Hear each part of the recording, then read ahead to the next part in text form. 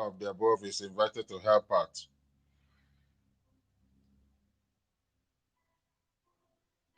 This is courtesy of Advocacy for Good Governance Social Network.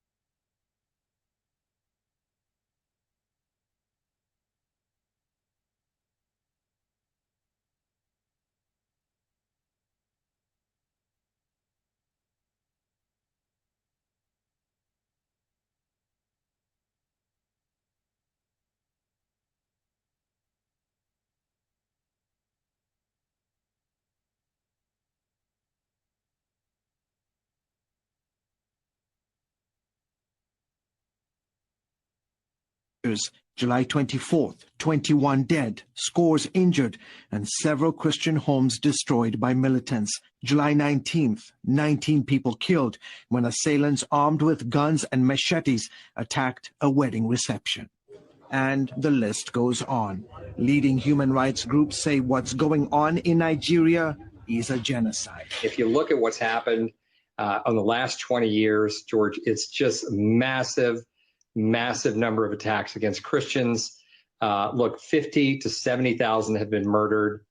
For years, the main terror group was Boko Haram, which seeks to overthrow the government here and create an Islamic state. They go after Christians and moderate Muslims. They push a hardline Muslim agenda. It is their intention to establish a caliphate and to just rid all of Nigeria and West Africa of any Western influence whatsoever. Now, there's a new actor on the scene. In Nigeria's so-called Middle Belt region, where the Muslim North meets the Christian South, a terror group made up of Muslim Fulani herders are killing thousands of Christians. More than 1,400 Christians were hacked to death in just the first 7 months of 2020 by Fulani herders. Unfortunately, the secular media are quite often biased and trying to present this as a tribal conflict rather than religious. Nigeria's president, a Muslim, has so far done very little to stop the bloodshed. His police and army are also mostly made up of Muslims. The attackers are never captured. They are not prosecuted. The security services respond very slowly. A full day can go on with attacks happening and no security shows up. And frequently, the government officials will provide cover. Helpless and vulnerable to almost daily attacks, leading Catholic bishops are now urging Nigerian Christians to defend themselves. Human rights groups are asking the White House to appoint a special envoy to help end the persecution of Christians in Nigeria. Unless the world takes note and puts pressure, economic pressure, sanctions, visa bans on the officials who are responsible for this travesty and for not reining in the terror, then Nigeria will continue to be a bloodbath. Meanwhile, King's Group is helping more than 3,000 Christians who lost their businesses, homes, farms, or land to Boko Haram and Fulani militant attacks. International Christian Concern has created communal farms to give victims the opportunity to rebuild their lives. When they get back to work, the family is fed, they have a future, the kids can go back to school. It's a restoration of hope. It really is. And it's much more than just economics. It's the whole community. It's all the parts of life, the emotional, the physical, the mental. It means a lot to them. ICC and so many other groups trying to bring hope in the midst of all this devastation facing the Christians of Nigeria. And they are doing it. They are. Absolutely. Great story, George. Thank you. Coming up, new evidence. Today from the Global Lane, the dictator topping this year's list as the worst persecutor of Christians. The regime will take 3 generations of one family and stick them in prison for life. And these are prison camps that are designed to slowly kill off people. Most expensive Thanksgiving meal ever. Will Biden's infrastructure deal slow skyrocketing inflation? The truth is, it's not fully paid for, and as a result, it will turn out to be inflationary. Coming soon to the University of North Dakota, gender-neutral dormitories. The male identifies as a female. He could essentially be assigned a female roommate. And transgender indoctrination. The princess who came to your ball tonight was me. And FBI terrorism tools used against parents. And it's all right here on the Global Lane. Where do Christians suffer the worst persecution in the world? China, Iran, Somalia? International Christian Concern has just unveiled its 2021 report on the top persecutors of the year. ICC lists 3 top persecutors this year: the worst country, worst group of persecutors, and the worst individual persecuting Christians. Well, joining us to discuss this year's list and to explain about what's happening around the world is ICC President Jeff King. Jeff, it's good to talk with you again. So let's get right into it. The worst country persecuting Christians this year. Surprise, it's not North Korea. Which country is it and why? Well, yeah, Kim Jong-un, North Korea, it's always going to be a top performer, right? But what we looked at was like how many Christians are being killed presently. Is it a problem that's not addressed? We chose Nigeria. It's a surprise for a lot of people.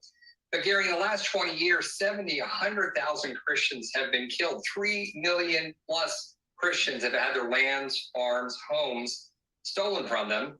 And the government is part of the problem. So we chose Nigeria. Well, I know a lot of people say Nigeria, that's just Fulani herdsmen and so forth, but it goes well beyond that. Tell us a little more. Well, this is the problem. We work in Washington, D.C., and we're working with the government. And so that's the line that comes from the Nigerian government. They want to frame this as a conflict between farmers and herders. It's not a conflict. It's a one-sided war. It's a genocide against Christians. There's Boko Haram also, but the Fulanis have done much more damage. The Fulanis are going in. These are armed groups that go in and shoot up Christian villages and take their land. And what's going on is it's a war that never ends, is never addressed. The Nigerian military never goes after the attackers. There's no arrests, there's no battles, there's nothing. And the reason is that, look, Muslims are in control of the police, the army, and the intel agencies. So the whole security apparatus of Nigeria is controlled by the Muslims. And so the fix is in is the phrase. It's like it never gets fixed. It's never addressed. Nothing ever happens. Okay, Jeff, let's move on then and discuss the worst group persecuting Christians this year. It's not Boko Haram or Al-Shabaab. Who is it? What are they doing? Well, it's the Taliban. And Gary, look, the Taliban has been, torturing, murdering Christians for years. The problem is that now they are in control of a state and they have a potent intel security apparatus set up by us, but now they're in control of it. They're calling Christian leaders. We know you. We're watching you. We're going to come get you. They're going door to door. And unfortunately, just this past 2 weeks, they grabbed the first Christian. And what happens is they'll torture him. They'll find out who the other Christians are he knows. And then if he won't turn back to Islam, they'll kill him. And there's going to be a whole bunch of that. Well, a lot to pray about on that. Now, the worst government leader or person persecuting Christians, it's not Canada's Justin Trudeau for shutting down churches and arresting pastors during the COVID pandemic. So which government leader did you list as the top persecutor targeting Christians and why? Well, you already nailed it. It's North Korea and it's Kim Jong-un. So either the country or he are going to show up in the top list. But look, the whole North Korean state exists to serve him and to keep him in power and the Kims in power. So we chose him as the individual doing the worst job against Christians, doing the most persecution against Christians. I think people know it, but look, if a Christian is caught with the Bible, if they're a real Christian, the regime will take 3 generations of one family and stick them in prison for life. And these are prison camps that are designed to slowly kill off people. And of course, we know that you have to worship the leader there. Juche is their faith, and that's worship of their leadership. I know there are many other countries of concern, especially, let's say, India, where attacks against Christians are on the rise. Tell us what's happening there, Jeff. Well, India is especially disturbing, Gary, because India has a constitution that guarantees religious freedom, and they have a tremendous track record. But what's happened is you have some hyper nationalists, some fundamentalist Hindus that have gained control. The Prime Minister Modi, is a radical Hindu. His party, the BJP, these are radical Hindus. They believe quite fervently that India is only for Hindus, and in India and Hinduism are fused, and there's no room for anybody else, and they're doing everything they can to slowly strangle Christianity. You won't hear it from his lips. He's a smart politician. Listen to the BJP leaders, listen to his leaders in the party. You'll hear it quite clearly. They're not shy about it. And Jeff, I know China and Pakistan, those are always places of concern. And you've been to many of these countries. You've met with many persecuted believers around the world. Which country really is driving you to your knees in prayer right now? Maybe what one should we keep our eyes on? Well, I pray for Nigeria constantly. We do a lot of work with the victims there. The 3 million plus that have already lost everything. Their homes have been stolen. 70 to 100,000 killed. The government is part of the problem, because just like you said, the government says this is just herders and farmers. It's a conflict. It's nothing but, and they're complicit in the attacks on Christians. Okay, I know that you're hoping this report will put more pressure on these governments to affect change. Jeff King, president of International Christian Concern. Thank you, Jeff, for sharing your time and insights. We appreciate you and the work you're doing. Love you guys and what you're doing, Gary. Thank you so much. God bless. If you're traveling over the river and through the woods to grandmother's house this Thanksgiving, or if you're staying home and preparing a meal, you and Granny will need more cash in your wallet for purchasing Thanksgiving food items. According to The Balance, you'll be spending 21% more this Thanksgiving than you did in 2020. And here are some cost increases to note for feeding a gathering of about 10 people. Potatoes, up more than 8. Western world may point to China now critically, pointing out what China is doing, how China is taking over countries' assets or institutions, over corrosive debts they hang on weak African countries that are constantly borrowing money and begging without producing enough to pay their debt or even become self-sufficient countries. Countries like Nigeria and a lot of others are becoming entrapped by Chinese dangerous debts. Because China knows what the Western country has done to Africa. They know how much Africa was manipulated, fleeced, and stolen from, and they continue to steal from Africa. And so China is doing their own bit. They are just advancing the fleecing of Africa with the aid of despots across Africa who are serving the interest of external forces rather than tend to the needs of their people. China's activities in Africa have raised a lot of eyebrows, and the issue of being trapped into Chinese debt is real and ominous. Here, we look at the top 10 African countries with the largest Chinese debt. Whether the officials and government authorities accept it or not, Chinese dealings in Africa are being viewed in a highly skeptical way. The truth is, the menace of falling into Chinese debt trap is very real, and it is happening. Africa is slowly being tied to the yoke of Chinese debt. There is no transparency and accountability when it comes to acquiring Chinese loans. As a result of this, African countries are finding it hard to extricate themselves from the grip of Chinese debt. It means that debt is continuing to pile on, unabated, and the repercussions will be dreadful. Some countries are having it worse than others, as will always be the case. Below is a list of the top 10 African countries with the largest Chinese debt. Number 10, the Democratic Republic of Congo. The DRC could easily be one of the richest countries in the world, considering how it is abundantly endowed with precious natural resources and minerals. However, plundering of these resources has set the country back, including unending conflict. It has an estimated debt of $3.4 billion. DRC was quick to exchange mineral resources for loans with China. Number 9, Ghana. Ghana stands at number 9 with an estimated debt of $3.5 billion. The country's opposition has involved the IMF to help look into the country's debt. Number 8, Nigeria. The West African country has an estimated debt of $4.8 billion. Nigeria has accepted the Chinese yuan as a reserve currency. Number 7, Cameroon. Cameroon has an estimated debt of $5.5 billion. However, it was recently revealed that China was in talks to cancel part of the country's debt. But with China, nothing is so certain. Number 6, Zambia. Zambia is increasingly getting mired in the tentacles of Chinese debt. The Chinese have sponsored a lot of projects in the country. The country has an estimated debt of $6.5 billion. China is taking Zambian firms as part of repayment plans, and there were reports that ZESCO, the national power utility, was being taken over by China, even ZNBC, the country's national broadcaster. Number 5, North Sudan. The conflict-torn country has an estimated debt of over $6.4 billion.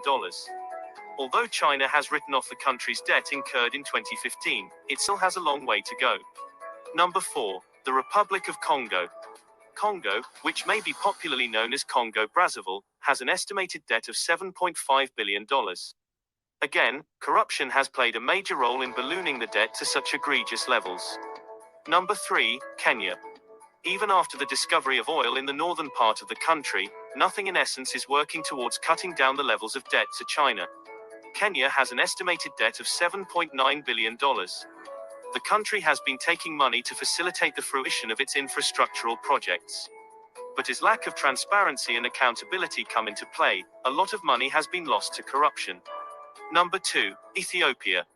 All those Chinese infrastructural development projects in Addis Ababa are coming at a heavy price. Ethiopia has an estimated debt of $13.5 billion. The debt levels have slowed down some projects due to repayment issues, but there is now a new structure for these debts that makes it a little bit affordable for Ethiopia to repay. And finally, at number 1 we have Angola.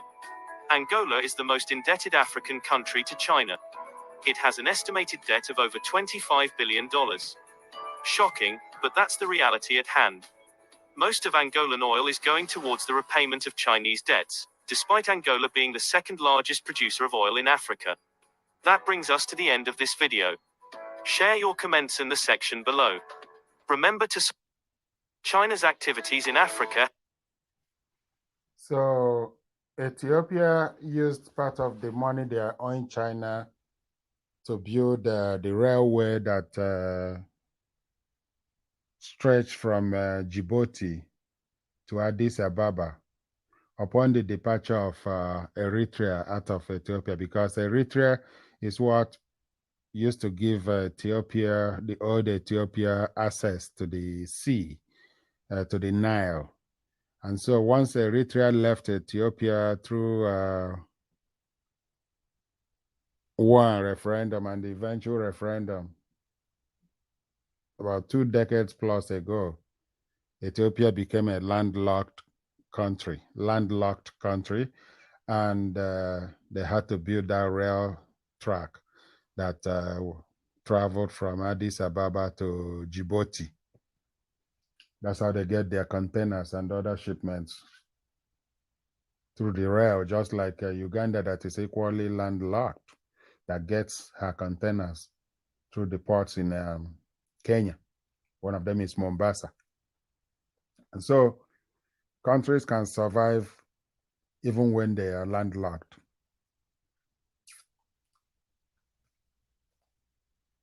We can stop the Chinese onslaught against Africa by going through referendum in Nigeria. That's how we'll sort our problem there. Otherwise, those people going cap in hand, borrowing, looking for money, looking for air to share, money to share, in a country that has 3 million crude oil barrels every day they supply to the rest of the world, they are still beggars. Terrible people. They have destroyed Nigeria and rendered it a miserable country. You know, a country that is supposed to be giving aid to other African countries is constantly borrowing, putting future generations into debt without any commensurate infrastructure to show for it. Sucks to be Nigeria. Lower Niger Radio is your station for all the amazing topics on history, culture, and self-determination. We discuss ways we can solve our collective problems created for us by seen and unseen, known and unknown elements.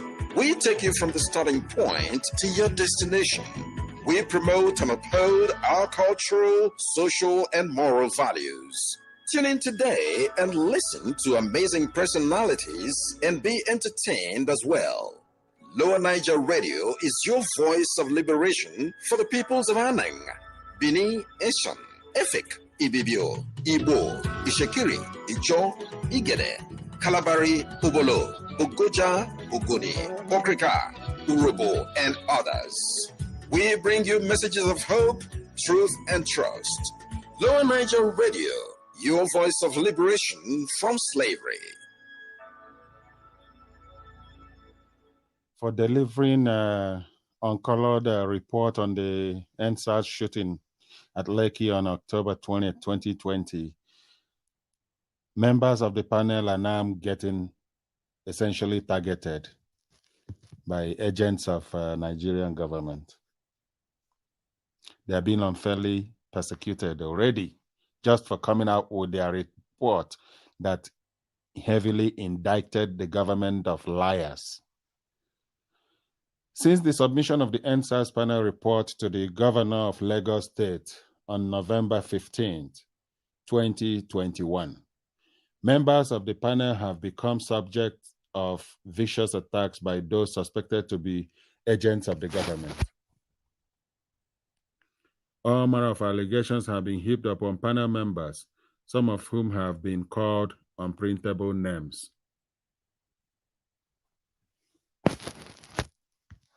I can confirm that no member of the panel lobbied to be appointed into the panel. As a matter of fact, in my own case, His Excellency, the Governor of Lagos State, appealed to me to accept my appointment, which I saw as a call to national service. The primary reason the governor gave to me then was that he wanted men and women of integrity, independent and not subject to manipulation, to be on the panel. Just today, my attention has been drawn to an interview by a senior counsel to the Lagos State government to the effect that panel members collected bribe in the course of the assignment. It is unfair, ungodly, and least expected of the government and its lawyers. The Lagos State government asked for 2 weeks to enable it to release a white paper on the report submitted to it by the panel, and we have been waiting, but it would seem that the Lagos State government has now unleashed mindless propaganda upon panel members, whilst at the same time asking for restraint from the general public. I have in my custody certified true copies of all proceedings of the panel and all exhibits tendered before the panel in respect of the Lekki Tollgate investigation. I urge the government to call its agents and lawyers to order so as not to provoke aggravated responses. It is unfair to seek to denigrate people's hard-earned reputation on account only that they accepted to render selfless service at the behest of government. If the government and its agents are not restrained from attacking others, nothing stops us from defending our integrity. I should not become a victim of unwarranted attack just because I accepted to serve the government and the outcome of that assignment did not favor the expectations of the government. Suffice it to mention that I worked with men and women of unblemished integrity, and I'm proud to be associated with them all. I therefore appeal to His Excellency, the Governor of Lagos State, Sanwo-Olu, to call all agents of state to order and keep to his promise to us to release a white paper within 2 weeks and to send the unedited report of the panel to the National Economic Council. Signed by Ebun Olu Adegboruwa, SAN, Lagos, Lekki, Lagos, November 18, 2021. So Nigeria now will resort to attacking the panel members like they didn't deliver the kind of manipulated report they were most likely hoping for. The report has turned out to be a huge embarrassment to the government, to the military, to the police, to the federal government and their agents, especially Lai Mohammed and the rest of them who has been in denial, lying and continuing in their lying ways. So here is a panel member now coming public, exposing the hypocrisy that is the Nigerian system, that system that is condemned never to work well. Very sad. Sucks to be Nigeria. The Ninas movement petition is back on. Direct link to the petition is found at www.ninasvoice.org/petition.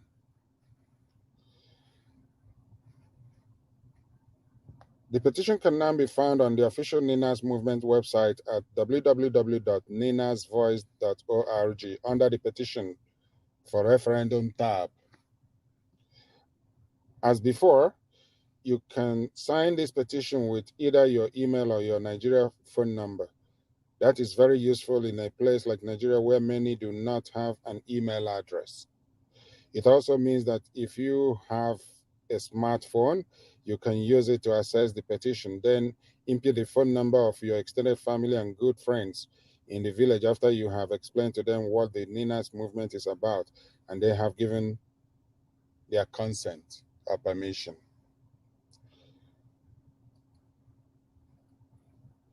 Do also copy the link to the petition to share via your social media networks like WhatsApp, Messenger, Facebook, every platform out there, Twitter,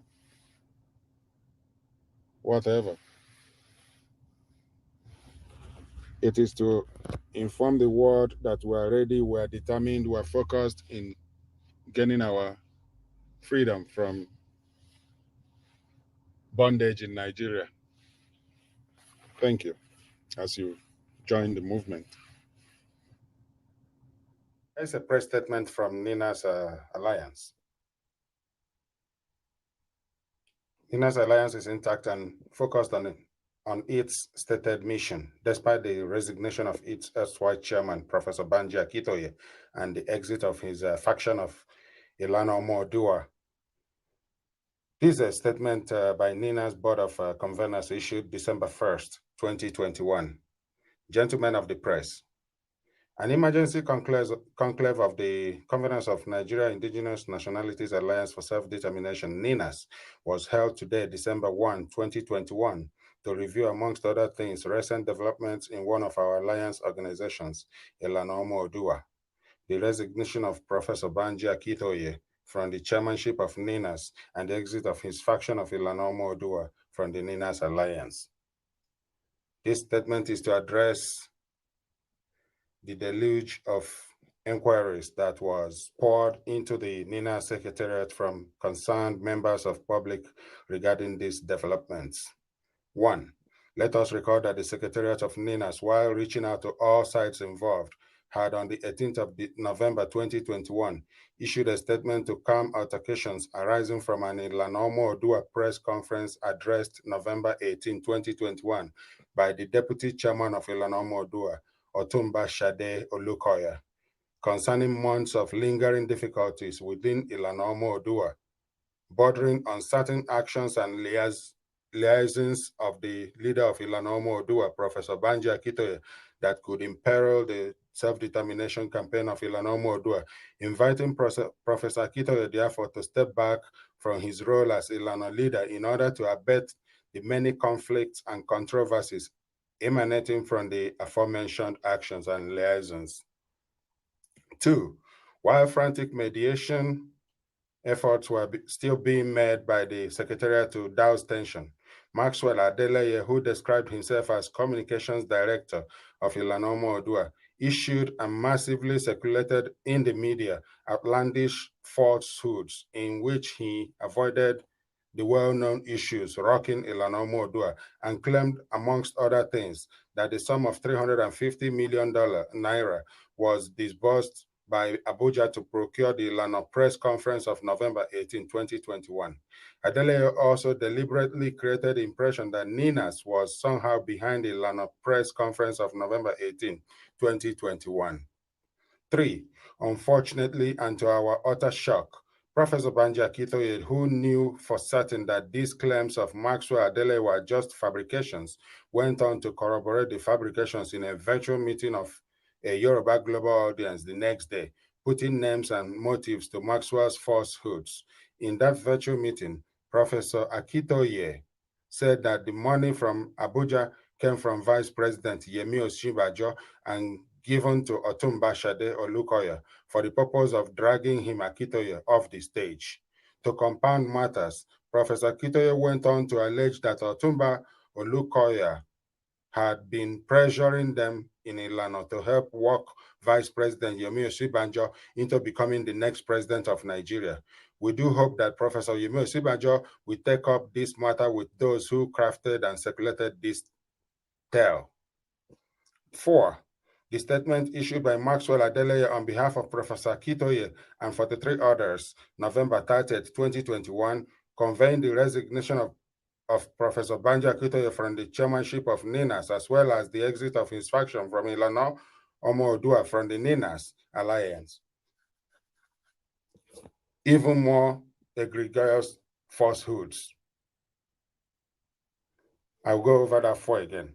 The statement issued by Maxwell Adeleye on behalf of Professor Akintoye and 43 others, November 30th, 2021, just yesterday, conveying the resignation of Professor Banji Akintoye from the chairmanship of NINAS, as well as the exit of his faction of Ilana Omo-Oduah from the NINAS alliance, contained even more egregious falsehoods. The false impression was deliberately created by the said November 30, 2021 statement that there was a type of self-determination being pursued by NINAS and LNC that was different from the type that Ilana Omo-Oduah was pursuing. This is strange because the objectives, roadmap, and strategy outlines of NINAS are very clearly stated in all of NINAS public communications over the years, particularly the December 16, 2020 NINAS Constitutional Force Majeure Proclamation. Combined with the earlier falsehood that Abuja had procured the November 18, 2021 press conference, it is clear that the orchestrations of the departed faction of Ilana were targeted at deceiving the public into believing that NINAS was somehow working for other objectives apart from its clear-cut and unwavering pursuit of self-determination for all the indigenous nationalities of the Alliance territories, being the South and Middle Belt of Nigeria. Number 5. For the records and for the avoidance of doubt, Professor Banji Akintoye was first introduced sometime in 2018 to NINAS by Otumba Shade Olukoya, who had been involved with the processes for many years. While our initial discussions were going on, the emergence of Atiku Abubakar on the presidential as the presidential candidate with restructuring credentials, unquote, sucked in a great number of people towards the 2019 election in what became known as articulation at the time. And so it was that our new associate, Professor Banji Akintoye, went off with his other associates in the articulation gambit.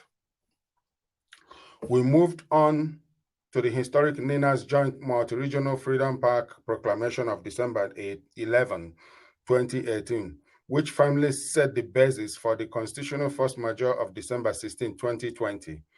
The engagements with the policy beltwares of Washington, D.C. took the whole of January to July of 2019 and was followed by the August 2019 visitation of the UN Special Rapporteur on Nigeria into Nigeria to investigate widespread extrajudicial killings. It was only in the last quarter of 2019 that Professor Akintoye contacted Otumba Shade Olukoya to fully join the NINAS fold. The chairmanship of NINAS fell on him on account of the zeal, clarity, and commitment he displayed towards the NINAS propositions. It is therefore not true that Professor Akintoye provided leadership for NINAS since inception, as claimed by Maxwell in his November 30th, 2021 statement. Professor Akintoye came 2 years ago into a process that took over 22 years to get to where it is now. There is no doubt whatsoever that Professor Banji Akintoye meritoriously advanced the NINAS campaign, particularly in Yoruba land, reaching out to his associates across the country and substantially shattering the long-standing jinx around the Igbo-Yoruba collaboration, which he said was Chief Obafemi Awolowo's solemn prescription in the last days of the sage, who was Professor Akintoye's political mentor. Credit for this feat will forever go to Professor Akintoye, and we wish him good health and longevity, even as he veers off in another direction in search of the destination we all identified in NINAS. 6. In closing, the NINAS Board of Conveners is pleased to announce to all the organizations across the South and Middle Belt of Nigeria which have been clamoring to join NINAS Alliance that modalities has been in place to admit all organizations that publicly and fully subscribe to propositions and prescriptions of the December 16, 2020 NINAS Constitutional Force Majeure Proclamation into regional delegations to NINAS. I'll go over 6 again. It's not done. In closing, the NINAS Board of Conveners is pleased to announce to all the organizations across the South and Middle Belt of Nigeria, which has been clamoring to join NINAS Alliance, that modalities has been in place to admit all organizations that publicly and fully subscribe to propositions and prescriptions of the December 16, 2020 NINAS Constitutional Force Majeure Proclamation into regional delegations to NINAS. These modalities will be made public in the second week of December 2021 by the NINAS Secretariat. Signed for NINAS Board of Conveners, Tony Nnadi, the Convening Secretary, December 1, 2021. Here is Ahmadu Bello's mission statement and battle script of October 1960. October 12th, barely 11 days after Nigeria's paper independence, on October 1st of 1960. Here's what he had to say. The new nation, Nigeria, the new nation called Nigeria should be an estate of our great-grandfather, Othman Dan Fodio. We must ruthlessly prevent a change of power. We must use the minorities of the North as willing tools and the South as a conquered territory, and never allow them to rule over us, and never allow them to have control over their future. This is 1960. Now consider how the North went to set up Sharia during Obasanjo's presidency.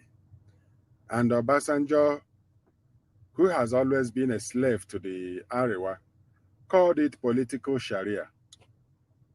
That was effective separation from Nigeria, but Obasanjo didn't react very well. Instead, he sent Nigerian military to go, the same Janjaweed soldiers, to go and kill off people of Odi and Zaki Biam. Now, or even the killing of MASOB members or imprisonment across Southeast. Now, this is how Nigeria has been going. Consider what this Ahmadu Bello said in 1960 to what Muhammadu Buhari is carrying out today. And you get to realize why NINAS movement is the way to go. The dominoes are falling for Nigeria. It's all going. The union is going down. So all that we're doing, we're buying time. But the country is already gone down the cliff.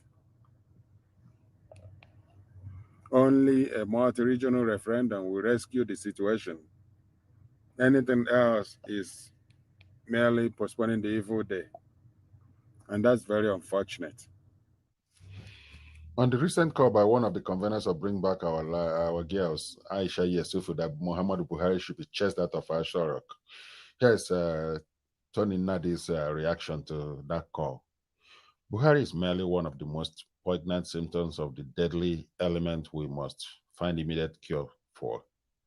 It will be a strategic error to expend the scarce energies required to extinguish the source of the deadly element on just one of the many symptoms. That element is the Caliphate-imposed 1999 Constitution. The remedy lies in taking down the instrument itself, not in trying to oust one of the many evils it enables. Aisha Yusuf is one of the champions of Bring Back Our Girls hoax that foisted Buhari on us all in 2015. She still hasn't found the discipline to learn about what the fundamental problems are with the Nigeria Union, but she is prescribing an ignorant solution that does not scratch even the surface of the problem, and the energies required to embark on that wild goose chase is the same energies required to drive the final push to and past the finish line of the proper solution. So it's the Constitution of 1999 that we should be going for. Once that is dealt with, every other thing will be looked after. Now, here is why it gets really interesting. An MPA chairman drags Buhari before Abuja court over 1914 amalgamated treaty. The Nigerian Bar Association chairman, Ilesha branch of Osun State, Barrister Komi Ajibola, has dragged President Muhammadu Buhari to the Federal High Court, Abuja, over the president's refusal to release to him the certified copies of 1914 amalgamated treaty and 2014 confab report, the one conducted by Goodluck Jonathan. Ajibola had, through a letter dated September 22nd, 2021, and acting based on the provisions of the Freedom of Information Act 2011, asked the president to release the said documents to him within 7 days. The human rights lawyer who filed the suit asked the court for an order of mandamus compelling the president to make available certified true copies of Nigeria Amalgamation Treaty of 1914 and Nigerian 2014 National Conference Report. Besides, Ajibola in the suit number FHC/ABJ for Abuja/CS/1425/21 asked the court to compel President Buhari to supply information on why the federal government will not convene the national conference where Nigerians will be given free and fair opportunity to discuss issues relating to the unity and harmony of one indivisible and indissoluble sovereign country. This is my comment. I have never seen anywhere any country is described as indivisible and indissoluble sovereign country. I mean, this is impossible. Nigeria did not fall from heaven.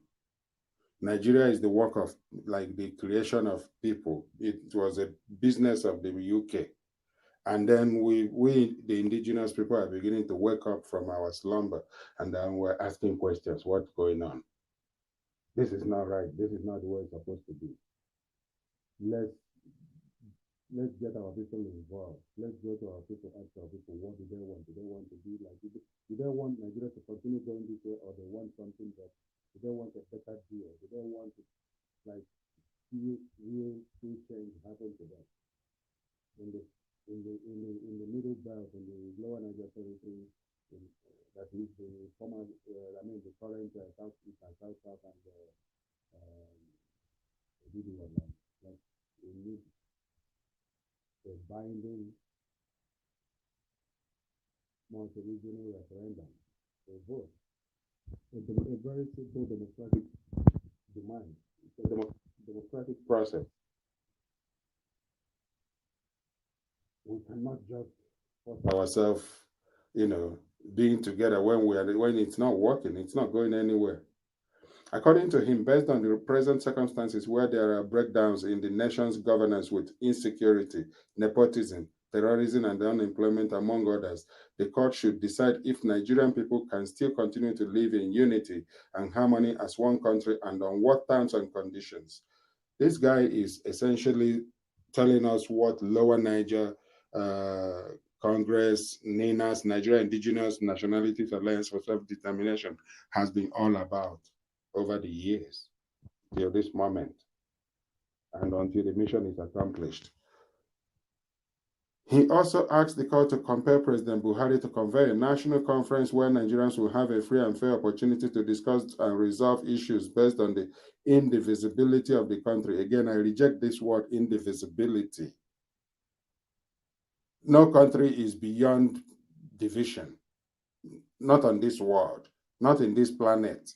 There is no country that is to be said to be beyond discussion, that there should be no discussion about its existence, about its continued as is. If there are areas within that country that doesn't feel like belonging, that should be a reason for referendum. Canada did it some years back in Quebec. Quebec voted to separate. Their vote failed by 1% maybe. Same thing with Scotland. Countries vote for this is a democratic process. British people do it. They do it in Canada. They do it in UK. They do it in Europe. In fact, Britain is the last country that seceded. Britain essentially voted and separated from the European Union. They are still coexisting. They are not after each other's lives. They are still doing business together. They are still relating. They are still members of the North Atlantic Treaty Organization, NATO. They still do other businesses together. There is no fighting between them.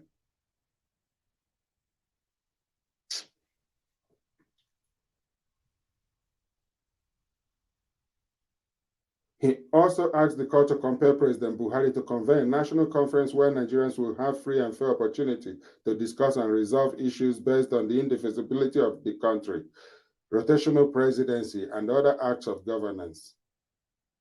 He particularly mentioned issues relating to the Igbo nation, where he alluded that there was a calculated plan to treat them as an outcast out of the nation's presidency. The NBA boss said he was in court because by the placement of the constitutional duty, every citizen of the country has the right to make positive and useful contributions to the advancement, progress, and well-being of the community where he resides. 100%. No date has yet been fixed for the suit filed on Tuesday, November 23rd, 2021. Let me say that there has been other suits that were filed many years ago. The Nigerian government has only gone to court to block those cases from moving forward because they have no credible counter to those demands. And it has always been about the unworkability of Nigeria. Now, what we have at hand is referendum. Let those that have ears hear and react to it and respond and continue to ask for information on where to go to find direction. Ndi Igbo, I'm an Igbo person. Ndi Igbo are not asking for rotational presidency. We are asking for referendum vote against current constitution of 1999, upon which Nigeria is operating. We are asking for referendum, a binding referendum vote for Ndi Igbo to vote on whether to continue in Nigeria, along with in the South and all Middle Belt and Oduduwa land. All these people are asking for referendum vote, not rotational presidency, not president of Igbo extraction, because in a functional Igbo land, in a functional Lower Niger territory, in a functional Middle Belt and Southwest or Oduduwa nation, citizens from any other country that decides to move to Lower Niger territory and nationalize and become a citizen can vie for the presidency of the Lower Niger territory. And I believe Oduduwa nation will equally consider citizens of theirs from any other part of the world that supports the existence of the nation and is obedient to the rules will contest for the presidency of Oduduwa land, as long as it is for the progress of those regions. So we're not interested in Nigeria's presidency. Maybe I'm deflecting the tires of the one Nigerianists. especially the Nzuko people, among others. They are behind the visit by Chief Amechi Mbazulike to the presidency begging for Nnamdi Kanu's release. They are behind that disgraceful visit because it reduced us greatly in a way they probably never thought about. But anyway, that's a discussion for another day. But we need a binding referendum. Let's make Nigeria better. That's the way to do it better. Let's go for referendum. Fix a date and give enough time to educate our people on what is to come, and they will go for it. Sudan did it. Yes, they are still having problem on both sides of the divide, but it's okay. Whoever finds the way out first will get better. Whether it's South Sudan or North Sudan, they should figure it out. But in our own case, we also need to trigger that process to start figuring it out because we're not getting anything right now. Former Minister of Foreign Affairs, Professor Bolaji Akinyemi, yesterday argued that Nigerians would be disappointed if they were expecting the United States to treat the country the same way it treats Israel. Akinyemi was speaking against the backdrop of a threat by the United States to invoke the Leahy Statute against Nigeria if there are established cases of human rights violations against the military and police, as opposed to its measured silence on alleged cases of similar breaches by the Israeli government. Now, this is my take here. If the case of Nigeria is to be compared with that of Israel, and then you consider the fact that Israel is fighting for her very existence against those that would want to destroy the country and wipe it off the map, it means that internally in Nigeria, Nigerians are faced with a very dangerous system whereby those in government are the enemies of Nigerians. And they are using the instrument of state to kill Nigerians who are demanding for the right leadership, who are demanding for respect for their own lives. So how do you compare the two?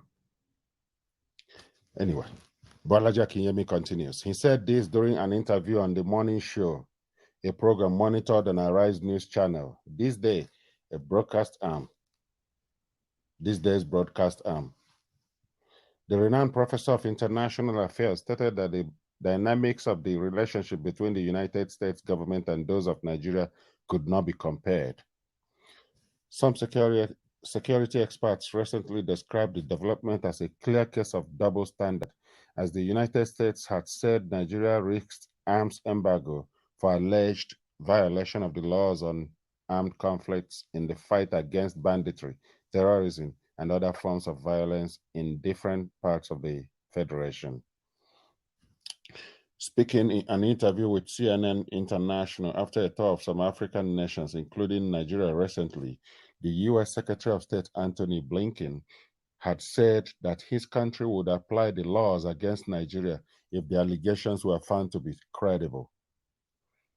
However, while being very critical of Nigeria, the United States was said to have vetoed over 50 United Nations Security Council UNSC resolutions critical of Israel since 1972. During the last escalation of violence between Israel and the Palestinians, the U.S. had, according to reports, stuck to same playbook, blocking a joint statement calling for an immediate ceasefire between Israel and Hamas.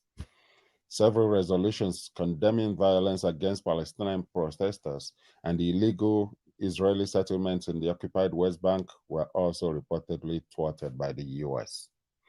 Of course, we also have laws in place.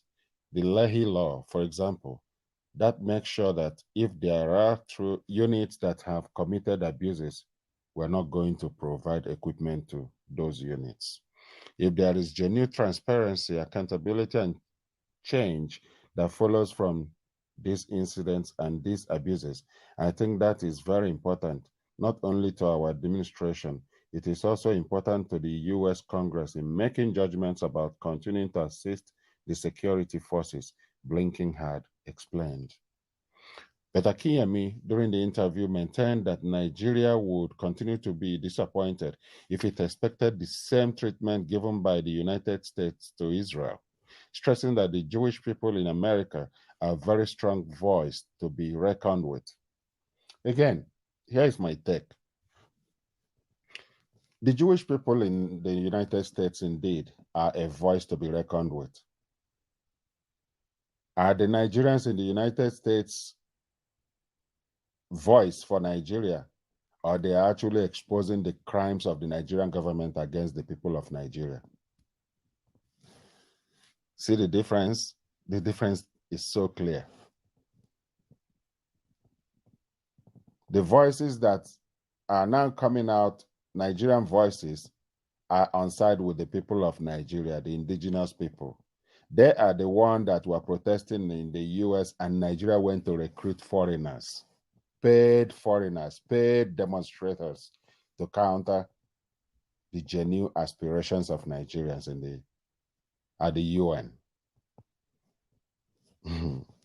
He said, look, you will only break your heart if you expect the United States to treat you the way it treats Israel.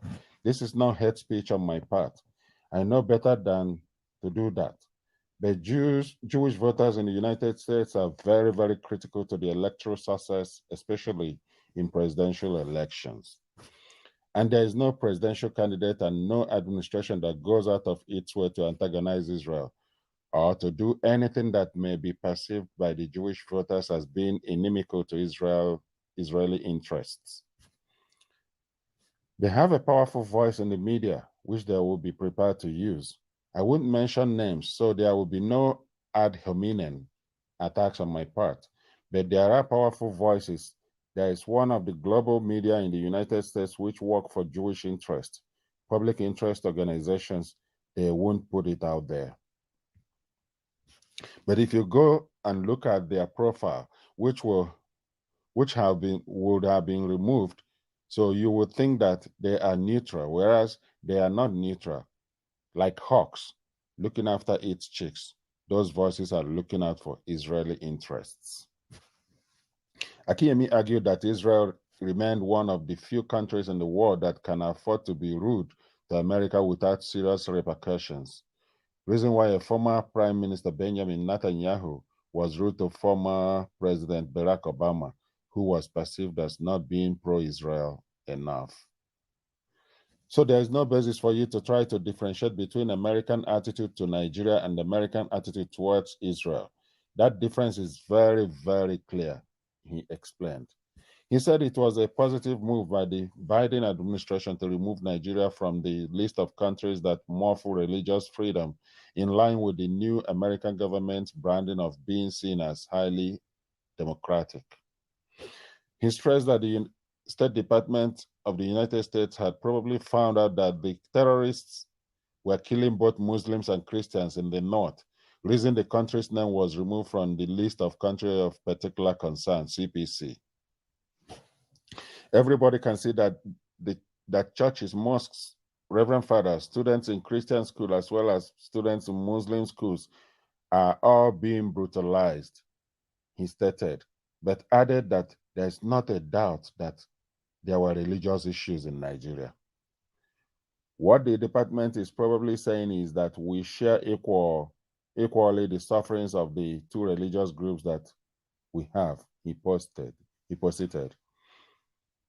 On pledges made by the United States during the African tour, he said, recall what I said earlier, which is that Americans are first-class speech writers, and you've got to deconstruct what you're talking about for the real meaning of what they are saying. However, he said that Nigeria remained an important voice in Africa, stressing that despite the battery Nigeria's economy has received, the country cannot be ignored. Nigeria is self-destructive. There is no two way about it. Nigeria is a country at war against itself. Current government of Major General Muhammadu Buhari is the #1 enemy of Nigeria, because they are working overtime to set the country on fire, while thinking that they are flexing, that they are fighting to remain relevant.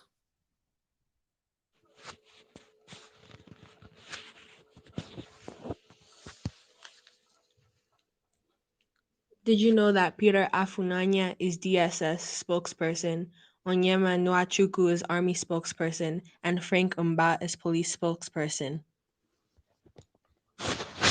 They are serving as spokespersons to Nigeria's DSS, Army, and police, while the same forces are serving as occupation force, killing and burying people in mass graves in the southeast.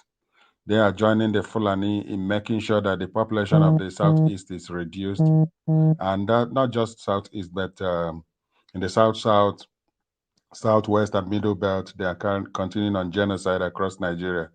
These are the things that will see to Nigeria's end, and we want nothing other than a binding referendum that will take place across the Lower Niger Territory, Oduduwa land, and the Middle Belt to decide our future moving forward with Nigeria. They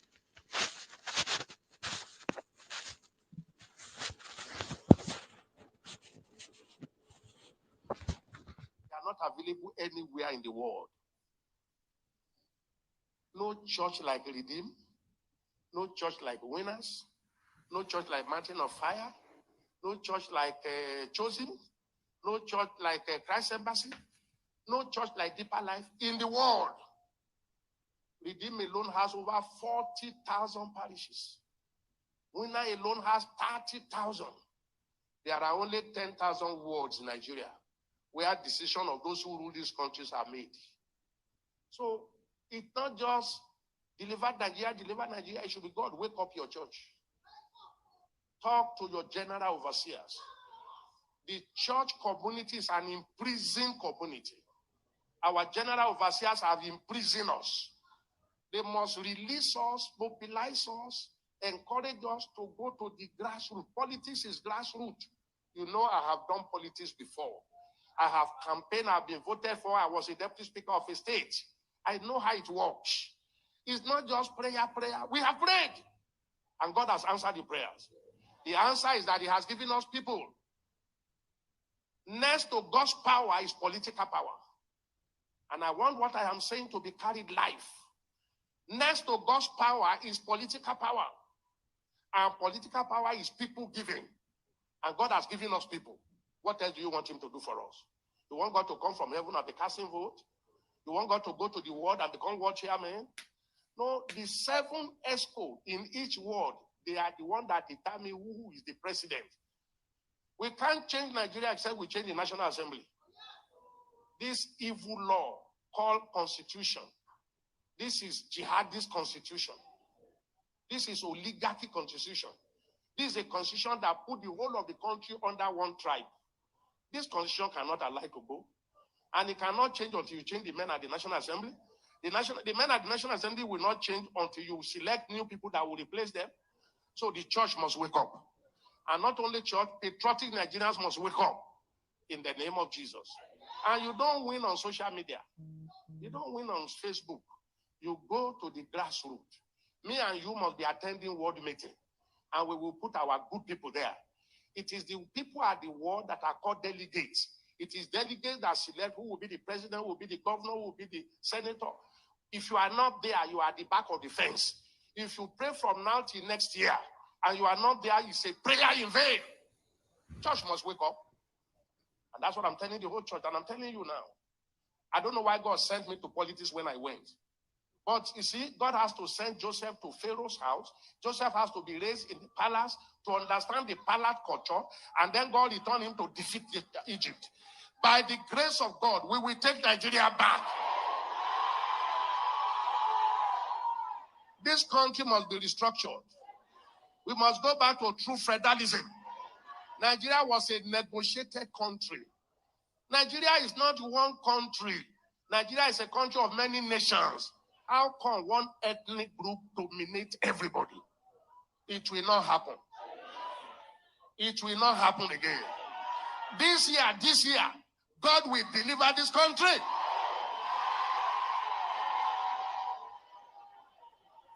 Nigeria is a fraud. Our constitution is a fraud. Very unfair, very unkind, no equity. The whole of us will be under one. And if it is an ethnic tribe that wants progress, it will be a different thing. Repressing us. Now, that evil called Nigeria system will change. Amen. They want to go and carry me. Let them come and carry me. Even there, I will be saying it. Amen. And please change your prayer mode. Lord, save Nigeria, and Lord, save Nigeria. God has already saved Nigeria. It should be God. Wake up, Christians. Talk to our leaders. Let them allow us. Are you hearing me? There are only 10,000 wards. And I just mentioned some churches now that have thousands of parishes. Parishes that are docile, that are asleep. You are in the majority, but you are asleep. Minority dominating over you. Changing the law. Terrible law. Those laws must be changed. Change your prayer mode. If you are in our church, we don't pray, God save Nigeria. We just pray one country. Nigeria is not one nation. That's the first law we told ourselves. One nation. This country is not one nation. This country is many nations tied together by force. We must agree how to be one. We are not saying we are going to divide, but let everyone rule himself at his own pace, and let's meet at the center. Let's be like the United States of America. New York and New Jersey, they are side by side. They have different laws, different policemen, different constitution. That's what it should be. Not somebody who dictates in Abuja, and that is all of us must do. Slow down our education, slow down our economy, slow down our military, make Nigeria unsafe. This evil system, die today! Amen. I don't know why God took me to politics in 1991. You know, what I saw in politics, I can't see it from the pulpit. That's why sometimes I don't blame our daddies. They can't see it. Let's pray, oh, let's pray. Oh. You pray until they cut your neck. You pray until they abduct all your children. No, we have prayed enough. We will still be praying. Time for action. Time for action.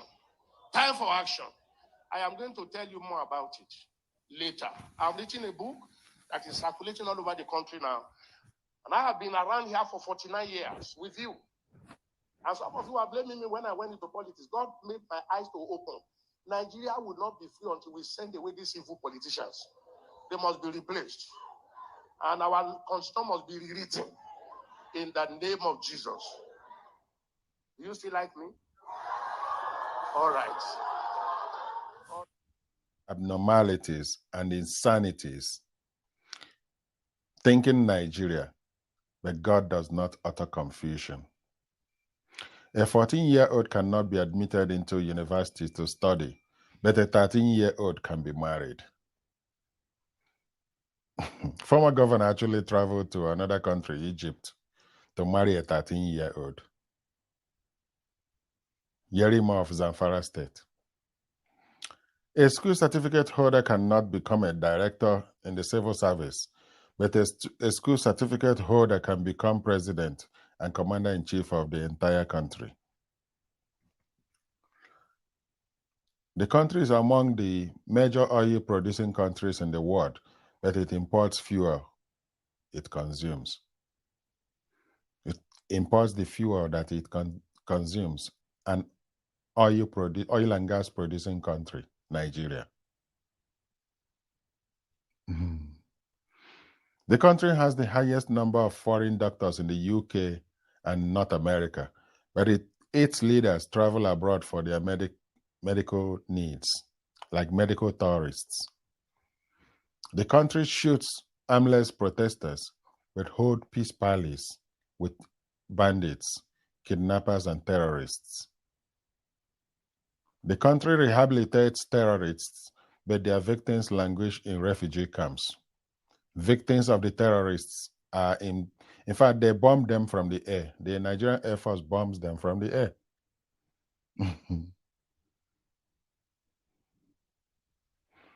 God did not create any country. He located human beings in different territories and gave them all empowerments to survive.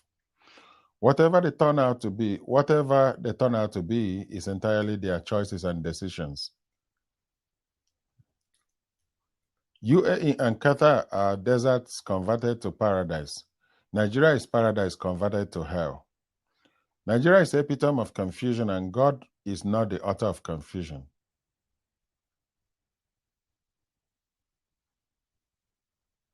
We can right this wrong. It is our difficult but surmountable task. Yes, we can, through multi-regional binding referendum vote. That's the solution. If we don't skirt around it, we can get to that solution in hours. And then we can plan on how to get ourselves cleaned up so that the healing process will start. Anything else is just dressing the regionalism or disintegration will solve Nigeria's problem. Cleric. Senior pastor awaiting the second coming of Jesus Christ ministry at Adewale Giwa.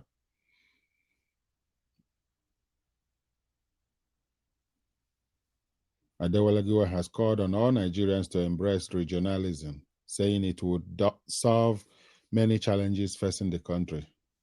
This is contained in the Punch newspaper of November 29, 2021, today. He also said the plan by the federal government to remove fuel subsidy and increase the pump price for petrol by 2022 was not a solution to the current economic problem of the nation. The cleric stated this at his church in Akure, the Ondo State capital, on Sunday during the 20th anniversary of the church. According to him, Nigeria could only grow if the country could adopt a regional system. He said even without the removal of fuel subsidy, people still find it difficult to live, so the removal of subsidy is nothing but nonsense. What Nigeria needs right now is disintegration, or we go back to the regional system of government. Anything aside that is a failure. Abraham and Lot had a similar problem in Genesis chapter 13. There was a crisis between the two of them. This is very true. This is very biblical. Abraham had to call Lot to resolve this issue amicably. When you go to the south, I'll go to the east. When you go to the west, I'll go to the north. Lot had to agree with him, and they separated. Who said separation is not in the Bible? Anybody that says that is deceiving himself. Amen. The problem is compounding, and for us to solve the issue once and for all, we need disintegration. Disintegration will address the issue of subsidy because each region will manage itself. That is the truth, nothing but the truth. Giwa, however, cried out that there were attempts to silence the church following different threat messages he had been receiving. Nigeria. The pastor said, "They cannot stop me from saying the truth, but the issue of the church is that they are divided. There is wide division amongst us. Some pastors are being antagonized for saying the truth. The same problem we are having in Nigeria is the same one we are having in Christendom. The insecurity issues due to the failure on the part of the government. With the amount of security vote being taken by the governors, they have been able to utilize it. Have they been able to utilize it very well? If the security vote is being managed very well, kidnapping will be a thing of the past. 2023 election is not our problem now. They should put aside that election. Amen. They should first address salient issues like insecurity, hunger, and lots of issues affecting this country. Only God knows what will happen in 2023. I must add that we need, there is no need for any further political activities, but we need a referendum urgently. And that is where NINAS comes in. NINAS presents the template, the model, the processes that will be followed to save more lives of Nigerians and restore dignity and peace among all our people and silence all the evil that is going on all over the place so that the cleanup process will start. That is what it's all about. That's what it's all about. Say no to 1999 Constitution. Say yes to ethnic self-determination. We have a right to fight for our freedom. We must arise and save our nation. You want good road, you sign the petition. Better work, oh. Sign the petition. Clean water and light. Sign the petition. Security. Sign the petition. Healthcare, sign the petition. Better schools, oh. Sign the petition. Housing project. Sign the petition. Hope for the future. Sign the petition. My people, we never tire for these leaders when they oppress us every day. We need to free ourselves before water passing. Waiting we need now to come out to this year 1999 Constitution. We don't have everything finish. We need to make another new one by a referendum. We go make region control their resources. My people, no, they waste time, yo. As you they hear this message, run now, go to www.ninasssn.org. Make you sign that petition today. No, they waste time, mo. The time for change is now. Lower Niger Radio is your station for all things about self-determination, nation building, and liberty. With all the challenges and insecurity in our ancestral lands, the survival of our peoples and the political arrangements they decide on is our goal. We discuss solutions. We bring you messages of hope, truth, and trust. So, tune in today. Lower Niger Radio is the voice of liberty for the ethnic nations of the South, South, and Southeast.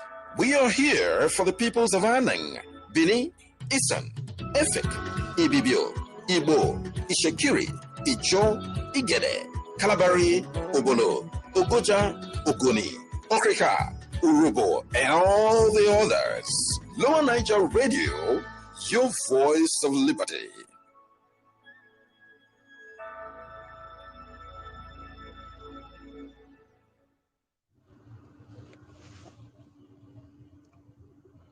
The era of the angry black man is becoming the black responsibility era.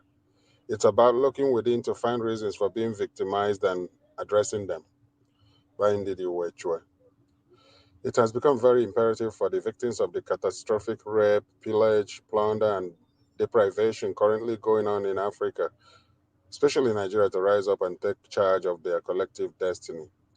The stench of death, the evil, thick darkness, and the signs of impending doom looming and lurking around can no longer go unnoticed. What do you do when you are daily exposed to horror, yet you have no voice to express your woes because the perpetrators of your woes have silenced you with the barrels of gun they placed over your head? It is time for the indigenous peoples trapped in British Caliphate colony of Nigeria to lead the initiative to end and correct the evil done to them and their peoples. It's no more acceptable for the beneficiaries of the ongoing abomination to tell us what to do, let alone lead this all-important life-saving conversation. However, there is a way to do it. But how would you know and understand this way? If you refuse to listen to those who initiated this project about 20 years ago, unlike you, remember, they have taken time out to study the pitfalls and landmines on this chosen pathway. So for safety reasons, everyone cannot direct at this time. How come you like Nina's proposition but hate the messengers? Are you like the proverbial dog who refused to pay attention to the whistle of the guide because he has accepted that getting lost is his fate? You keep asking, why should it be him, her, them? As our enemies approach to swallow us while we have the key to our escape in our hands, bickering like toddlers. How can it be that we're so intelligent, yet our intelligence has refused to work for us?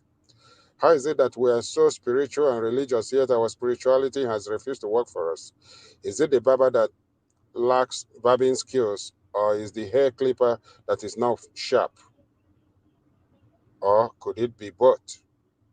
Please join Daughters of Truth for a thought-provoking session of their Saturday talk show, Saturday, November 20th, 2021.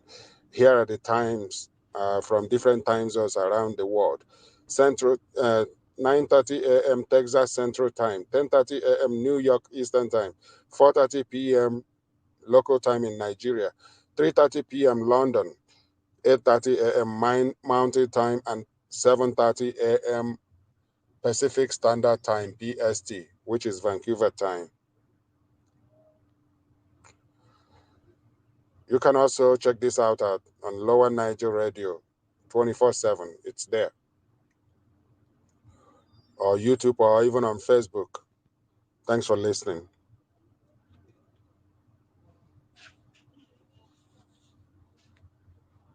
We came out yesterday, May the 2nd, to a statement purportedly coming out from one Peter Afunanya, that says a spokesman of DSS, threatening everybody who says who is doing anything that would threaten the unity of Nigeria and the sovereignty of Nigeria and government, and all such nonsense.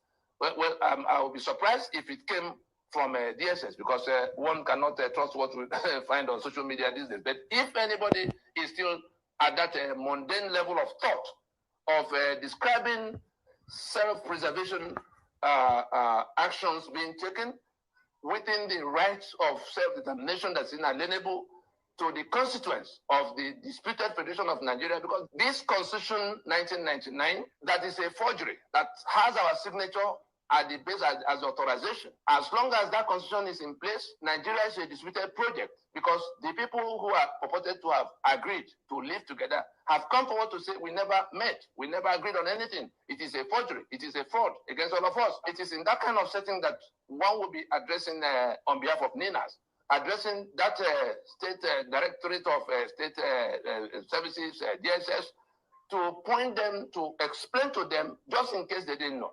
They should be finding out from their principal what is going on. That is the federal government of Nigeria. They should realize that what the people who are demanding an immediate reconstruction of the constitutional basis of Nigeria, the one they call restructuring, or even the ones that say they are fed up, they want to go to the countries of their own, they are not the ones threatening the unity of Nigeria. The people that are threatening the unity of Nigeria, that are pushing Nigeria towards disintegration in the manner that the vice president had warned about in September of 2020, are the ones who are holding on to that forgery of a constitution to say we cannot, that Nigeria is non-negotiable and not indivisible and all of that. They are the ones who are refusing to come forward for that imperative of reconstruction for a house that is on the verge of collapse. They are the ones pushing Nigeria towards disintegration, and one will expect that. They will, the DSS and all of those who are trying to. The other time it was some semi-literate governors that were talking about people who are doing secession and others who are doing treason. The only secession on the table now are the ones who declare themselves Sharia, who have seceded from the secular union of Nigeria, these 12 states. The only treason on the table now are the ones who are clinging onto the constitution that's a forgery, against the rest of us. My name is Dr. Charles Dim.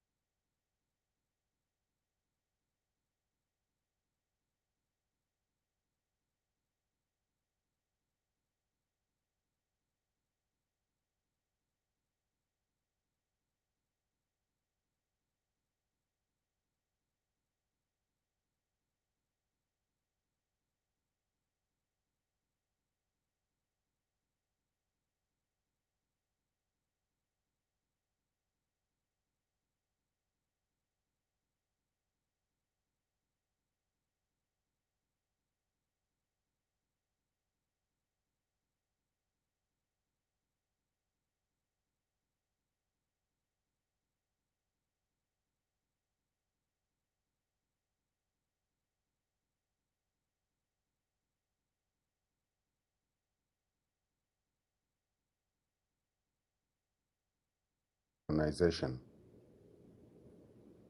by Ndidi Owechue. Independence from colonial masters was meant to be freedom for Africa. However, some 60 years later, freedom has continued to elude many African countries. That is because independence in itself is not freedom, except when it is accompanied by self-determination for indigenous ethnic nationalities on their ancestral lands. Looking back at events in the 1950s, it becomes clear that corruption, injustice, and mischief were going to guide the new nation called Nigeria. Let us first consider a key index that was manipulated, that is, population figures, which determined representation in the parliament, distribution of resources, and distribution of federal civil servants, etc. Harold Smith, a British former colonial civil servant working for the Department of Labor before he died, confirmed that the figures of the census in 1952 had been inflated to favor the North, to make it seem that region had more than half of the total population. Armed with this window, Bello, the premier of the northern region, must have felt very confident when, just 12 days after independence in 1960, he boasted his vision and caliphate agenda for Nigeria to be an estate of his ethnic nation, the Fulani, immigrant settlers in Nigeria, and declared, the South would be conquered territory and its people never able to control their future. Thus it was, with this caliphate agenda as guide, that when preliminary results of the post-independence 1962 census showed that the South had a higher population than the North, final results were never released, and so a new census was held in 1963 with mind-boggling figures that now made the North the most populous region in all of Africa, and therefore with a higher population than the South. Apart from untrustworthy population figures attributed to the North, the union called Nigeria was also shaky under its three regions because the three main ethnic nations were dominating the others. The Middle Belt had been lumped with the Arewa bloc into what was referred to as the Northern region. Joseph Taka, a Christian and leader in the Middle Belt, had preferred there be a separate Middle Belt region because of the possibility of Arewa taking up Sharia. At the Willings Commission of 1958 in London, it was only with reluctance that the Middle Belt agreed to be part of the Northern region, having secured an agreement that Nigeria would always be a secular state. To date, too, the ethnic nationalities of the Middle Belt have felt dominated by the House of Fulani, and from at least 2017 began to say that they are not North Central but Middle Belt. In the Eastern region, the other smaller ethnic nationalities felt they were being dominated by the more populous Igbo. Similarly, in the Western region, the other smaller ethnic nationalities felt that they were being dominated by the more populous Yoruba. Their concerns were somewhat alleviated with the creation of the Midwestern region. What is important to note and retain is that, number one, at independence, there were already cracks in the union because one party, referred to as the Caliphate, wanted Nigeria to be an estate of the Fulani and had an agenda that the indigenous peoples would not be able to control their lives. That means that the indigenous peoples would be denied their inalienable right to self-determination. Two, even though there were three, then later four. Even though there were three, then later four regions with self-determination, the more populous ethnic nations within them, that is the Yoruba, the Hausa, Fulani, and the Igbo, were dominating in their regions. They basically took over the sovereignties of the other ethnic nations. That means there was incomplete decolonization of Nigeria. This is where and why the liberation process of the NINAS, Nigerian Indigenous Nationalities Alliance for Self-Determination movement, is important and includes processes for complete and full decolonization for every indigenous ethnic nationalities in the NINAS territory. What is now well known thanks to the Enlightenment work of the NINAS movement is that The illegitimate 1999 constitution foisted on Nigerians hijacks the self-determination of ethnic nations. Arewa bloc from the year 2000 unilaterally took up Sharia as a function of their own expression of self-determination, and that has been interpreted by the Ninas movement as Arewa having seceded from the Union. Since Nigeria is meant to be a secular country, now the rest of the country are regaining their own right to self-determination by Ninas movement's proclamation of constitutional force majeure on the 16th of December 2020. That started the process to decommission that illegitimate 1999 constitution. The Ninas movement uses a non-violent, orderly process that follows a similar path to what South Africa used to terminate their own apartheid constitutional order. It involves suspending general elections of 2023 to go into a time-bound transitional government. All government structures would remain in place, with regional referendums for self-determination conducted by ethnic nationalities. With the Ninas movement strategy, there will be negotiations where no indigenous ethnic nation will be left out. Each will be able to choose whether they want to be in the Union of Nigeria or not, plus whether they prefer to form a different union with culturally compatible ethnic nations, and if so, how. Every ethnic nation must now be at the discussion table, making discussions and being part of decisions. To repeat, for clarity, as it is important to retain and act upon this information, when the British left, decolonization was incomplete. The Caliphate took over their position as overall colonizer.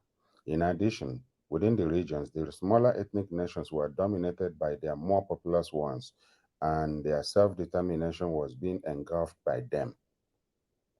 The Nigeria Indigenous Nationalities Alliance for Self-Determination movement is bringing about complete decolonization. Each indigenous ethnic nation in the Ninas territory, no matter its size, is equal to any other. There is no minority as classified by Bello. Each ethnic nation will be involved in the discussion about their future. Each ethnic nation will decide for itself, and each ethnic nation will have full self-determination to go in the formation of their choice. This is the liberation process of the Ninas movement for self-determination.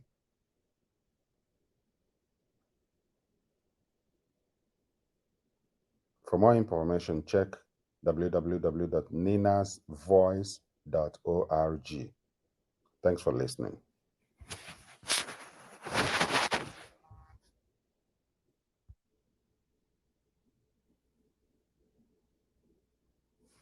When I saw a note that the bandits are threatening Christians in Zamfara, I asked what is the work of our security agencies.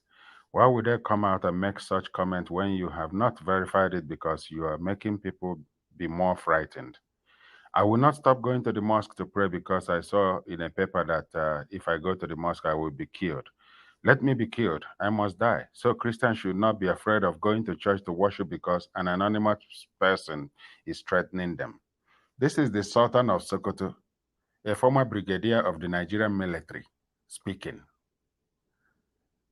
He's not offering any solution.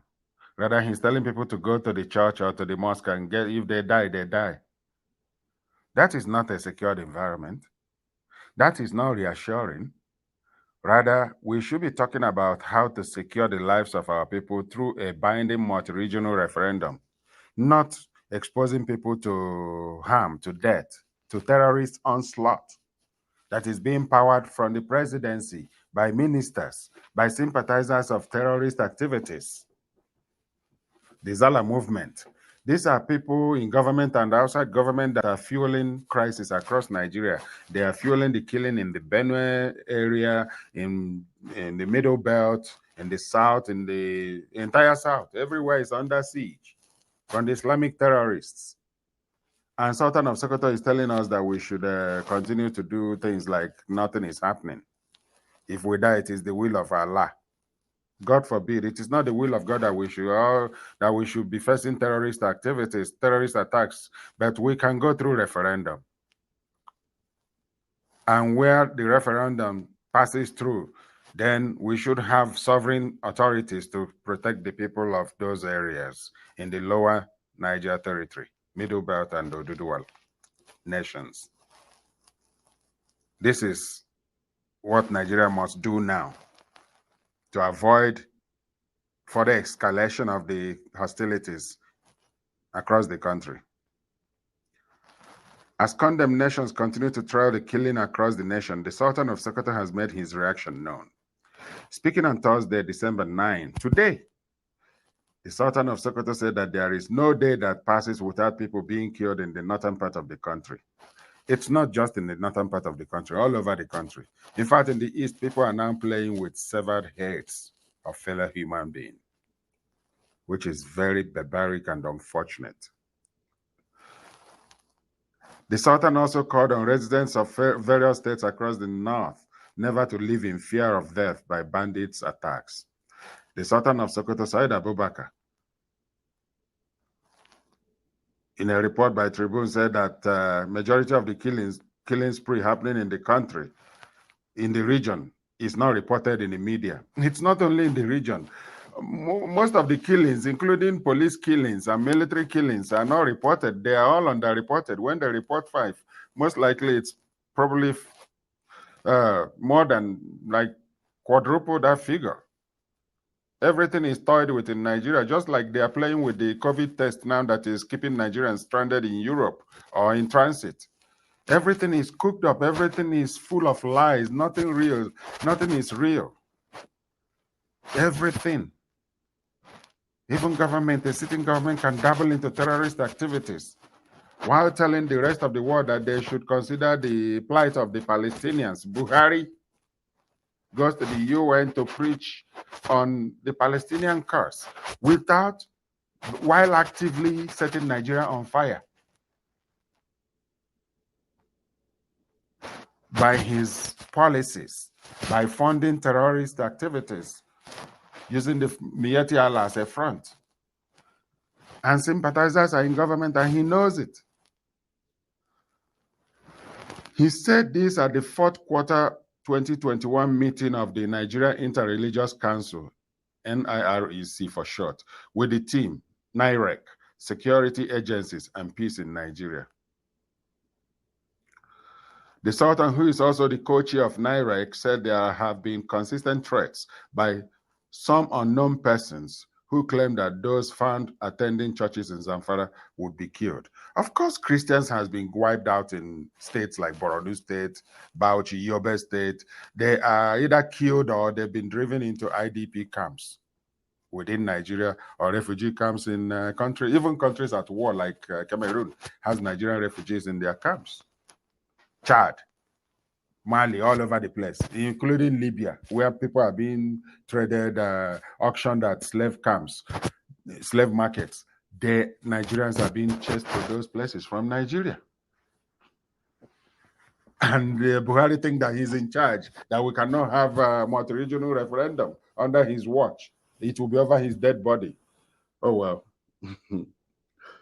Calling on both Christians and Muslims in the region to ignore this threat, the religious leader said the insecurity in the northern part of the country is overwhelming. It's across Nigeria. The fire is burning across Nigeria. He said Nigeria has a series of challenges facing it. I wish it's just minor challenges. It's an existential challenge. It's at the root, at the foundation of Nigeria. The Constitution is the problem. That is why all these things are happening. And if leaders don't wake up and come together to understand the issues facing the country, the challenges will escalate.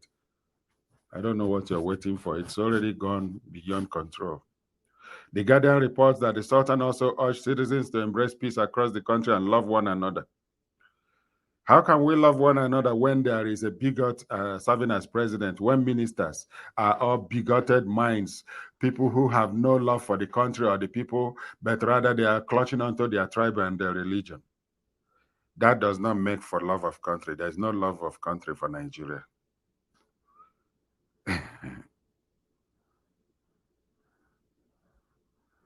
For the political leaders, the Sultan said politicians must continue to make platforms available for Nigerians and their supporters to dialogue for peace. Let's dialogue for referendum. Let's go for referendum. That is the thing that will save Nigeria. Everything else is just cosmetic dressing. We are just dressing the surface of the deep-rooted injury that will not heal. Let's put Nigeria through the knife of referendum. Referendum, Nigeria cannot escape it. Or the alternative will be most unfortunate upon the country. Here's an article by Marvelous Marvel, NATO. You can't win a battle whose sponsors are your leaders, political leaders and religious leaders. They are the one behind the terrorist groups across the Sharia belt, the 12 Sharia practicing states of northern Nigeria. They are doing it at the presidency, at the mosque level, at the sheikhs, they are sheikhs. They are they are traditional leaders. Their traditional leaders are also their political leaders. So these people are setting the whole place on fire, and they think we're in one country. 2 days ago, I spent about 30 minutes on phone with a military general in the theater of war in the Northeast. He spent time with tales of how he recaptured some towns from terrorists in the Northeast, and how his troops are battle ready. As usual, I pleaded with him to resign, just like I have spoken to many of them from the South and Middle Belt. This is no ordinary war, and it won't end in victory for Nigeria. I need my friends to return home alive. Hopefully, many of them would be hearing this. Just yesterday, I read of the murder of General Zama Zakusu and other soldiers in Borno State, a state where terrorists hoisted their flags and are collecting taxes in several towns. I called my friend again to go through our discussion of the previous day. It was in 2005 that I first mentioned that Nigeria was heading the Afghanistan model in a conference, but many of the paid government officials kicked against it and lambasted me for being unpatriotic. Recall that terrorism was still at its infancy back then, so many of them didn't see the landmine created by the North when they adopted Sharia as their legal code more than 20 years ago. Fast forward to the present day, many of the guys that lambasted me are sitting quietly in their graves. Let me make this statement again. Nigeria will not win the war on terror. Nigeria lacks the institution, the character, the army, the will, the commitment, the unity, etc. to fight terrorists. We lost it long ago and was made worse when Buhari and the North reneged against the constitution to adopt Sharia in several northern states, 12 of them, which emboldened the actors to spread their tentacles. Nevertheless, I will continue to hold GEJ responsible for succumbing to the Arewa threat led by Buhari, El-Rufai, Sanusi Lamido, and the northern elite, when the Nigerian army carried massive onslaught against the terrorists under Jerahi Hejrika by removing him as the chief of army staff. And that's what the North demanded of GEJ, and he did it. He removed the Hejrika.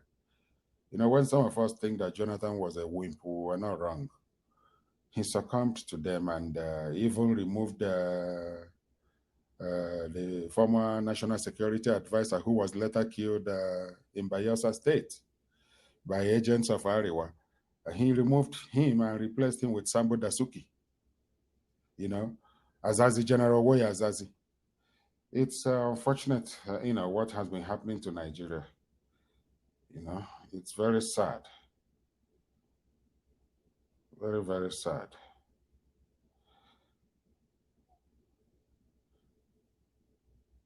Recall that they accused General Hejrika of trying to avenge the Biafran loss on their people.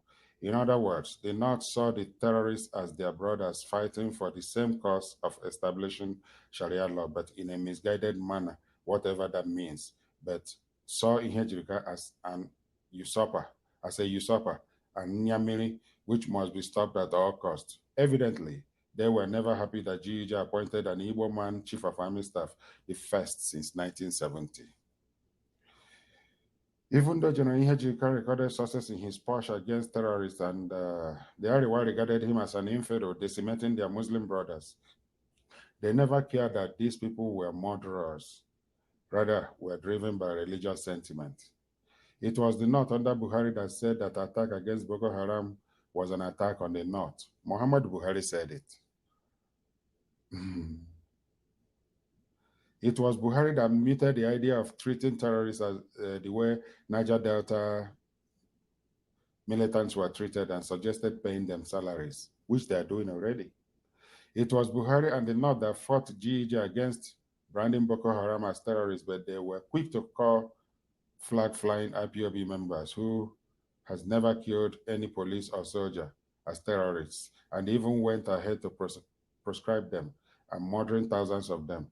Recall that Boko Haram appointed Buhari to represent them in negotiating with the government of GEG in recognition to his support for the group, which was public knowledge.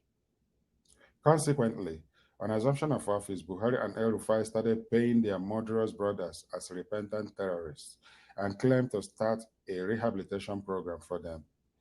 Millions of dollars were sunk into this program till date. The result was the growth of terror and banditry across the whole of northern Nigeria in very dangerous dimension and astronomical proportions. Expectedly, many of these rehabilitated terrorists found themselves into the Nigerian army today, working as spies and fighting from within the army to kill military personnel and their families. The point we must not shy away from is that Boko Haram, Islamic State West Africa Province, ISWAP, Buhari, El-Rufai, Pantami, including, I must add, Sheikh Ahmed Gumi, and many others, are fighting the same cause, which is to establish a pure form of Islam or Islamic State, a caliphate in Nigeria. Why must we involve ourselves in their fight? Buhari wanted Sharia, while the terrorists want Sharia. Why must an Igbo, a Christian, go to the north to die in a fight between two Muslim brothers? Why would a Middle Belterner, why would a Southwesterner do this? You know, Nigeria is gone. Sadly, I see those praying for Nigeria as either gullible or hypocritical folks. This is the time for politicians in the South and Middle Belt to sit down in sincerity to find solutions to how the movement of terrorists in the South. Actually, they should shut down. All political activities should shut down until we figure out exactly what's going on. I am going to church this morning. No, I wouldn't pray for Nigeria to be better. Rather, I will pray for the disintegration of Nigeria, at least in the most peaceful way, which is what Ninas is proposing. A very peaceful dissolution, a peaceful way of putting Nigeria to sleep for good. I will ask God to separate us from terrorists and wicked people. I will tell God not to allow a wicked country like Nigeria to prosper until they allow my right to exit from their wickedness and evil union, at least through multi-regional binding referendum for the nations of Lower Niger Territory, Oduduwa Nation, and Middle Belt Federation. Whoever dies while fighting for Nigeria has died for nothing. And that's if you look at the way soldiers are being treated in Nigeria, you will come to the realization that dying for Nigeria is a waste. It's a waste.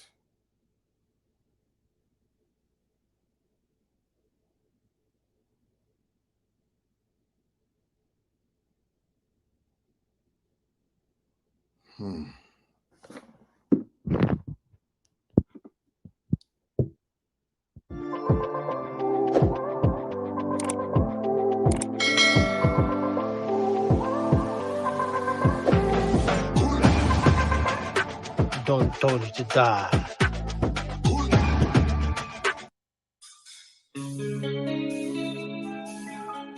Brief introduction of our Lower Niger Radio. Lower Niger Radio is the initiative of a few individuals who saw the necessity of enlightening and educating our peoples in the Lower Niger Territory on the urgent need to be part of this liberation project of all the ethnic nationalities that are entrapped in the union of death Nigeria has become for them.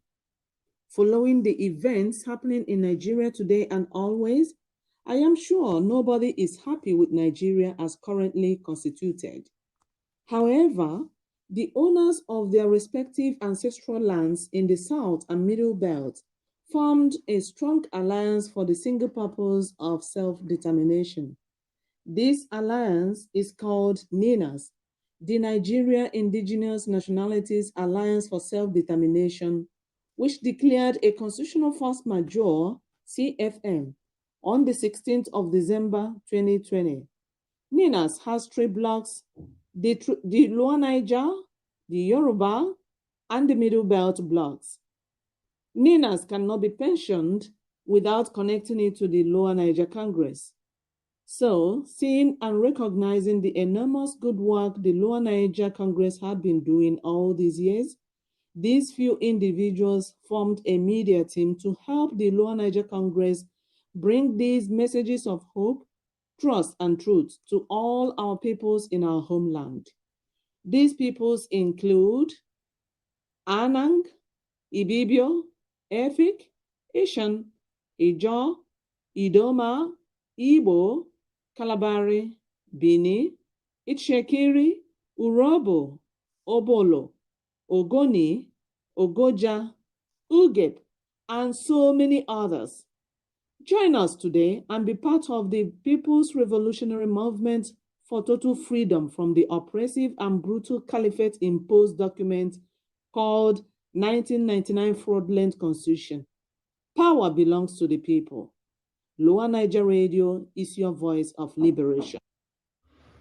Nigeria government isn't only in bed with the terrorists, but they are enabling them, protecting them, and the president doesn't speak against them because they are his tribesmen and members of Islamic movement that wants to overpower Nigerians and institute Islamic State across Nigeria, not just in the Arewa part of Nigeria.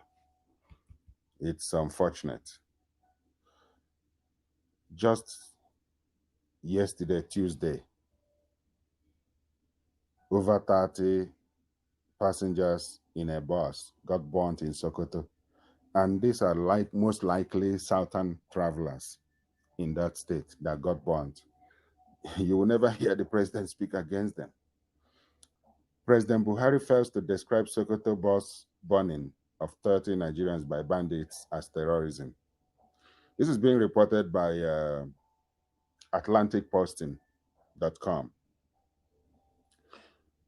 on December 8th. Nigeria President Muhammadu Buhari has continued to make light of the significance of the mass murderous campaign of some killer tribesmen, his tribesmen, the Fulani herdsmen terrorists, who had been categorized in the Global Terrorism Index as the 4th deadliest terrorist group in the world, by failing to describe the Tuesday mass murder by bandits in Sokoto of 30 Nigerian travelers who were burnt down in a bus.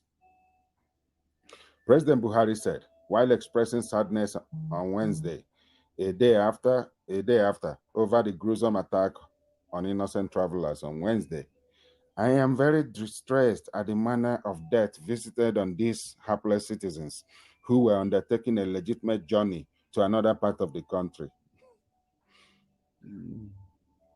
It shows that the evil this administration is confronting is one that requires the support and involvement of all Nigerians. No, your government is the one enabling the terrorists. You gave them over $300 million just a few years ago. The military and police does not confront them because they are the president's people.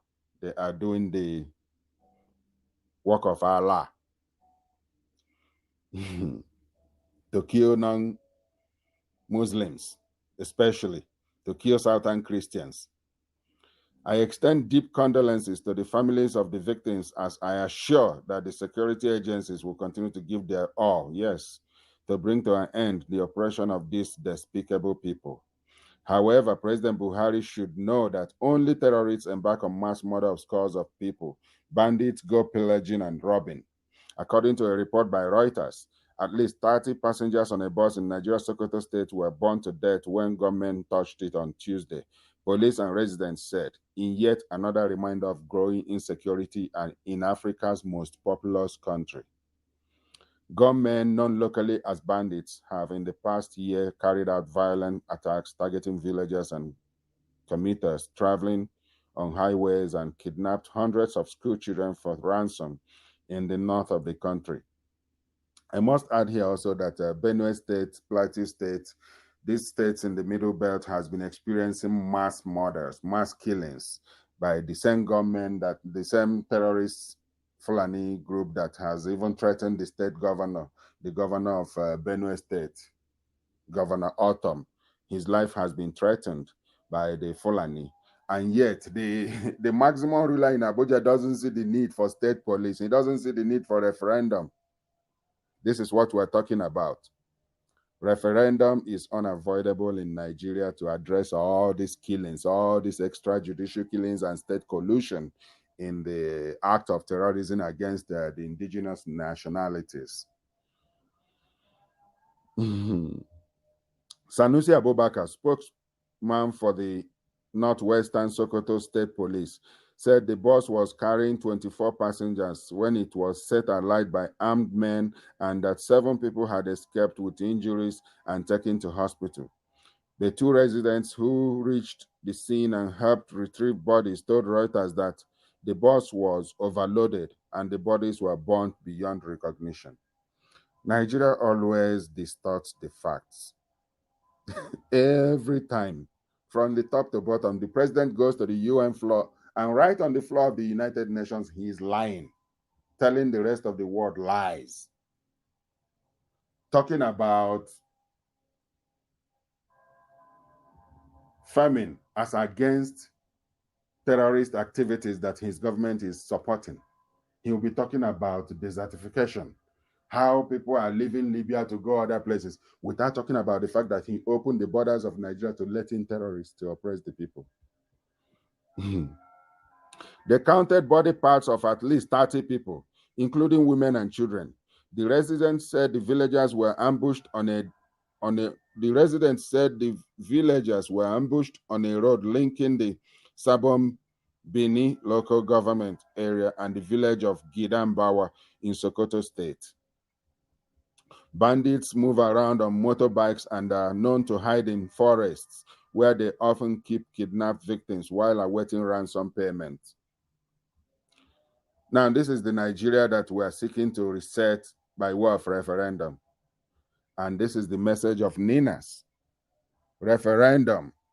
The people need to get involved in what is going on to themselves, to their lives, through referendum vote. It's a democratic process. The Nigerian government is skirting around it.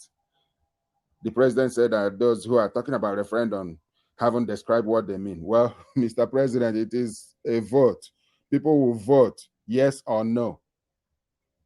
In the simplest way of explaining it to you. Hopefully you will get it one of these days, and soon too.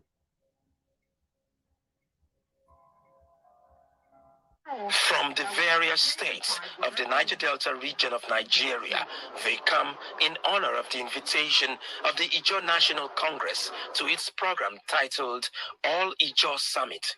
The point of fact is that expectedly, issues concerning the aspirations of the Ijaw nation dominate discussions on the theme, the Nigerian state and the Ijaw question. what we have in our country today is a unitary system of governance. That's the governor of Bayelsa State. And dressed in the borrowed robes of federalism. Do Not your daily surprisingly, speaking. States and ethnic nationalities are increasingly clamoring for self-determination. God bless you. Or even in outright cases, secession. Thank The you. an ideal situation will be the devolution of powers from the center to the states. There you While go. it is my cherished hope that Nigeria will find reasons to coexist peacefully, equitably, and justly, we cannot believe that all is well. Gatherings such as this should actually prepare us for the eventuality. The country called Nigeria. The sub-themes are redefining the Nigerian state and the Ijaw people, the imperative of Ijaw quest for self-determination yesterday, today, and tomorrow, and reforms in Ijaw national polity, the need for self-introspection. The program ends with a communique.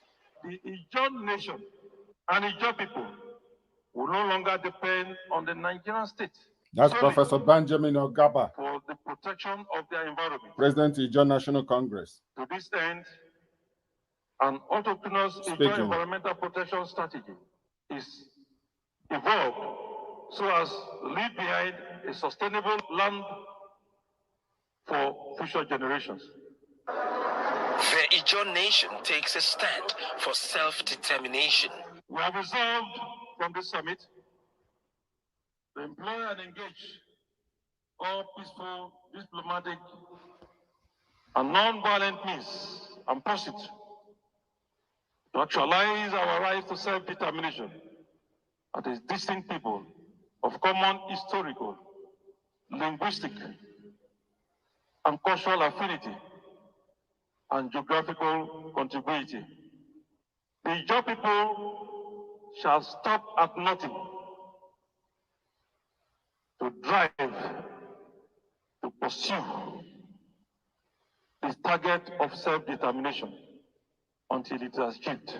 Amen. A common denominator among participants is the leaking wellhead of ITAO's OML 29, the pollution in Nembe, and the cry of the people. Ovietime George, Arise News. The leakage is continuing and nothing is being done about it. The leakage in Nembe is ongoing. You can see the pipe leaking. Nobody is doing anything about it. Meanwhile, a northerner, Aminu Seira, wrote the following about the South. The Igbo people need to follow exactly what the Ijaw people are doing. We need to follow through with it. Ndi Igbo through Ohaneze needs to come out and make our position known. We're not interested in the next 2023 election. We're not interested in who becomes the president of a dysfunctional country, Nigeria. But we're interested in having a referendum to help us find out from our people whether they want to remain in Nigeria or they want to remain outside of Nigeria. This is what our people are clamoring for, not who becomes the next president of Nigeria.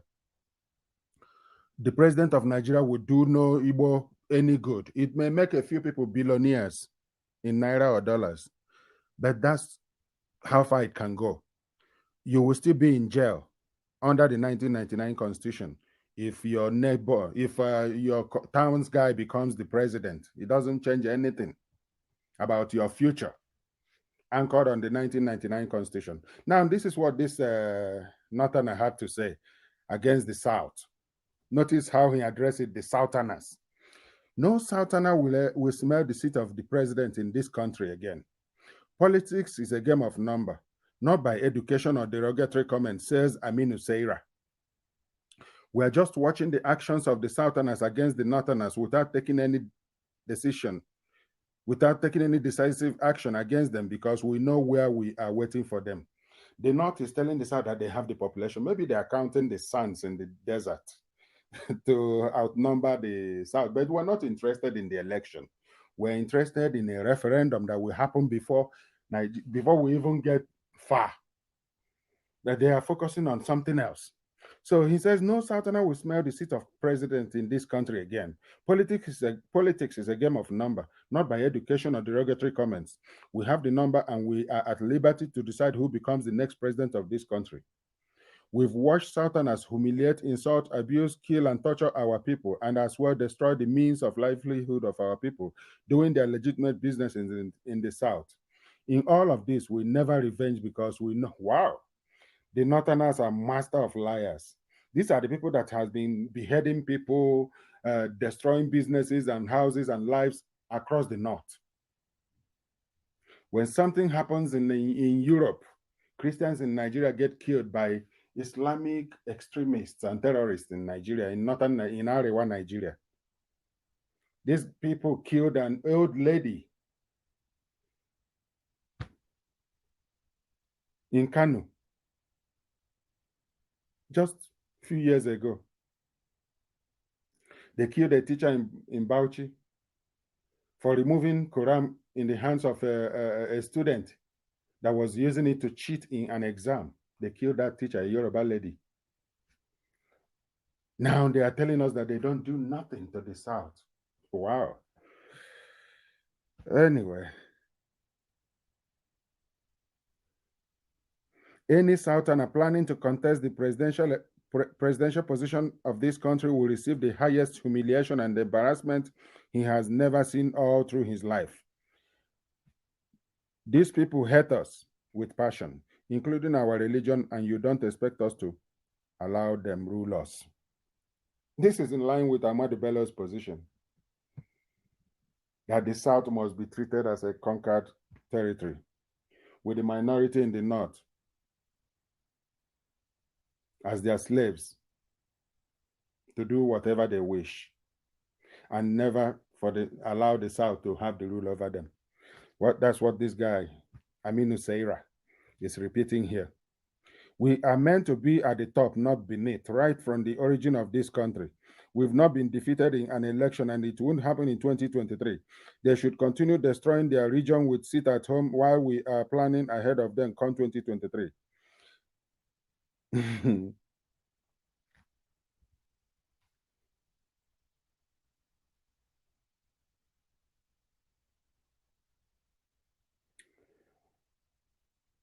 If the South does not follow through with what the judges did, I mean,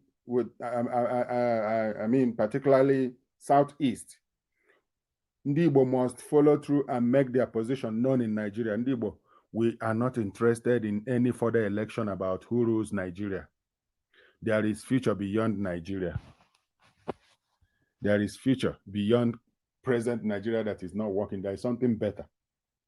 That is what Ndi Igbo should be suing for, not who becomes the next president of a dysfunctional country. Ndi Igbo must not die because of Nigeria, but Ndi Igbo can live outside of Nigeria. Outside current arrangement that is not working, a hijacked arrangement. Nigeria, as presently constituted and administered, is a rogue country, worse than North Korea. Worse than North Korea. I mean, North Korea even have road. Whether it's few, it doesn't matter, but they have road. Maybe there are not much cars on it, but they have road. Their electricity may be epileptic, but it's better than that of Nigeria.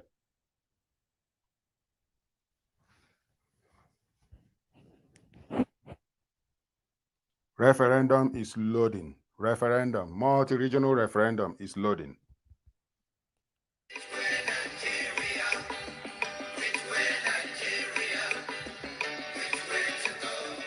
Hello, my beautiful people, and welcome to Which Way Nigeria, the show where we talk about where we do as a nation and the way forward for we as a people. I'm your host, Mustafa, and I know you alone for studio. Alongside me, I get a representative from NINA's Nigerian Indigenous Nationalities Alliance for Self-Determination. In name, Na Alenjo, and Ingo Totorios about the latest occurrence regarding the Fulani Herdsmen massacre and the constitutional force Major. Boss, Adi hello. Okay, so tell us small thing about this NINAS. Who be NINAS? Yeah, NINAS, like the name implies, where you call them the Nigerian Indigenous Nationalities Alliance for Self-Determination. It's a body that represents every ethnic nationality of Nigerians in the Middle Belt region, the Southwestern region, the South region, and Southeastern region. NINAS, basically, according to what the Acts had on December 16, 2020, that is last year, publicly proclaimed constitutional grievances concerning all these issues happening here in Nigeria, you know, like the Fulani Herdsmen and people trying to take over people's land and some other things that does not really go well with the people, you know. And a couple of demands were made, you know. All of them were centered about having to decommission this constitution that is not going well with us. I be small now. I've told you this hair is paining me. I beg, go dey shout for me. If a boss is going to do I beg you don't do. Make person hear wetin dey talk for radio. wow. I tire o. Read here, they don't allow you. Do there, they don't allow. Please save yourself. People should allow me concentrate now. Eh? Wow. Hey, Ngozi, I even wanted to ask you. Your brothers in the north, when are they going to arrive? With all these stories we are hearing every day. My sister, I don't come here again, no. They will have to wait for us to have enough money so that they will use the flight. Because I heard the roads are no longer safe. I am telling you, they are not You're not safe, my sister. Their safety is no longer guaranteed in the north. With all these Fulani headsmen killing here and there, cutting across different places, streets, and even the forest. My sister, you are correct. So I don't understand what is happening again. People even forget. I will go ahead of a woman who made an open interview about how her husband and daughter were kidnapped from one of these roads in Ondo State. You don't mean it. Oh, that woman. Hey, can you imagine? Those guys raped her and her daughter. Not just that, right in front of her husband. Hey, so scary. Very, very scary. Is that not the reason why our brothers in Oyo State are chasing away those Fulani headsmen from their bushes? They don't do to self. If you dare here, put mouth for this matter, it concern all of us. It concern you, it concern me. Talk something. You feel like say quick notice don't they smell for your face. But wait, I be on no hear of the video, the training video of where show how these Fulani barbarians massacre our southerners for Abuja Makodi Road. Oh, may not be like that. I dey charge my phone. I for sure love on the video. I for show you the video from my phone. You didn't even finish for there. You need to listen to what Governor Otom of Benue State said in his last week press conference. He was insinuating that federal government are indirectly assisting and supporting these Fulani headsmen to continue in the rape massacre, so to take over Nigeria. Hey, just like that. My sister, if you say like no be lie now, on our life, no be lie now. Even these Fulanis where they kill and they rape people up and innocent people. Their leader will come on which day, and they call them Macy Hala. Come on which they talk say yes, say na there when they do the thing. Say if federal government no meet their demand, say they will bring more people. May they cause kata. Just imagine. Federal government now arrest them. But these activists from Oyo State when they call somewhere like they just come to defend the people. They arrest them. Imagine that. Wait. Think I ask. What think these guys they want? What do they want? Oga Tumo. Then God say you dey here. Abeg tell us what they want. See wahala. For sports where they read now. Oga tell us. All of us know now. So you get this thing for your hands. Tell us. If you must know, from the information I gathered, all they say is they want to be allowed to graze their cows freely in every part of Nigeria as their own, as guaranteed in the 1999 Constitution. Which land is their own? Ask me now. Is it our ancestral land in Uyo? I mean, the one my parents purchased here in Lagos. Ask me now. Which land do they own exactly? I beg, make me leave me for this country matter.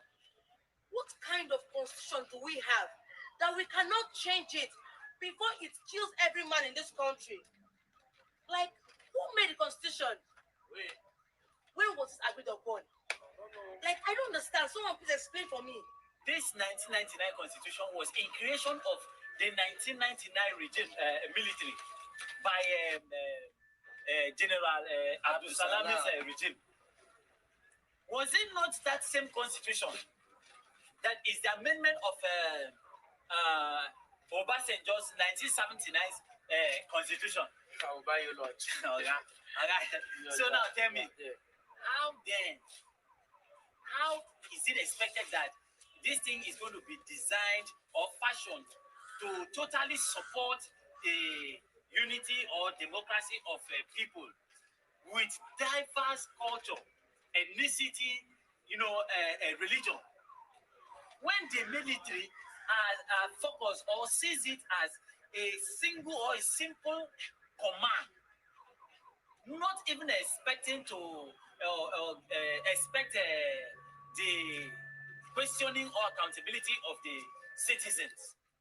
This is where Nigeria problem is.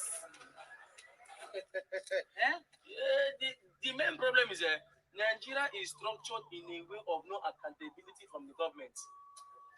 NSAS is not the problem, nor the police, even the government, not me and you. The problem of Nigeria is the 1999 constitution. And if the leaders will never change this 1999 constitution, who will not do it? Wait. Basically demanded that the federal government should make a formal announcement acknowledging these constitutional grievances and sovereignty disputes as expressed by the peoples of the South and the Middle Belt.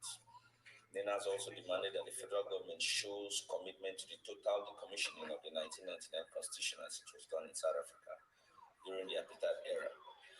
It also requested that no further election should be conducted under the constitution or sway in any politician under this constitution, as this is what empowers the constitution. Again, NINAS also wants the government to commence the process of reviving the emergence of a fresh constitutional protocol by 2 stages. First, the constituent regional blocks or alliance to first of all put together and rectify their various constitutions by referendum. And in the second stage, negotiate the terms of federating afresh as may be dictated by the referendum from each of these regions and ethnic nationalities. NINAS require that we or every one of us become signatory to the process through the website www.freedomfromnigeria.com. And to get more information, you can actually look up www.ninasffn.org. You'll have more information about NINAS itself.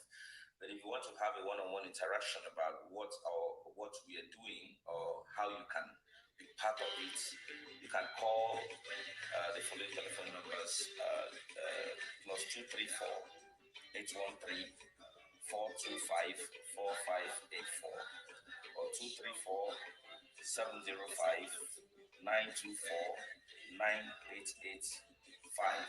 You can as well send an email to us through info@ninasffn.org. We all want to be millionaires and to live in the air. Oh, let's save Nigeria, so Nigeria will die. Which way Nigeria? Which way Nigeria? Which way? Small, intellectually, politically, and economically insignificant Africa.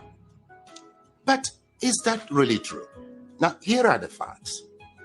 Africa has a total area space larger than all of Europe, China, and the United States of America combined. Yes, it is 3 times the area of China, 3 times the area of Europe, 3 times the area of United States of America, meaning you can transplant China, Europe, and United States, and several other countries on the Africa continent, and they will fit neatly. Africa is 30.5 million square kilometers and a youthful population of 1.3 billion inhabitants. China is 9.6 million square kilometers and 1.4 billion inhabitants. India has a total space of 3.3 million square kilometers and 1.4 billion inhabitants. Now, yet, Africa is projected as overpopulated, and pressure mounts on Africans and their leaders to depopulate. Why? Why? Now, please note, Africa is home to 60% of the world's arable land, 90% of raw material reserve, 40% of gold reserve, 33% of diamond reserve, 95% of platinum reserve, and holds the largest bauxite reserves in the world. Of course, in addition to manganese, woods, uranium, crude oil, and others. Yet, the continent is touted as the poverty capital of the world and ripe for depopulation. The question is, why? Well, President Jacques Chirac of France provides an illuminating insight. He said, "We bled Africa for 4.5 centuries. We looted their raw materials. Then we told lies that the Africans are good for nothing. In the name of religion, we destroyed their culture. And after being made rich at their expense, we now steal their brains through miseducation and propaganda to prevent them from enacting black retribution against us, unquote. Well, put simply, for over 4 centuries, Africa is not in control of its resources. Look, a 2016 study of Africa by the NGO called War on Want reveals that 101 companies, mostly British, control $305 billion worth of platinum, $276 billion worth of oil, and $216 billion worth of coal at 2016 market prices. Yes, they own mines or mineral licenses in 37 African countries and control vast swaths of Africa's land, 4 times the size of the United Kingdom. Now look, Africa subsidizes the rest of the world by $32 billion annually. A 2017 report by Global Justice Now and other groups estimates that $161.6 billion enter into Africa, while $202.9 billion leave Africa almost every year. For example, in 2017, Africa received a total of $19.7 billion in aid. They paid back $18 billion in debt repayments. Debt burden is killing Africa. African governments have borrowed between 25 and 75% of their GDP, but with little or nothing to show for it. Africans in the diasporas remit not less than $32 billion annually, but multinational companies siphon $32.4 billion in profits and illicit financial outflows. Look, an estimated $29 billion are stolen via illegal logging, fishing, and poaching annually. How can any continent, country, or people accumulate and sustain wealth, growth, and prosperity with such statistics? That's a great question. Well, look, hopefully, now you know your Africa better. Edmund Mbiaka once wrote, "Peace of mind always comes with knowing who you truly are, where you currently stand, where you positively need to be, and strongly believing in its possibility." Africa needs to control its resources, no doubt. For productive, patriotic, and effective leadership, we need our best and ablest citizens with fortified character in local, state, and federal governments. This must be given utmost consideration in upcoming elections across Africa. Let me say it once more. Our problem is not the age of our leaders, but unfortified character. It is your responsibility to protect and defend your Africa. The starting point is to educate and transform the mindset of our leaders and peoples. Look, the least you can do is to assist with ensuring that this message reaches every African. Slavery destroyed us. Religion divided us. Ignorance controls us. And truth scares us. With these retrogressive forces, Africa will remain a dark continent. So we must renew our minds.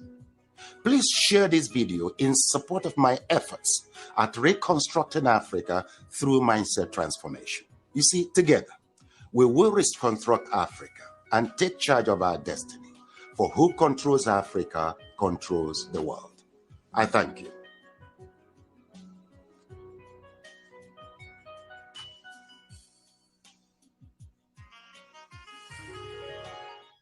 From the various states of the Niger Delta region of Nigeria, they come in honor of the invitation of the Ijaw National Congress to its program titled All Ijaw Summit.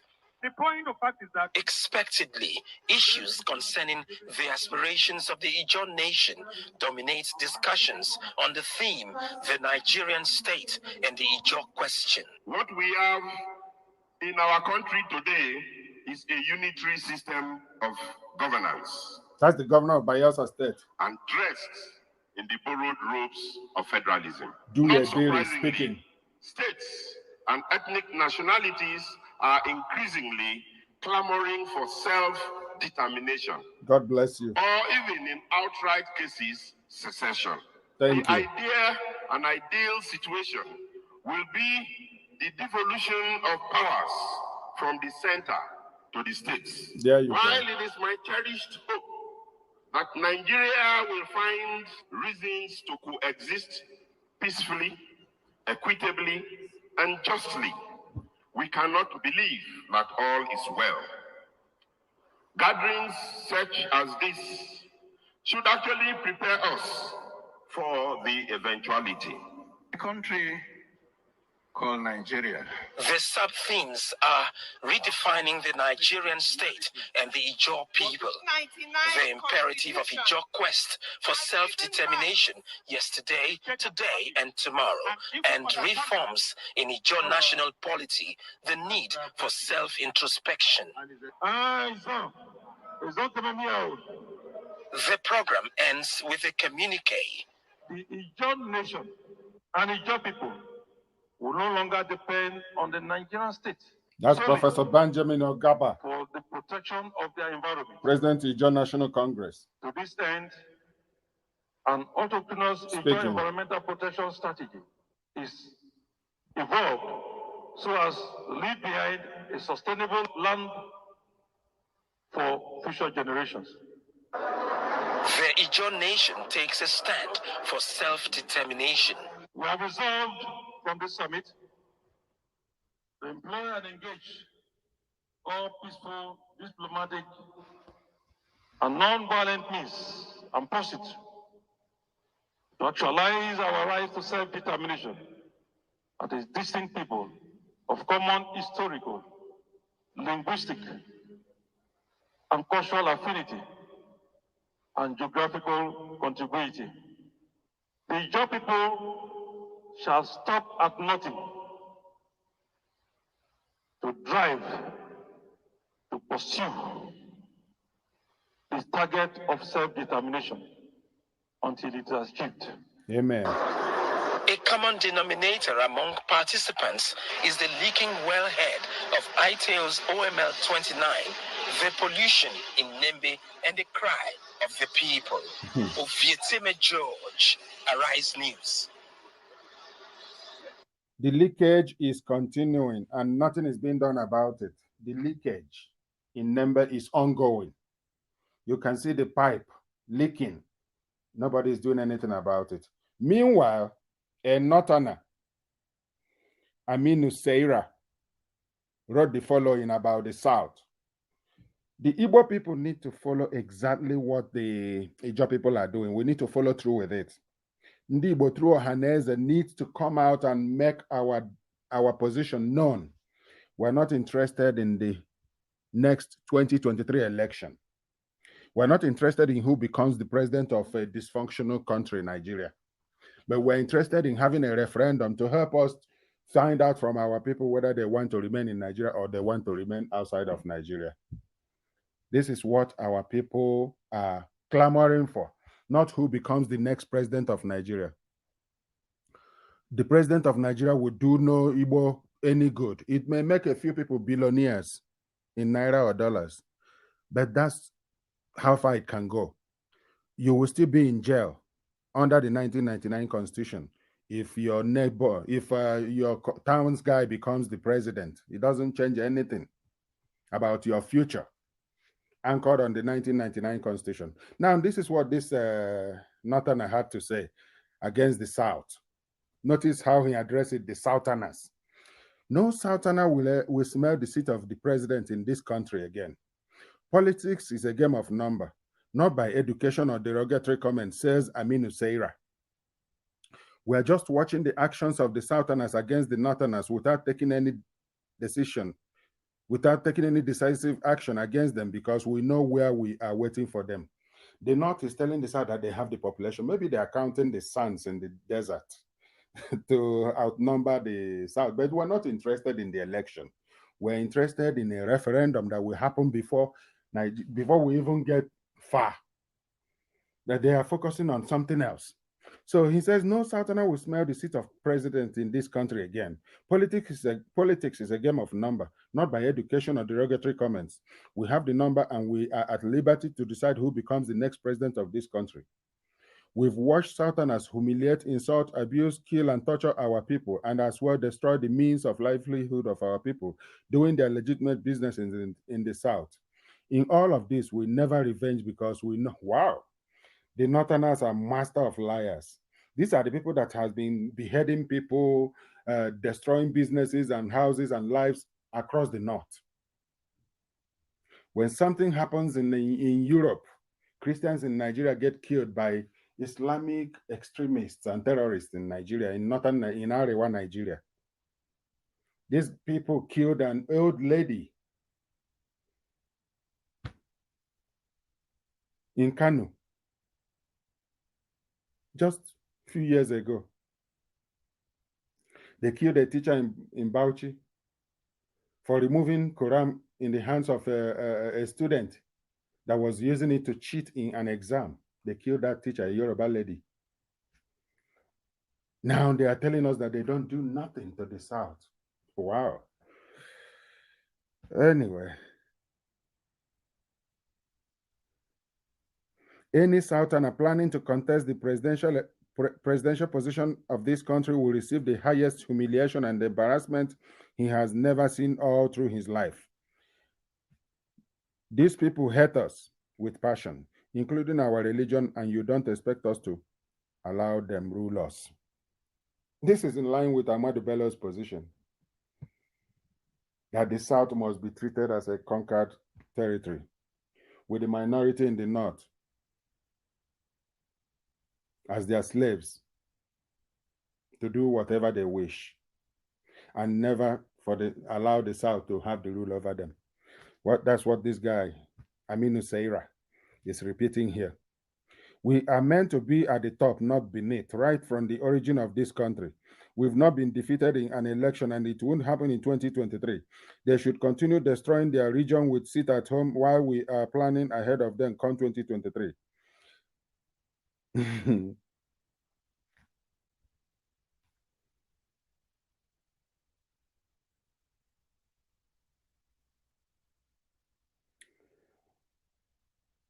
If the South does not follow through with what the judges did, I mean, particularly Southeast, Ndibo must follow through and make their position known in Nigeria. Ndibo, we are not interested in any further election about who rules Nigeria. There is future beyond Nigeria. There is future beyond present Nigeria that is not working. There is something better. That is what Ndibo should be suing for, not who becomes the next president of a dysfunctional country. Ndibo must not die because of Nigeria, but Ndibo can live outside of Nigeria. Outside current arrangement that is not working, a hijacked arrangement. Nigeria, as presently constituted and administered, is a rogue country, worse than North Korea. Worse than North Korea. I mean, North Korea even have road. Whether it's few, it doesn't matter, but they have road. Maybe there are not much cars on it, but they have road. Their electricity may be epileptic, but it's better than that of Nigeria.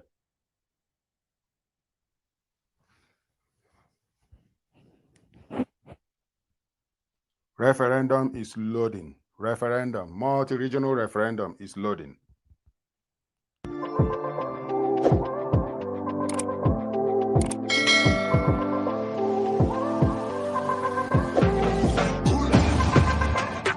Don't told you to die.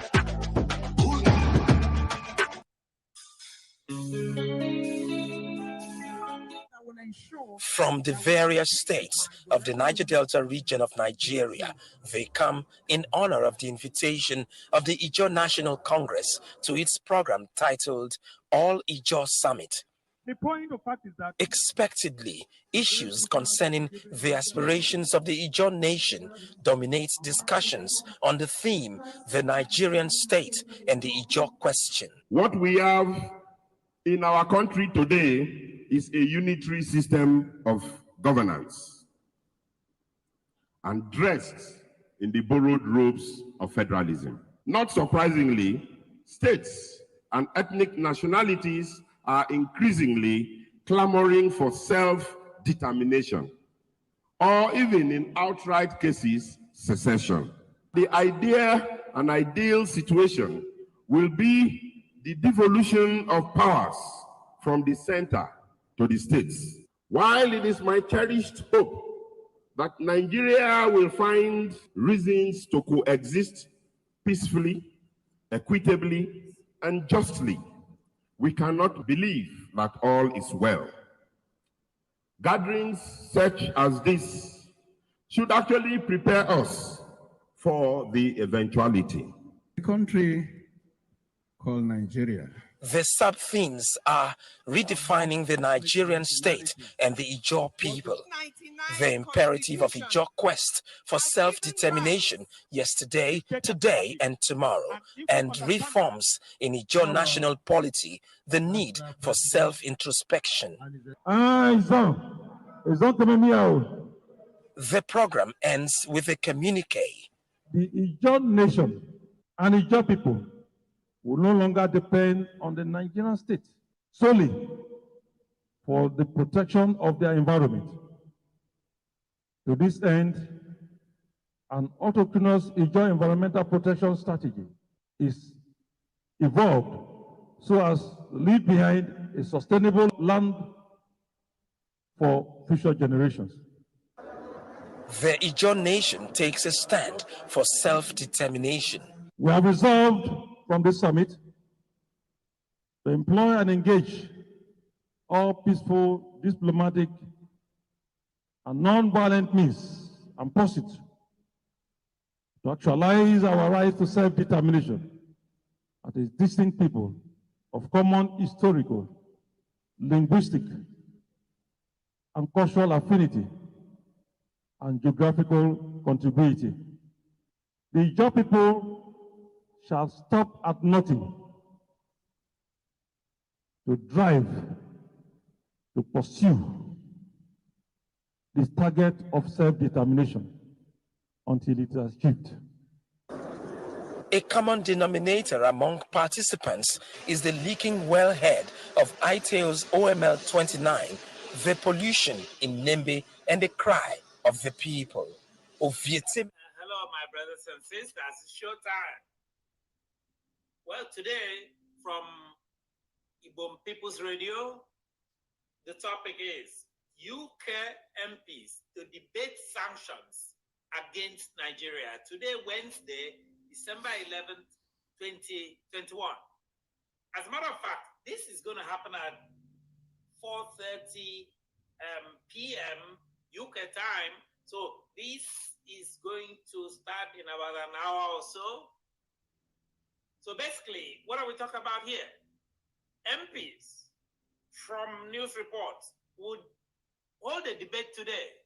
United Kingdom members of parliament from the House of Commons will hold a debate on the Magnitsky sanctions and human rights abuses in Nigeria. This debate, as usual, will be held in Westminster Hall in England.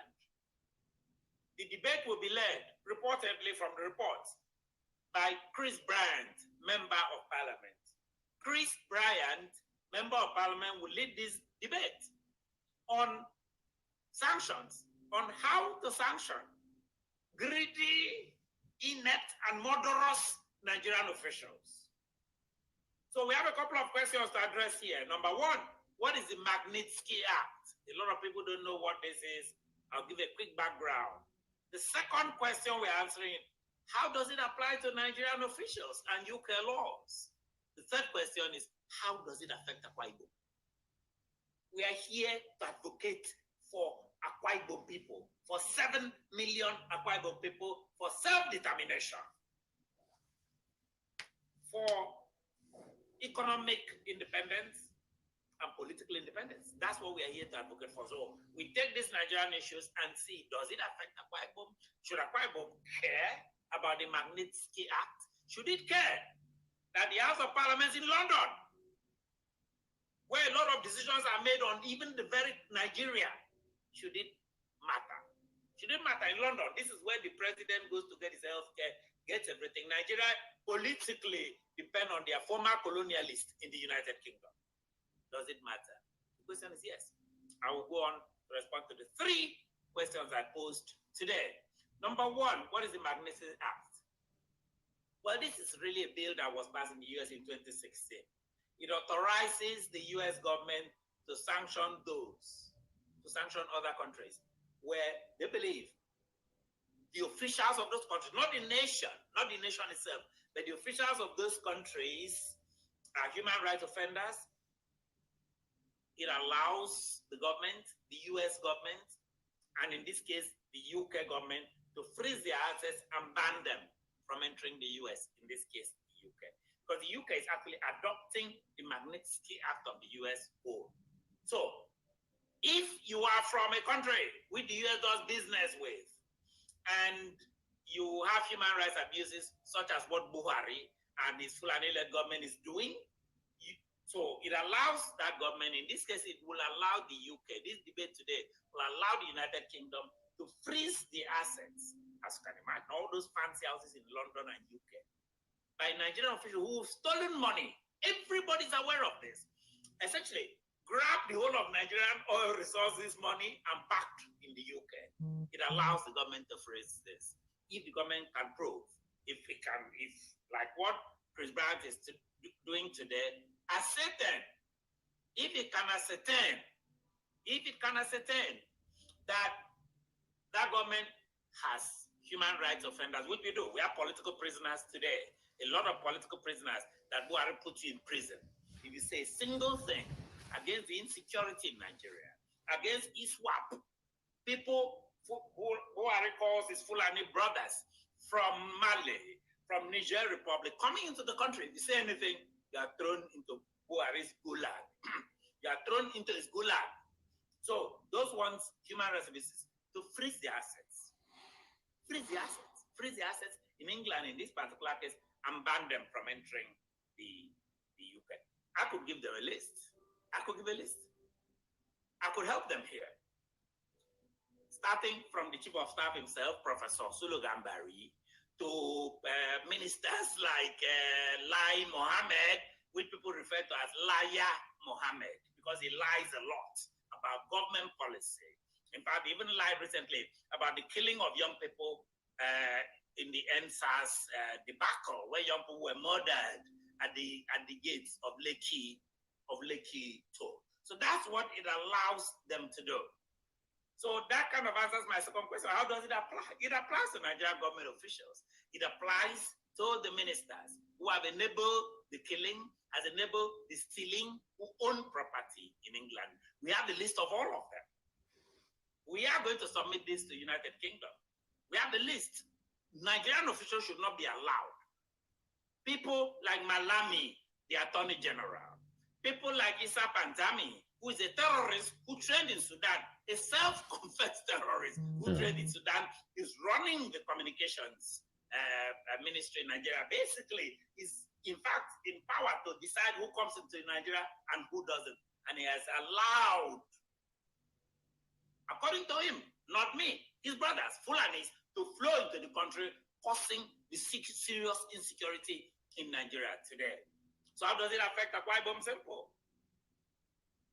Akwa Ibom resources are used to fund this.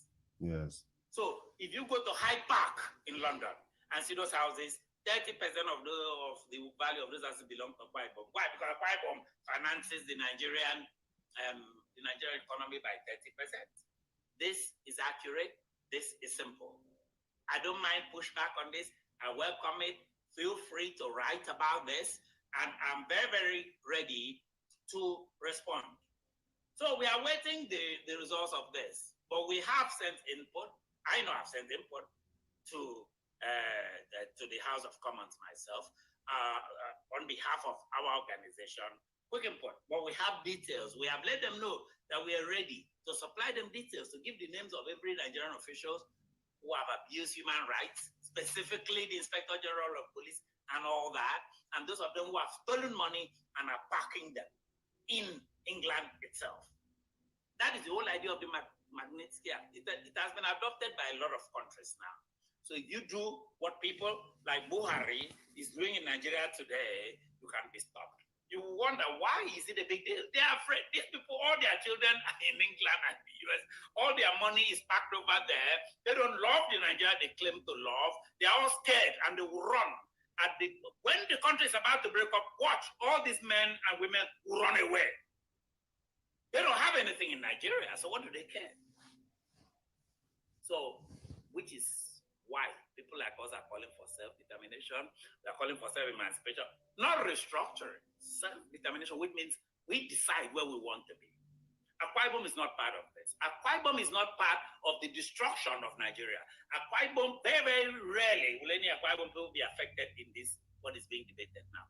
We have a list of those who will be affected. I gave you some names already. I could give more. Thank you very much. This is all. This is our only message today. Magnitsky Act being debated in the United Kingdom House of Commons. Nigeria will be affected. Nigerian officials like Laya Mohammed, Nigerian officials like Issa Pantami, Nigerian officials like Sule Gambari, the chief of staff, Nigerian officials have to be made.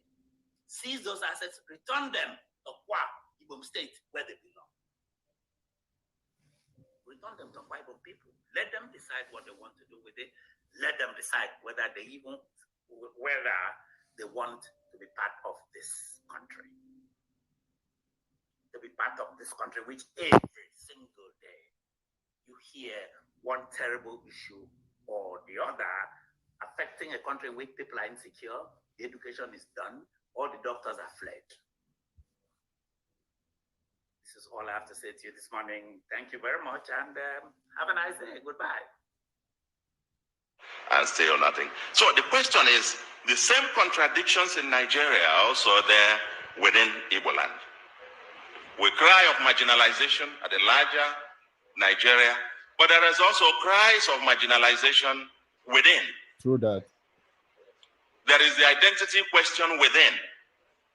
There is the citizenship and indigenship question within. How many other Igbos live in Aba and in Abia, for example? But I don't know, 2 years or 3 years ago, that was the indigenship thing, that all non-Abia citizens were sacked from but these people had lived there, worked there, paid their taxes there. They were counted as part of Abia in the census. You collect revenue, more revenue because of them, but then, no, you can't work in there, you are not an indigent. So while we are pointing one finger there, ladies and gentlemen, look closely. The other three are saying, let's get it here. And so how can this new leadership emerge? And then of course the entry fee is very high. The fourth, the new Biafranism, and that is my last point. Let me say that Nigeria has wittingly or unwittingly dragged the Biafran issue from the periphery into the mainstream discussion. True. Nnamdi Kanu, in my view, threw a bait and Nigeria took it. Today, he is the most popular political prisoner and will end up either as a hero or a martyr. But to his credit, he has forced Nigeria and the world to discuss Biafra. I believe that keeping him there does not do Nigeria any good. I believe this young man should be released, and released like yesterday.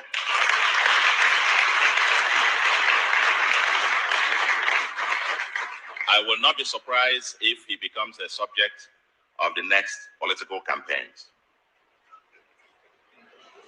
Just like we dealt with Awolowo, who was convicted and imprisoned of treason, or Gowon, charged with treason, or himself, was forgiven, and so on and so forth. I don't want to make any predictions, but I believe we need to solve this. Because according to Ofodile, this book, quote, he said, the lesson to be learned, if anyone cares to listen, is that the detention of Nnamdi Kanu, no matter for how long, will not stop the agitation of Biafra, end of quote. He further argues that the detention of Wazirike between 2005 to 2007 helped to radicalize his followers. The same thing happened when the leader of Boko Haram was killed. His followers became more radicalized. Detention of Nnamdi Kanu, I never heard of him before this time, to be quite honest. Never heard of him. I didn't even know about the IPOB or whatever thing. Until this thing, and you now realize globally it's become an issue and it's become mainstream. Now, and again, quote, he says, this book argues that the idea of a customary government under the Supreme Council of Elders in accordance with customary law enjoys the support among a section of the Igbo. But it is the Biafra or death philosophy of Nnamdi Kanu that found resonance across the length and breadth of the Igbo nation. Therefore, there cannot be a resolution of the Biafran dilemma without a wholesome engagement of the Nnamdi Kanu stroke Uche Mefo faction of IPOB. End of quote. That's what this was. So, if I were President Buhari, quite honestly, I would be very suspicious of anyone who advises me to ignore the Biafran issue. I'll be very suspicious. Anybody who says that is either ignorant or being mischievous or quite patently doesn't mean well for the government itself. It probably wants the same government to repeat the mistakes of the past so that it could lead it down the drain. We must start learning in this country. So let's talk Biafra. Where are the Igbo elite and the intelligentsia in all of this, especially those in Nigeria? It seems, as this book points out, this is being driven mostly by the Igbo intelligentsia in diaspora, the new resurgence. The new ones within, there seems to be a division, 3 classes you can identify. The ones within the mainland, and I'm shocked, and you discussed, they have a different point of view. Those in diaspora within Nigeria, so to speak, who are in Abuja and Lagos and so on and so forth, Kano, Kaduna, and so on. And an elder was asked about that, living in one of these northern states about Biafra, and they asked him, what do you think about this Biafra? He said, well, nah, I just didn't know. In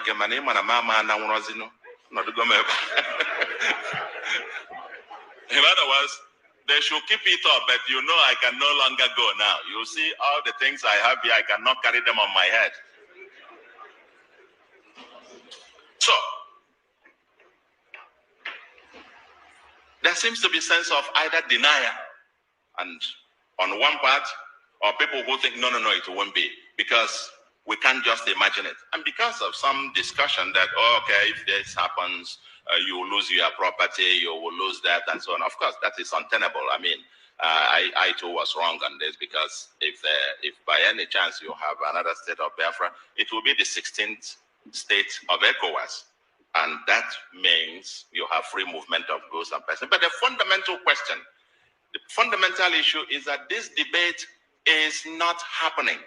This whole thing is being driven almost in a haphazard manner. Last week, they called for, was that last week? Yeah, last week. They called for a sit at home. And even without anybody getting out to more enforce and so on, I learned virtually Anambra and many other cities were completely shut down. It just tells you there is something going on. But again, where is the elite in this? What is missing is structured debate and apparent elite aloofness or complicity or hypocrisy. Elite in denial. For the politicians who think you can just, let's use them temporarily, let's use them. just go on, while we can then use that to negotiate for something here. I can tell you, you will create a monster that will consume you. When that inferno comes, both us, everybody else, and the kind of thing that happened in Biafra where any dissent was considered a saboteur. Okay? You might get to a point where you will be telling them, just go on, while we can negotiate here, get something for ourselves in Abuja. I can tell you, these guys are no fools. At some point, they will look at you too and know that you're actually part of the problem. And so on and so forth. So I say, let the debate must begin. The late Dr. Pius Okibo, in this book as well, presented what the memo by late Dr. Pius Okibo presented to the Biafran government on the economic viability of Biafra. Nobody is talking about what the currency will look like. How will you fare with international trade? What kind of constitution are you talking about? And Affordile forcefully argues here that the Ahira Declaration of 1969 came too late. They had intelligentsia pushing for Biafra, but there was no organized structure. That if they had done what they did towards the end of the war at the beginning, Biafra would not have ended the way that it did. But what is shocking is people talk about this in their bedrooms and in their parlors, and then you come out and everybody is just, and so on. I'm sure it will not take long. So what I'm calling is that we must, the elite, the intelligentsia, get out of the closet and let us, now that the issue, the president in New York made a point. He said there will be no referendum in Biafra. Now, and I said, my reaction to it was, oh my God. So this matter has actually gotten to the point where we are now.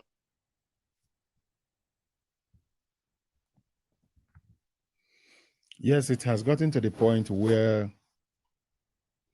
the president, by his almighty powers, can give us conclusive statement that this will not happen because he's God. Yes, referendum will happen upon Nigeria. Definitely it will. It's a matter of time. And yes, the people will vote to decide where they want to be, whether to continue with this left chain that is all around each other's neck and hands and feet, or we'll go our separate ways. And this is the call that is going out in the Middle Belt, that is going through genocide, being orchestrated by the president's tribesmen, the Fulani, with the backing of current government, including ministers in the government. Issa Pantami, El Rufai in Kaduna is said to be one of the commanders of the bandits, the terrorists. Benue State, Plateau State, all areas in the north are coming under attack. Southwest is not spared, southeast, south, everywhere is under attack. And so Ninas comes in and says, look, this is the template. This is how you can go about doing this. Referendum for the regions or zones or states or whatever you call it, but we know who we are in our regions. We want to have referendum, a binding referendum to be supervised by the United Nations. This will help to stabilize Nigeria, including the emerging nation states. If Muhammad Buhari wishes Nigeria well, if Bola Ahmed Tinubu wishes Nigeria well, if Ojus Okalo wishes Nigeria well, who is that other criminal that is seeking to become oh yeah, Rochas Okorocha that robbed Imo State dry? If they really mean well for Nigeria, let them join the call for referendum. If they really, even like if Rochas Okorocha mean well for any people he built school for in the north, in Meduguri or wherever. If Rochas wishes them well, Rochas Okorocha, this is a public call to you. Join the call for referendum so that we can restore hope and dignity to our people. And if you don't want for our people, at least for those people you are helping in the north, in the far north, help them to begin to heal by having whatever they choose to have.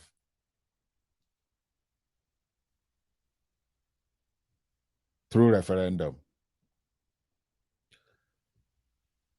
And that's what our people are asking for.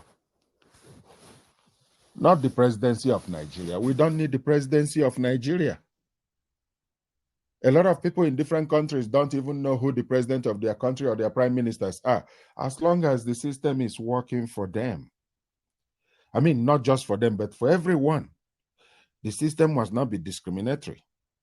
The system must work. It's just like tap. When you turn it, it will run. That is all that we are demanding. And we cannot find it. We can't get it in Nigeria. And so we're asking for a referendum. The name of our territory will be decided by our people. And that's the message of NINAS. So that we can serve greater number of our people. Let's go through referendum.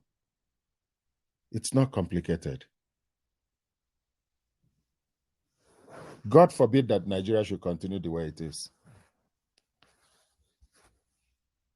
You will notice the lack of adequate reaction by our people within Nigeria, especially the downtrodden, those that are persecuted, those that went to protest at Lekki and got shot, all those that has been shot at Mbo, at Nnewi, at Ekulobia, in Southern Kaduna, in Zaria, the way they are responding to what is happening in Nigeria or to the eventual collapse of Nigeria is not adequate yet. What do I mean by this? I mean, they need to take on the churches, especially the churches. Number one target should be the churches across Southern Nigeria and Middle Belt. Members should begin to ask their church leaders, their pastors, their evangelists and prophets what they are doing. Once again, Nigerians in the United States are taking the lead. They're taking the lead again because our people are dozing at home. Oyedepo is moving about freely.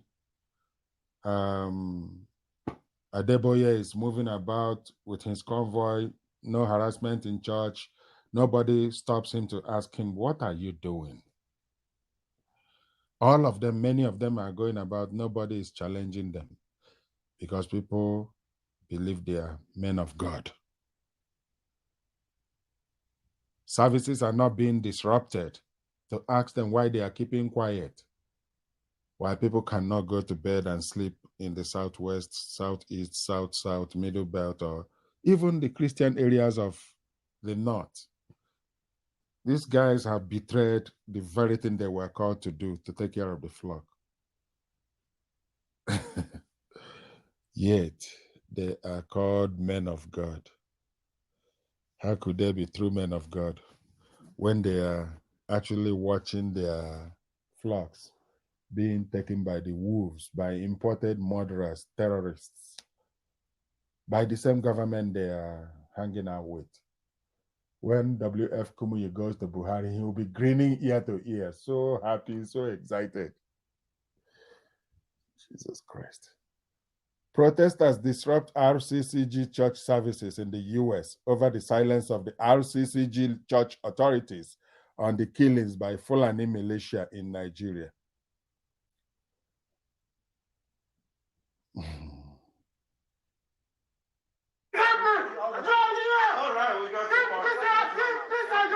They walked into the church and disrupted everything they were doing.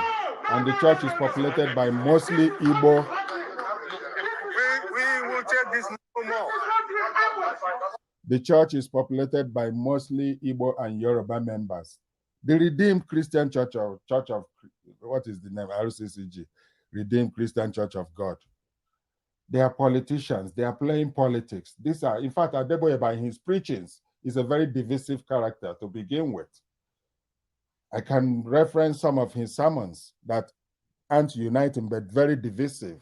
But in Nigeria's case, in the fall of Nigeria, Adeboye is not on the side of the people. All of them, including the owner of TREM, Mike Okonkwo, Bishop Mike Okonkwo. It is only, what's the other one? Suleiman. Johnson Suleiman dared a few years ago, and they hunted him so bad, they wanted to kill him because he spoke against the Fulani. He told his members to take a stand. This is the time to tell your members to take a stand if you are not a hypocrite. We will take this no more.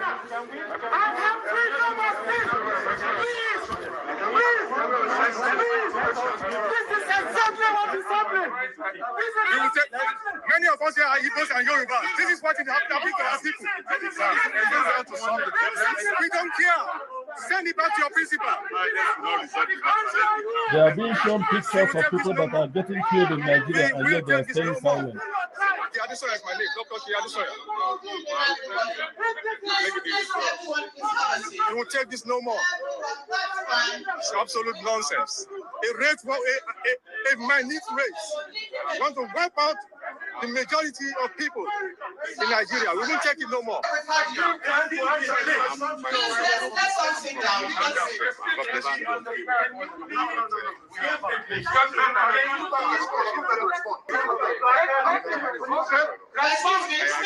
And people are here feeling cool. They are killing our people at home. People are feeling cool. Let him answer. Excuse me, sir. Let everybody sit down. We're civilized society. We can't scream our way to this, out of this. You know that, right? We will start with screaming too. We will scream. What type of God are they preaching? What God are they worshiping? The God of mammon, money. Nonsense, absolute nonsense. We won't take this no more. Send it back to the Fulani government. Please, everybody sit down. Excuse me, please. Please, everybody sit down. We are not fools. We understand you. We won't take this no more. I love this people.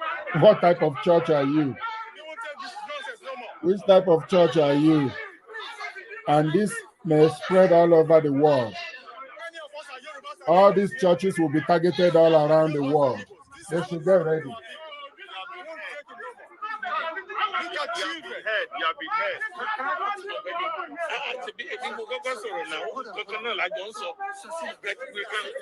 We can present. I have a right. So I have a right. I have a right. I do have a right. I do have a right. I do have a right. It's a judge. So you people are conspirators. Redeem is a conspirator. Redeem is a conspirator. To this nonsense. Yeah, Redeem is a conspirator church. The leaders are conspirators. They are collaborating with the evil going on in Nigeria. They are in collaboration with the evil that is going on in Nigeria. They are. They are. Can I talk to you for a minute? Using your platform. They are. Nonsense. Can I talk to you for a minute? Don't take this no more. When you started talking, I'm a physician, okay? Nigeria. Even if any government, including this one, just have all the political appointments from the one village. My thesis is that the life of the average person in that village will not change. Just rewind it again, and think the other way. The last regime, we had an Ebela Azikiwe as president. We had secretary to government. We had minister of finance and coordinating minister on the economy. We had all of this deputy senate president, this, that, and so on and so forth. Most of the financial institutions headed by people from the southeast. And yet, There is no motorable federal highway in Igbo land. Thank you. So, of what use is Nigeria to our people? This thing is an elite game, as far as I'm concerned. There you the go. issue of who and whatever and so on and so forth is not taking us anywhere. And unless we get to the heart of it. So, it seems that there is a consensus today. This is Charles Soludo speaking.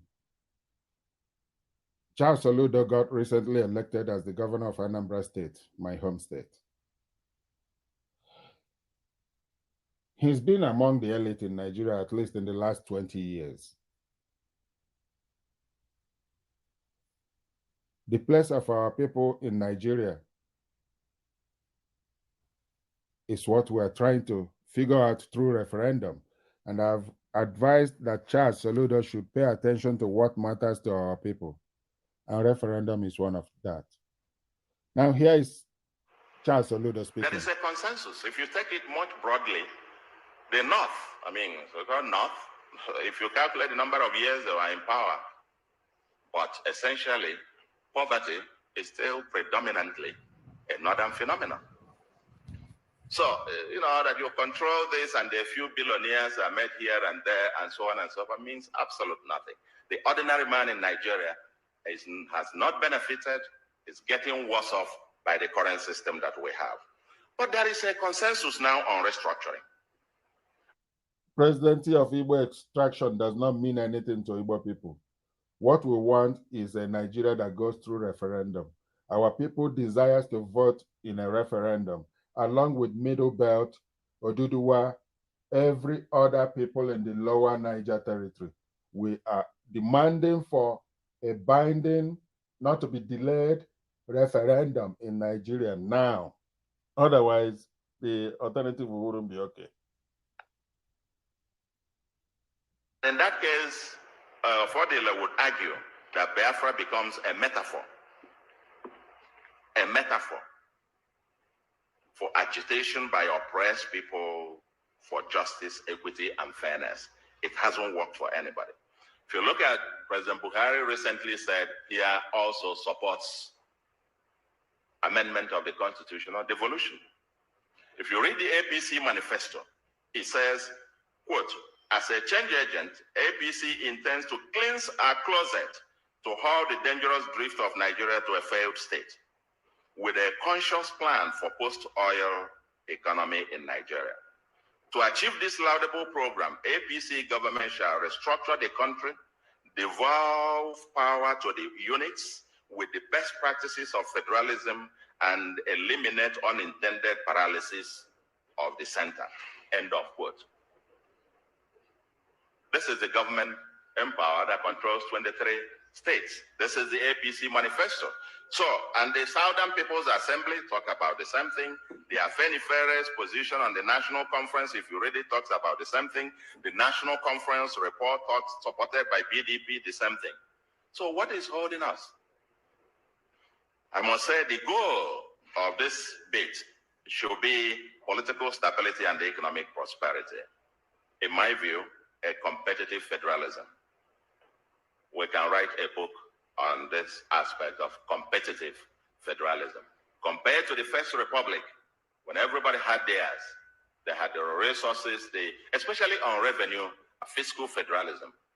We've argued before, leave everybody their own thing. Let them pay taxes to the center.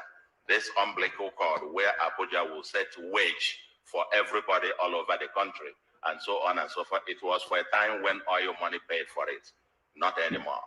Even in the US, you may have read about the governor of Maine, that the wife of the governor had to take a job in a restaurant to augment their income.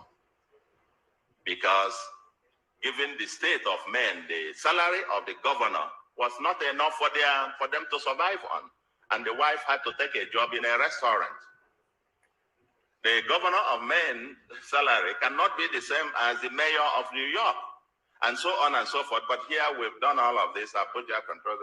Anyway, that's for another day. But what is holding us now, what I call as matter arising, is that the devil is in the details. Let the debate begin. What exactly do we mean by restructuring? The National Conference report, for example, is a beginning, but in my view, doesn't go much. It talks about creating more states, which misses the point. It's still more of the same. We are saying the ones that you have are not viable. 20-something states today cannot pay salaries. So what are we talking about?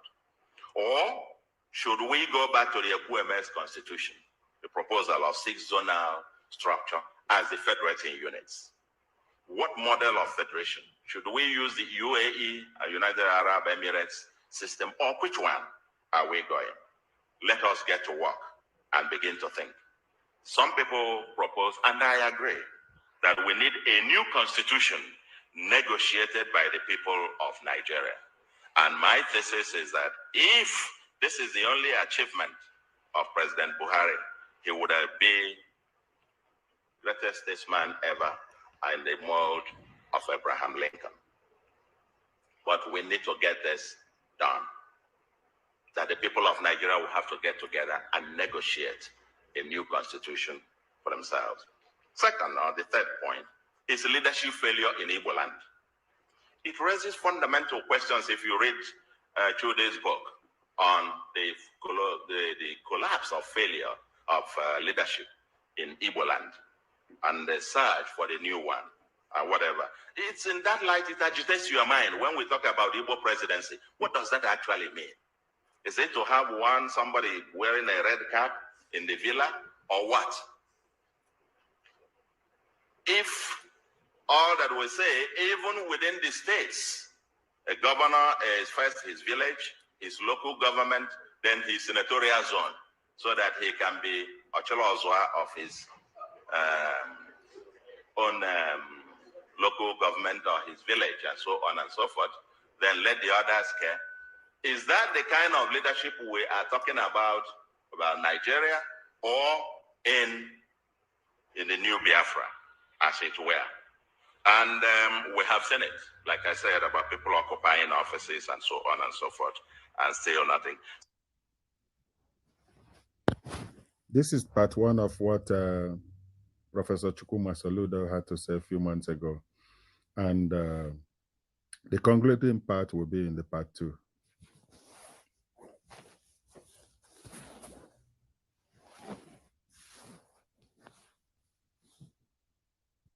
Iwukesa Badale Enige Ehaimo Edion Ikbia Ihuo Isenwuhan Iriwoto Sanribi Megotwao Otunatioli Ninas Nigeria Indigenous Nationalities Alliance for Self-Determination Naigionu Homunareo Ono tunada wegi Akoze Novadi Beale also about 2023 na ha bosibori my mobobo Bekisholi Olonu tunada wegi Ebony Majana naturally Nigeria Okidonki Ebu Umulu Okolo na asenyegwe emie be ahenya oria agboria memo meoria mi Olokidoki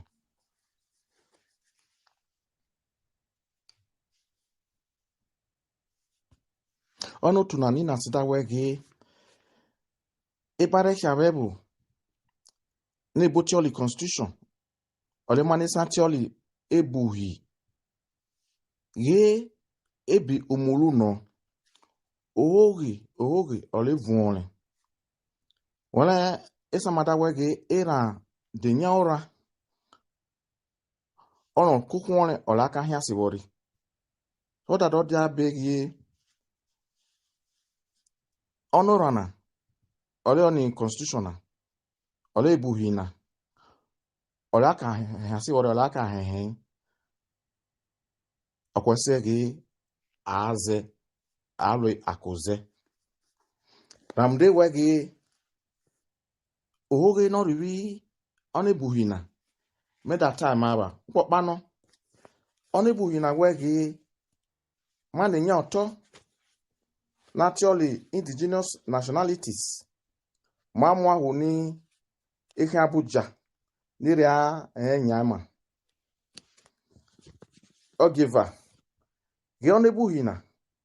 Maye tali maru bobo gi naze niru Abuja na nyama. Ge ebere woto ribegia igo efe no woto emioko igo humo na koko mayeri ahụ ni na nri amị mali ọrụ eke no ebuhi naturally constitutional gbọgbaki no ma wako ta o ma ami gumada sikoko wegi ma mu ahụ no sma ma mu ni na ebe ma mo weke oto igo humo na amị mali oge mare ni na olezo no rubuto ogia ene doni go mu no rebegia ami bakia na ye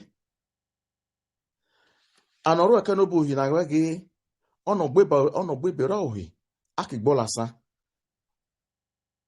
ma dagole ge ami bakia na ye igo na rekoko ma igo humu na rekoko igo na rekebe efe no rubuto amujo bi center natural Abuja eyewo mu ewo gali ono buhi na natural constitution olera hu na ndamege exi ewa ara ami bakia na ye ogine iwege ma na mo boy gbe ma oda ka komunya asabo himegbe uwabe owaye kiale ewara sabo yonu wabe eye mi wena o me fi woto ofi woku uku mu fie gerebegia a sabo na wojede aware wege nya ge ma sabo na wojede ewa wo gboria a sabo miole igwe kiri okoko awu moni egwana ro mu igo ni na anone bu hina oyeri ahụ ni na eli na sita wege owake mare dro anya onu se na osacha sebirio oleda wege ukpede ni eneribi ugie uki igbeva alukpe nebotioli 2020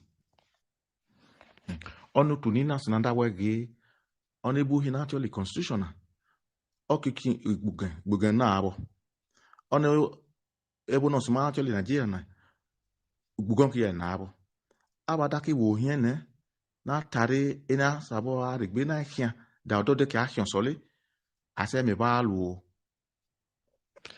onebu hina igbu ki na nya ni na si wege ebe umulu no ebe hoge no ole ada wege ase elu akoze ramde alu akoze ina zeni onebu igbu na no hoge vuana ole na si revewo ole mada wege oke na remiege ayelu akoze o bebe awada lu oni ma si ayelu ati alu akoze o ona homo ni na sigere wa ha bosiwaro egbe dama egbe fuwaro mejoto eba o. Here is a more comprehensive report of Ija's Begin Self-Determination Campaign at Summit. This is the full communique issued after the meeting yesterday. Communique of the All Ijaw Summit held on Saturday, 4th December 2021 at the Ijaw House, Sani Abacha Road, Yenegua, Bayelsa State. An All Ijaw Summit was held under the auspices of the Ijaw National Congress, the umbrella social, cultural, political, non-partisan organization of the Ijaw Ethnic Nationality of Nigeria, on Saturday, 4th December 2021 at Ijaw House, Yenegua. The summit, which attracted prominent sons and daughters of Ijaw Nation, was convoked to undertake self-appraisal and evaluation of the existential conditions of the people of Ijaw ethnic nationality. It was chaired by His Royal Majesty Justice F.F. Tebai, Justice of the Supreme Court, retired, the Ebenana Oweifo, Tuemo Kingdom. Noticeable leaders present were the Governor of Bayelsa State, His Excellency Senator Duye Diri, the Deputy Governor of Bayelsa State, His Excellency Senator Lawrence Ewuhuru Japo, Senator Chief Dr. Edwin K. Clark, OFR, CON, Chairman Board of Trustees of the Ijaw National Congress, represented by Ambassador God Knows Bola Dei Igali, Alawe Broderick Bozimo, former Minister of Police Affairs, Honorable Abraham Ngobere, Speaker, Bayelsa State House of Assembly, retired Honorable Komboye Benson Friday, Secretary to the Government of Bayelsa State, Honorable Funke Keme Solomon, former Deputy Speaker of Delta State House of Assembly, Elder Erasmus Patrick, Commissioner for Ijaw Affairs. Others present were traditional rulers led by His Royal Majesty, King Alfred Dietes Beef, Amayanaba of Tuon Brass, and Chairman Bayelsa State Council of Traditional Rulers, political leaders, captains of industry, and youths. After critical reappraisal and the evaluation of the past, present, and the introspection into the future of the Ijaw Nation, Summit noted as follows. 1.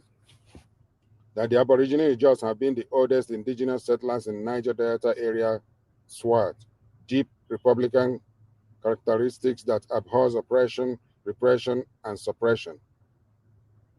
The Ijaws were independent people free from any hegemony before the advent of the British colonialists. These are evidenced by scientific and archaeological validity. 2. That the Ijaw Nation was conscripted into an amalgamated Nigeria in 1914 by the British colonialists through treachery and deception, when the British reneged on their obligation of protection, the basis for which treaties were signed. All protestations by our forebears, including King Jaja of Opobo and King Koko of Nembe, to challenge the British were met with stern reprobation and assault.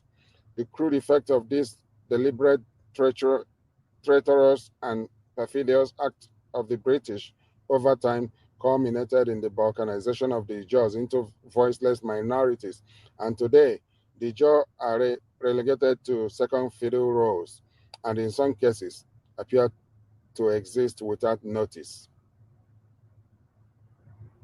3. That the Ijaws occupy the most difficult coastal areas of the country that is blessed with resources to feed the Nigerian nation, but remains backward and poor. 62 years after the Henry Willings Commission report so described it. We are not only poor, but are beggars of what rightly and naturally belongs to us. 4. That the government of the Federation poorly and unsatisfactorily managed the inherent ethnic diversities, resulting in not only hues and cries over marginalization, but ignited several separatist tendencies among some major ethnic nationalities. 5. That the duplicitous balkanization of the Ijaws have led to our cultural identity problems, as our language is lost to the predatory effects of acculturation and assimilation. 6. That the balkanization of the Ijaw Nation has also created a contracted and inadequate political space for Ijaws, who, though is the fourth largest ethnic nationalities in Nigeria, continually suffer the pangs of discrimination, marginalization, and suppression. 7. That the Nigerian Federation has been an aberration, as it does not conform to all known precepts of federalism, which emphasizes division of powers between the central government and the constituent units on a coordinated and independent basis. 8. That despite the copious provisions in Chapter 2, Section 13 of the 1999 Constitution of the Federal Republic of Nigeria as amended on the directive principles of state policies, the federal government has flagrantly reneged on the equitable application of the federal character principle to the charging of the Ijaw Nation. 9. That the creation of only 23 homogeneous local government areas of the entire Ijaw ethnic nation, out of 774 local government areas that are funded from proceeds of oil and gas, for which the Ijaw Nation accounts for about 70%, is criminal, insensitive, and perfidious. The creation of local government areas in Nigeria was used as an instrument of exploitation and oppression of the Ijaw people, whose resources is used to sustain them. Number 10, that summit expresses unequivocal dismay at the refusal of government to accede to the Ijaw ethnic nationalities' request for a paltry 10% of profit of the oil and gas proceeds of host communities, and the haste by the ruling hegemony to sign the bill into law with a paltry allocation of 3% of operational costs. This does not only further the institutionalization of impunity and insensitivity, but leaves the Ijaw nation helplessly to reflect on our continued relevance to the Nigerian states as a people. 11, that the only visible reward to the Ijaw nation for feeding and sustaining an ungrateful Nigerian hegemonic class have been consistent degradation, despoliation, and destruction of our environment, fauna and flora, with no remediation strategy. We live with the hazardous effects of gas flaring and the now pervasive challenge of soot, suffering unmitigated health hazards which have continued to send our people to early deaths. 12, that it is most unfortunate, callous, and irresponsible, and smacks indignation of consequential proportion for proteges of feudal hegemony to bemoan the challenges orchestrated by the failure of government and the international oil companies that impact negatively on oil-bearing communities.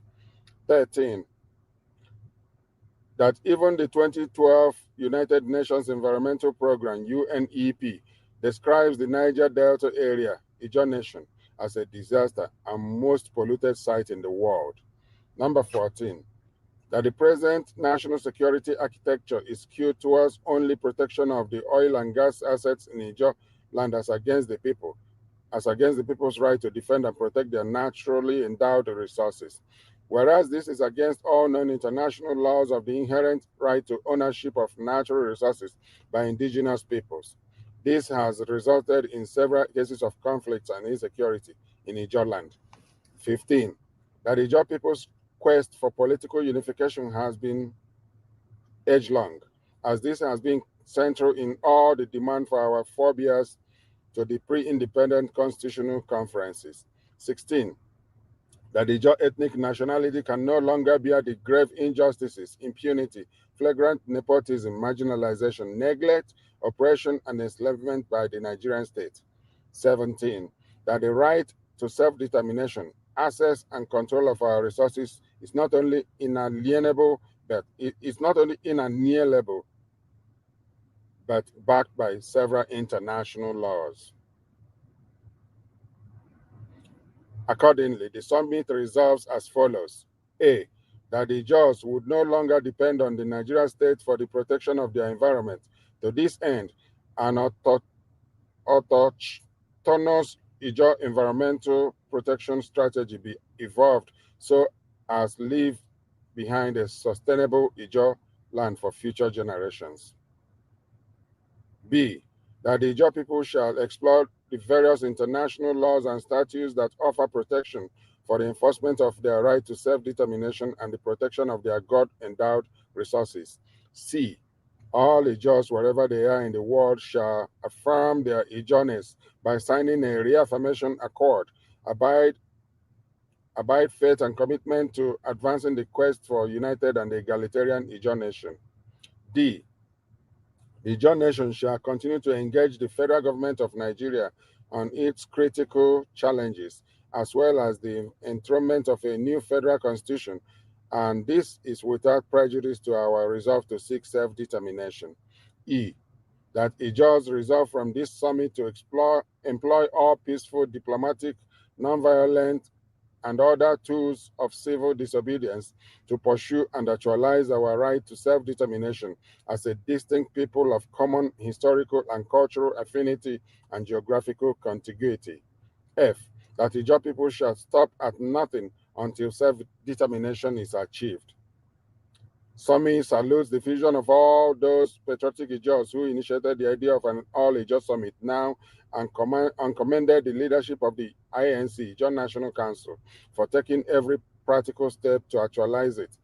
As Victor Hugh stated, no force on earth can stop an idea whose time has come. Long live Ijaw Nation. Professor Ogele Benjamin Okaba, National President, All Ijaw Summit.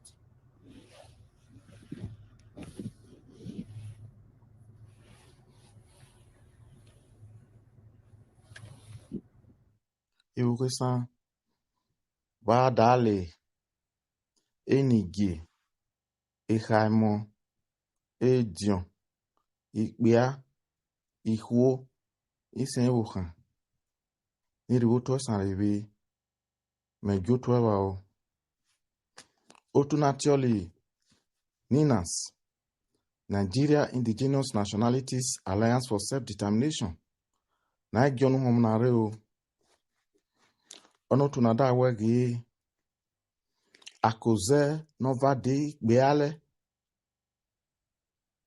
osebo 2023 na ha bosibore ma mo bobo bekisholi olonu tunada wegi ebuni majana naturally Nigeria okidonki ebu omulu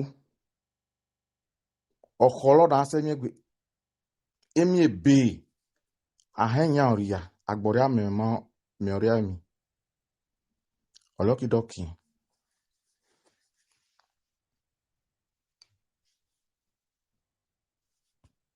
ono tunani na sida wege ebare chabebu ne botioli constitution ole mane santioli ebuhi ye ebi omulu no owogi ole vuone wala esamada wege era denya ora ono kukwone ole aka hia sibori so that do dia begi onorana ole oni constitutional ole ebuhi na ole aka hia sibori ole aka hehe akwesegi aze alwe akoze ramde wegi oge no riwi oni buhina me that time aba popano oni buhina wegi mane nya oto naturally indigenous nationalities mamwa huni ihe Abuja niria enyama ogiva ge oni buhina maye kali maro bobo gi naze ni Abuja ni aha nyama ge ebere woto ribegia igo efe no ruboto emioko igo humo na koko mayeri ahu ni na ni amemali oru eke no ebuhi naturally constitutional bobaki no ma wako ta o ma mi gumada sikoko wege ma mo ahu no suma ma muni na ebi ma mo wake oto igo homo na mi mali oge mare ni na ole zo no rubuto ogia ene doni go mu no rebegia ami bakia na ye anoru eke no buhi na wege ono gbebere ohi akigbolasa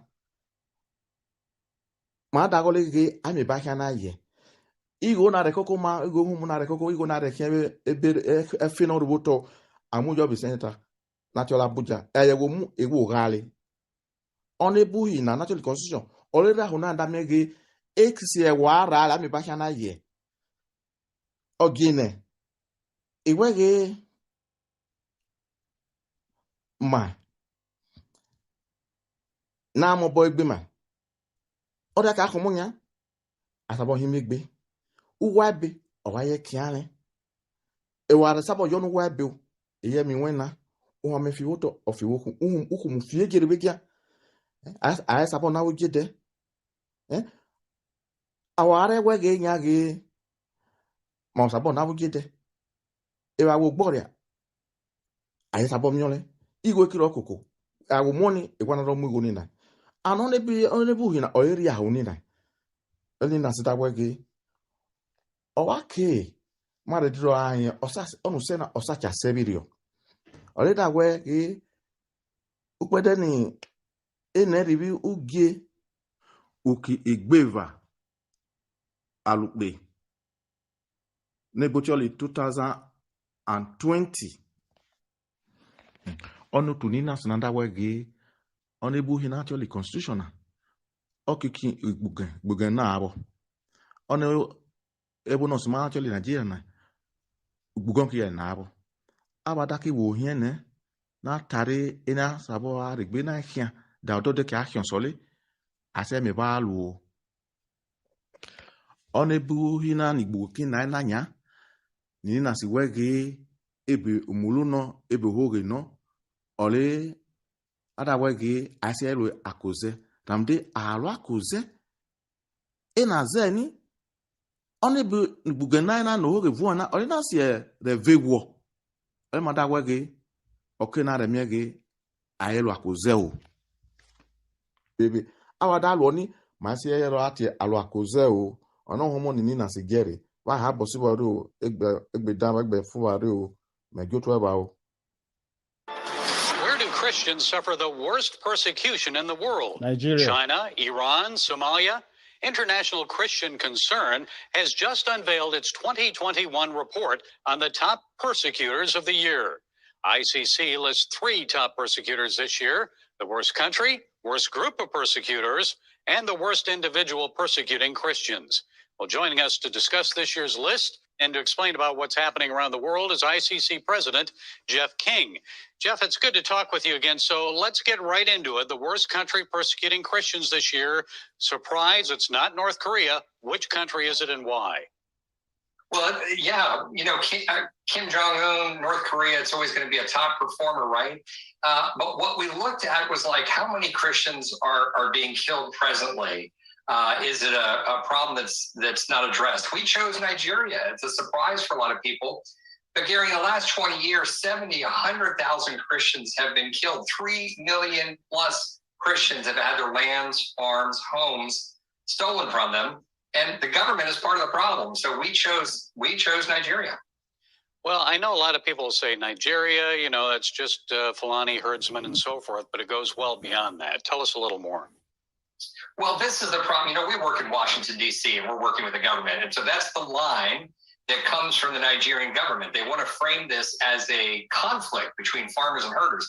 It's not a conflict. It's a one-sided war. It's a genocide against Christians. There's Boko Haram also, but the Fulanis have done much more damage. The Fulanis are going in. These are armed groups that go in and shoot up Christian villages and take their land. And what's going on is it's a war that never ends, is never addressed. The Nigerian military never goes after the attackers. There's no arrests, there's no battles, there's nothing. And the reason is that, look, Muslims are in control of the police, the army, and the intel agencies. So the whole security apparatus of Nigeria is controlled by the Muslims. And so the fix is in is the phrase. It's like it never gets fixed. It's never addressed. Nothing ever happens. Okay, Jeff, let's move on then and discuss the worst group persecuting Christians this year. It's not Boko Haram or Al-Shabaab. Who is it? What are they doing? Well, it's the Taliban. And Gary, look, the Taliban has been, torturing, murdering Christians for years.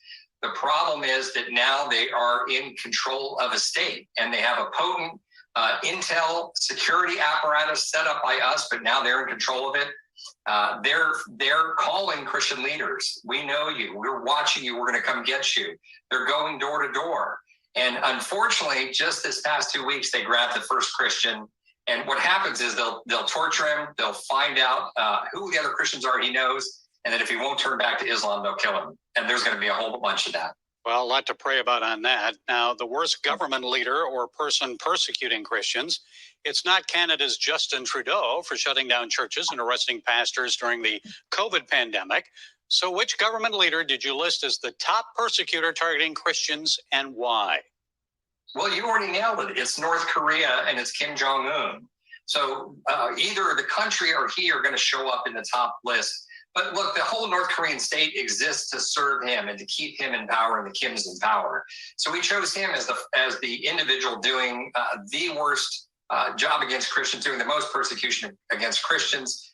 I think people know it, but look, if a Christian is caught with a Bible, if they're a real Christian, the regime will take 3 generations of one family and stick them in prison for life. And these are prison camps that are designed to slowly kill off people. And of course, we know that you have to worship the leader there. Juche is their faith, and that's worship of their leadership. I know there are many other countries of concern, especially, let's say, India, where attacks against Christians are on the rise. Tell us what's happening there, Jeff. Well, India is especially disturbing, Gary, because India has a constitution that guarantees religious freedom, and they have a tremendous track record. But what's happened is you have some hyper nationalists, some fundamentalist Hindus that have gained control. The Prime Minister Modi, is a radical Hindu. His party, the BJP, these are radical Hindus. They believe quite fervently that India is only for Hindus, and in India and Hinduism are fused, and there's no room for anybody else, and they're doing everything they can to slowly strangle Christianity. You won't hear it from his lips. He's a smart politician. Listen to the BJP leaders, listen to his leaders in the party. You'll hear it quite clearly. They're not shy about it. And Jeff, I know China and Pakistan, those are always places of concern. And you've been to many of these countries. You've met with many persecuted believers around the world. Which country really is driving you to your knees in prayer right now? Maybe what one should we keep our eyes on? Well, I pray for Nigeria constantly. We do a lot of work with the victims there. The 3 million plus that have already lost everything. Their homes have been stolen. 70 to 100,000 killed. The government is part of the problem, because just like you said, the government says this is just herders and farmers. It's a conflict. It's nothing but, and they are complicit in the attacks on Christians. Okay, I know that you're hoping this report will put more pressure on these governments to affect change. Jeff King, president of International Christian Concern. Thank you, Jeff, for sharing your time and insights. We appreciate you and the work you're doing. Love you guys and what you're doing, Gary. Thank you so much. God bless.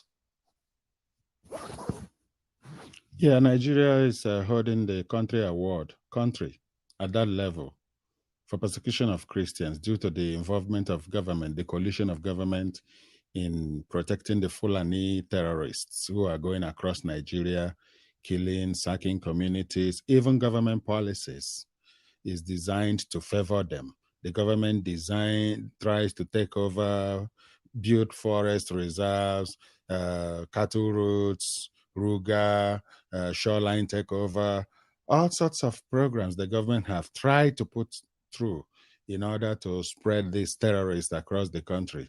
These are all part of the agenda of the current government to carry out and fulfill the ideas, the imaginations of Ahmadu Bello, to extend the life of their caliphate that died when British took over Nigeria in 1914. So they have no interest other than to pursue this jihad and see it to a conclusive end by killing off indigenous nationalities, especially Christians. They've done it in the far north. All the Christian communities there have been targeted and killed and replaced or chased into IDP camps locally, where they get bombed by Nigerian Air Force, or into foreign countries, neighboring Nigeria, into refugee camps. This is where the international organizations, especially the Christian-leaning organizations, needs to step up their game and expose what is happening in Nigeria, which the Nigerian government consistently lie about. They went to New York during the UN General Assembly in September, seeing Nigerians with their posters, patriotic Nigerians protesting against the killing of Christians and the destruction of the country.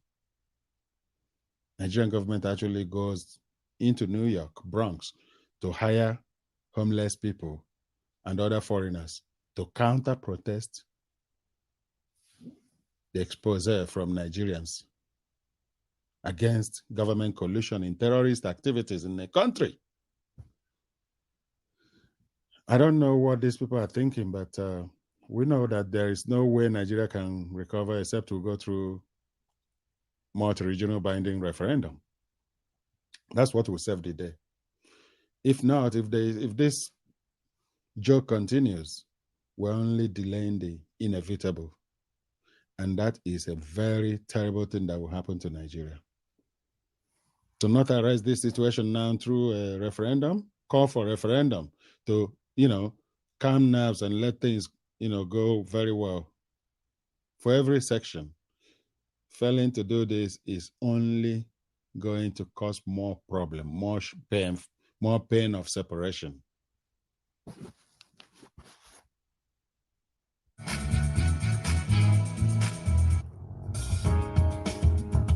With our very first interview on the show this morning, I'm focusing on what Mr. President had to say while addressing Nigerians yesterday at the 53rd anniversary speech, where he talked about the convocation of a national conference. With Victor and I in the studio this morning is one Nigerian who have been a strong advocate of this conference from time immemorial, Mr. Tony Nadi, who is the convener, Movement for New Nigeria, and also the Secretary General for Lower Niger Congress. Thank you, sir, for joining us on the show this morning. Thank you.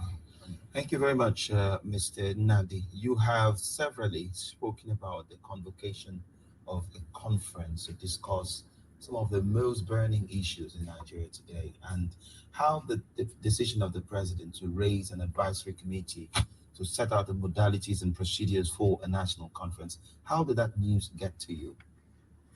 Well, with a measure of relief, I must say, though I consider it a marginal improvement from what the situation demands. A marginal improvement in the sense that all this while they had insisted that sovereignty now vests with the government to decide for us on all kinds of things. And our position had been that if they go to section 14, subsection 2A of the Constitution of Federal Republic, which they are using to manage Nigeria today, they will see the basis of all the argument that sovereignty belongs to the people of Nigeria, from whom government, through this constitution, derives all its powers and authority.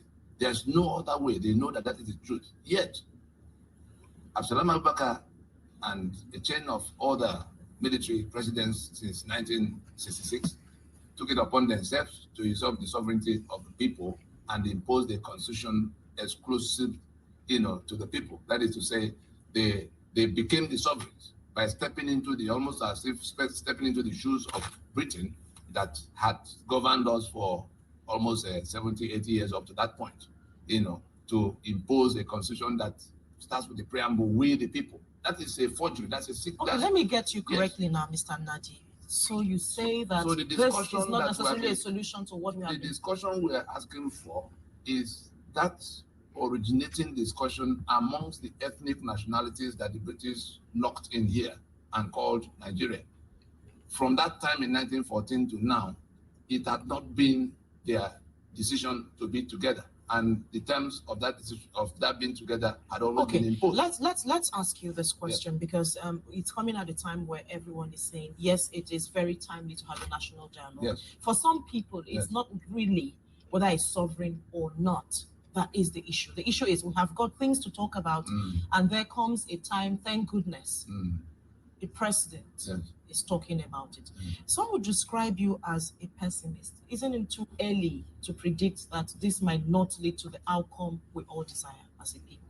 I was looking at the terms of reference. The first one must commend the statesman in Mr. President in taking this kind of decision at this time in the midst of all the noise against it. And I was saying that it's not yet to hurry, not near. We will just come to the point where let's hope that this advisory committee, because many of the people on the list are people who have been in and out of the process we had embarked upon for over 15 years, to let Nigerians know that our situation is exactly like the situation of South Africa under apartheid constitution, What we're talking about is that all of what we're lamenting about, if you want to know what we want discussed, for which reason we are saying we have not even started, that preamble to the Constitution that says we, the people, have decided to live here according to this Constitution, is saying that the Ijaw people have decided to submit their land and their people into a Nigeria. And the terms of that submission is what the Constitution is supposed to be discussing. And what we're simply saying is that what happened to the closest example from where everybody can copy, so that we don't get lost in the forest, so that we don't set up a fight that can be avoided. Okay, now when you talk about the people, let me learn so that we can get it in perspective. We're not anarchists. Okay. I spent 15 years of my shop life to look into all the departments of we've been going all over the place, digging into the archives. I have here the documents of Lugard, by which we were chained into this bad arrangement. We have all the documents they've been trying to hide from us, and we're going to expose it to our people. We already had some advertorials running since last week, and more will come in terms of bulletins. We're saying that we have a situation in our hand that is exactly like the apartheid constitution of South Africa, in which a minority imposed a constitution on the owners of the land, on the majority, and became the new owners of the land for 80 years. It came in 1912, and stayed all the way to 1990. And what Mandela and Co, they had a parliament. Why was apartheid constitution changed by anything of the parliament? The government of Frederick de Klerk in 1990 came to the point where, having been resisted on the street enough, announced that the apartheid constitution of South Africa will have to be changed, and that the discussion that will bring a totally new constitution will have to hold. This is what you want Nigeria to do. This is the only thing, that's not what I want. This is the only thing that can solve the kind of problem we have. That is, and if they do not do that, if they do not do that, they will be leaving the ethnic nationalities with no option but to exit the union on their own terms. Now, the question I want to ask you, if, for instance, now I have reactions from Alhaji Tanko Yakisai, who leads the Nigerian National Summit Group, NNSG, saying that this could be Nigeria's last chance. Beginning now, the present, that Nigerians, if Nigerians fail to present and pursue common good positions, beginning now, but rather delighted ourselves in our often vain and bitter debates as to whether or not the National Conference should hold, we still have none other to blame when they transform Nigeria, restructured through candid national dialogue shall emerge, without our people having been best represented by the fractiously selfish political class. And that is his reaction. I also have the reaction of the Ohanes Ndigbo. Are you saying that even the Afenifere that says President Jonathan should be commended, are you saying, don't you think it's too early for you to disregard this effort? No, in as much as the president said, the advisory committee is to set modalities. He hasn't even mentioned the nomenclature of this dialogue. I agree. But he has said that, look, Nigerians would expect that people like you and others who have been in the struggle, who have been asking for the National Conference, would at this point close ranks and see how you can, work this out. So don't you think that it's too premature to disregard whatever is being done right now? Let us use this precious opportunity to explain to our people all over the country what the dialogue should be all about.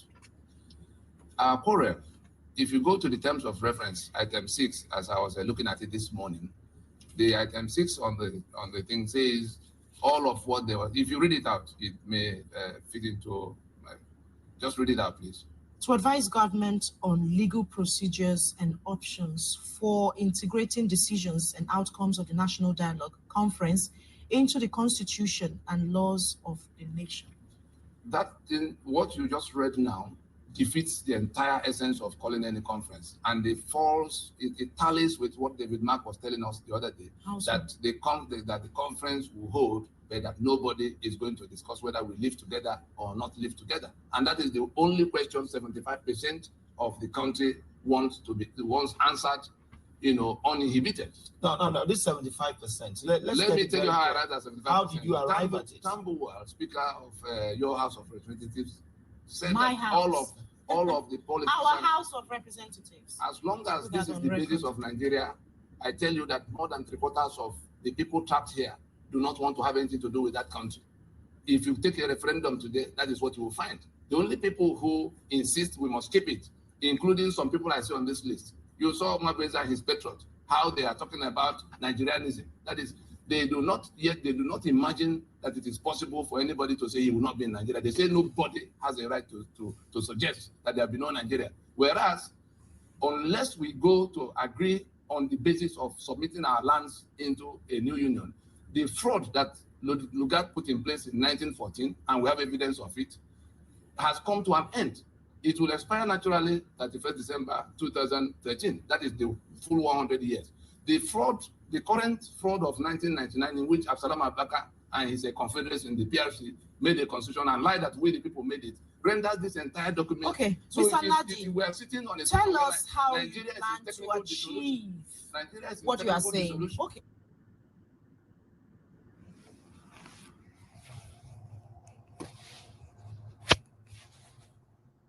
Because what you are asking, hold on one minute, is that this constitution should not be.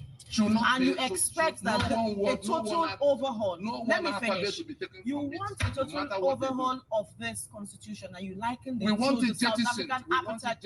Okay, tell us the process to get into what we are saying, because the president also, do not forget, assumed office, or all the people you expect to do something about it, assumed office based on this document. So what is your practical step to getting this done? South Africa in 1990 came to this bus stop where we have just arrived. The sitting government that was elected, and there was a parliament, Frederick de Klerk, he now, for the first time up to that time, accepted that the apartheid constitution could no longer be the basis of the South African society, because it was imposed by a white minority to take the lands and the rights of the blacks. And that is exactly what we have here. The Jaw lost their land and their oil and gas to Nigeria because some military president under Gowa seized it by decree. The Lagos port belongs to Lagos people. Nigeria takes more than 2 trillion naira from this port every year. But from independence to date, not one controller general of custom of Yoruba origin. And therefore, if Gani Adams now say, how did we come to this? And he pick up and the discussion that should be holding is one in which the government of the day will have to accept that this apartheid constitution can no longer be the basis of Nigeria. We are not anarchists. In the suit we filed in 2007 against the constitution, we asked the court to give an order that will compel them within a period of 18 months to remain in office and work out that discussion that will lead to a new constitution. That's not too much to ask for, because South Africa did it. They accepted that the apartheid constitution had to go, and they called everybody. Now, it's relying on them to work out a new constitution. No, they are not saying so. In that terms of reference, they say how to incorporate whatever. No, I'm asking you how you intend to arrive at a new constitution. How it will arrive at is that the people, those who are trapped here, before going to make a central constitution, because a federation should have a federation of many constitutions. Up to 1966, we had 5 constitutions, because each of the federating units were like countries of their own that were now coming to cooperate, like Germany and France and Portugal doing European Union. That was the kind of constitution Awolowo had to manage Western region. That was the kind of constitution Obara had to manage Eastern region. But some people woke up in 1966, threw all of those things away, and now locked us into this unitary arrangement. So we're saying that the first step is to ask those who will come, because tomorrow morning they will now begin to announce the names of their friends who are going to meet. We are not going to pay any attention to whatever government does. The conference is already on, and steps are being taken to take a referendum from those who are working their way out of this union, because the union has collapsed. If we do not accept in good time that it has collapsed and go to sit down to discuss how we will revive it, I tell you that under the instruments available to those who are choked here, and 3.5 million people have been killed in eastern Nigeria on this same question. OD have been wiped out, Okerenkoko have been wiped out, Obakere have been wiped out. All kinds of things are going on. Just the other day, 78 students were massacred in their sleep, because some people must be in power in Nigeria. They say they will make the country ungovernable, and they are making it ungovernable to date. And we are still thinking that there's a Nigeria. That Nigeria that will include a Sharia belt in which I cannot function in Sokoto or Kano or Maiduguri. I will not be part of that Nigeria. I will rather invest all my energy in how to take out my portion. If those who are saying they have conquered us and they are going to keep us by all means for all times insist that we cannot discuss, then we'll do whatever comes within our reach to do to take our portion. Now, let me ask you, Mr. Nadi, yes. if at the end of the day we are having reactions from Afenifere, for instance, we're having reactions from Ohaneze Igbo, we're having reactions from Arewa Consultative Forum, been with all of them. Be it speaking, saying that they do not, they will not agree for the name sovereign to be added to whatever conference. Now, let me ask you, would you say that these groups do not represent the blocks which they say they represent? They do not speak for and if you do not agree with their representation, who are the people that you are talking to at this, at this point about? Back to 75%. Tambuwa said that all of them politicians constitute only 25%. He said it on the floor of National Assembly the day they resumed last week or so, that they constitute only 25% of the country's population. I'm here to speak on behalf of that unrepresented. And the Arewa is not speaking for anybody. No, they all have vested interests. They all have things they share with their people in government. What we're saying is that let us accept that Nigeria was not our making in 1914. Let us accept that the little discussion we had all the way to 1960 got toppled in 1966. Let us then accept that the product of that toppling, which is the current constitution, because from 1966 to date, all the 36 states that were created, who created them? Now they call me Abia State or Imo State or somebody else, Bayelsa State. There is none of the people in those places, like Delta State, cannot, the people of Delta in some areas were agitating for some autonomy. You now create a state and put the capital in Asaba. From that time to date, Delta State had not been the project of Ijo, Urobo, Ishekiri, and all of them. Mr. Nadi, would you not rather wait? Let's just see. No, there's no waiting. No, because you have acknowledged that this is actually an act of statesmanship by Mr. President. I commend him. I commend him. I commend him.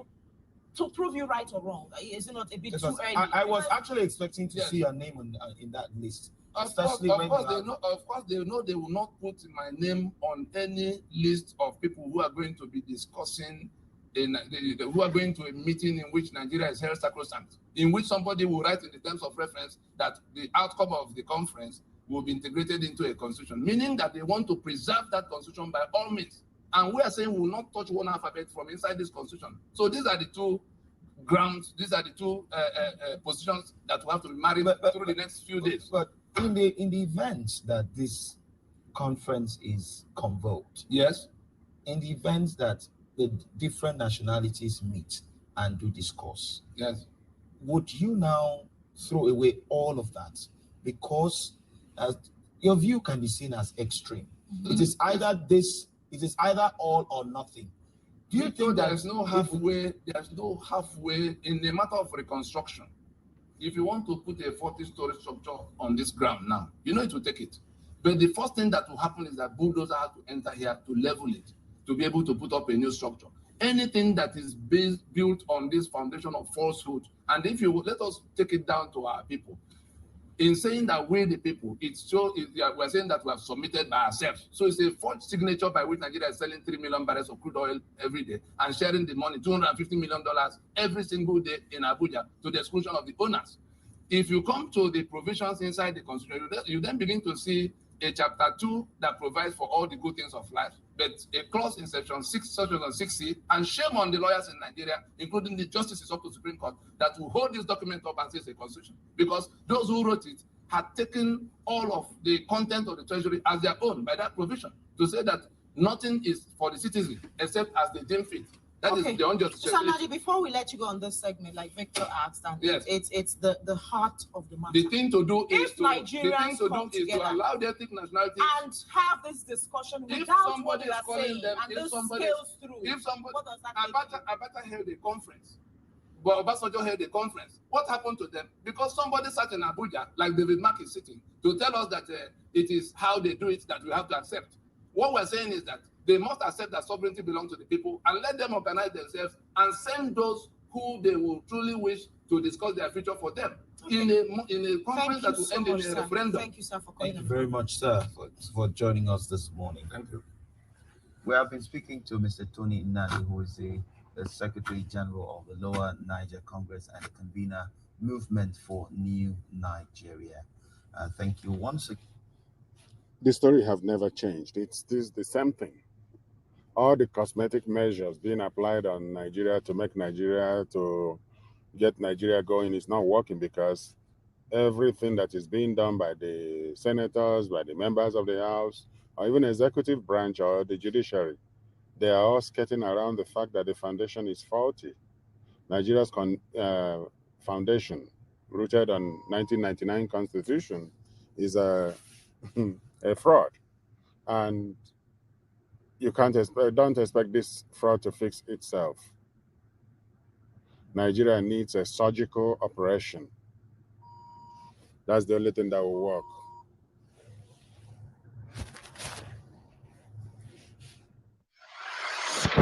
Today, from the global lane, the dictator topping this year's list as the worst persecutor of Christians. The regime will take 3 generations of one family and stick them in prison for life. And these are prison camps that are designed to slowly kill off people. Most expensive Thanksgiving meal ever. Will Biden's infrastructure deal slow skyrocketing inflation? The truth is, it's not fully paid for, and as a result, it will turn out to be inflationary. Coming soon to the University of North Dakota, gender-neutral dormitories. If the male identifies as a female, he could essentially be assigned a female roommate. And transgender indoctrination. The princess who came to your ball tonight was me. And FBI terrorism tools used against parents. And it's all right here on the global lane. Where do Christians suffer the worst persecution in the world? China, Iran, Somalia? International Christian Concern has just unveiled its 2021 report on the top persecutors of the year. ICC lists 3 top persecutors this year: the worst country, worst group of persecutors, and the worst individual persecuting Christians. Well, joining us to discuss this year's list and to explain about what's happening around the world is ICC President Jeff King. Jeff, it's good to talk with you again. So let's get right into it. The worst country persecuting Christians this year. Surprise, it's not North Korea. Which country is it and why? Well, yeah, Kim Jong-un, North Korea, it's always going to be a top performer, right? But what we looked at was like how many Christians are being killed presently. Is it a problem that's not addressed? We chose Nigeria. It's a surprise for a lot of people. But Gary, in the last 20 years, 100,000 Christians have been killed. 3 million plus Christians have had their lands, farms, homes stolen from them. And the government is part of the problem. So we chose Nigeria. Well, I know a lot of people say Nigeria, that's just Fulani herdsmen and so forth, but it goes well beyond that. Tell us a little more. Well, this is the problem. We work in Washington, D.C., and we're working with the government. And so that's the line that comes from the Nigerian government. They want to frame this as a conflict between farmers and herders. It's not a conflict. It's a one-sided war. It's a genocide against Christians.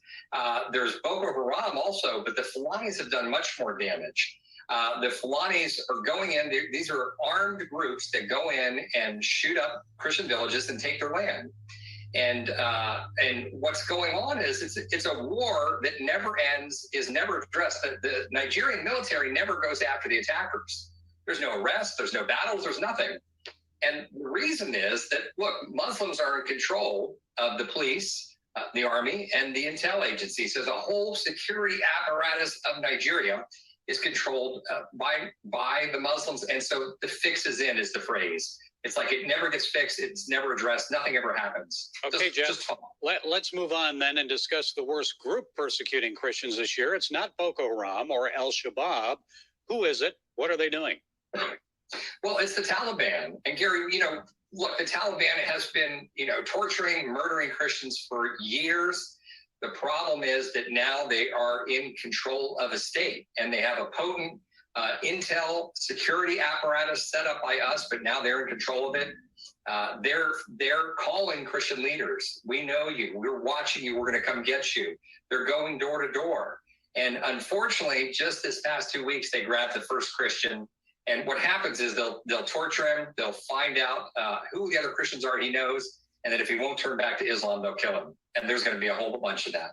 Well, a lot to pray about on that. Now, the worst government leader or person persecuting Christians, it's not Canada's Justin Trudeau for shutting down churches and arresting pastors during the COVID pandemic. So which government leader did you list as the top persecutor targeting Christians and why? Well, you already nailed it. It's North Korea and it's Kim Jong-un. So either the country or he are going to show up in the top list. But look, the whole North Korean state exists to serve him and to keep him in power and the Kims in power. So we chose him as the individual doing the worst job against Christians, doing the most persecution against Christians. I think people know it, but look, if a Christian is caught with a Bible, if they're a real Christian, the regime will take 3 generations of one family and stick them in prison for life. And these are prison camps that are designed to slowly kill off people. And of course, we know that you have to worship the leader there. Juche is their faith, and that's worship of their leadership. I know there are many other countries of concern, especially, let's say, India, where attacks against Christians are on the rise. Tell us what's happening there, Jeff. Well, India is especially disturbing, Gary, because India has a constitution that guarantees religious freedom, and they have a tremendous track record. But what's happened is you have some hyper-nationalists, some fundamentalist Hindus that have gained control. The Prime Minister Modi, is a radical Hindu.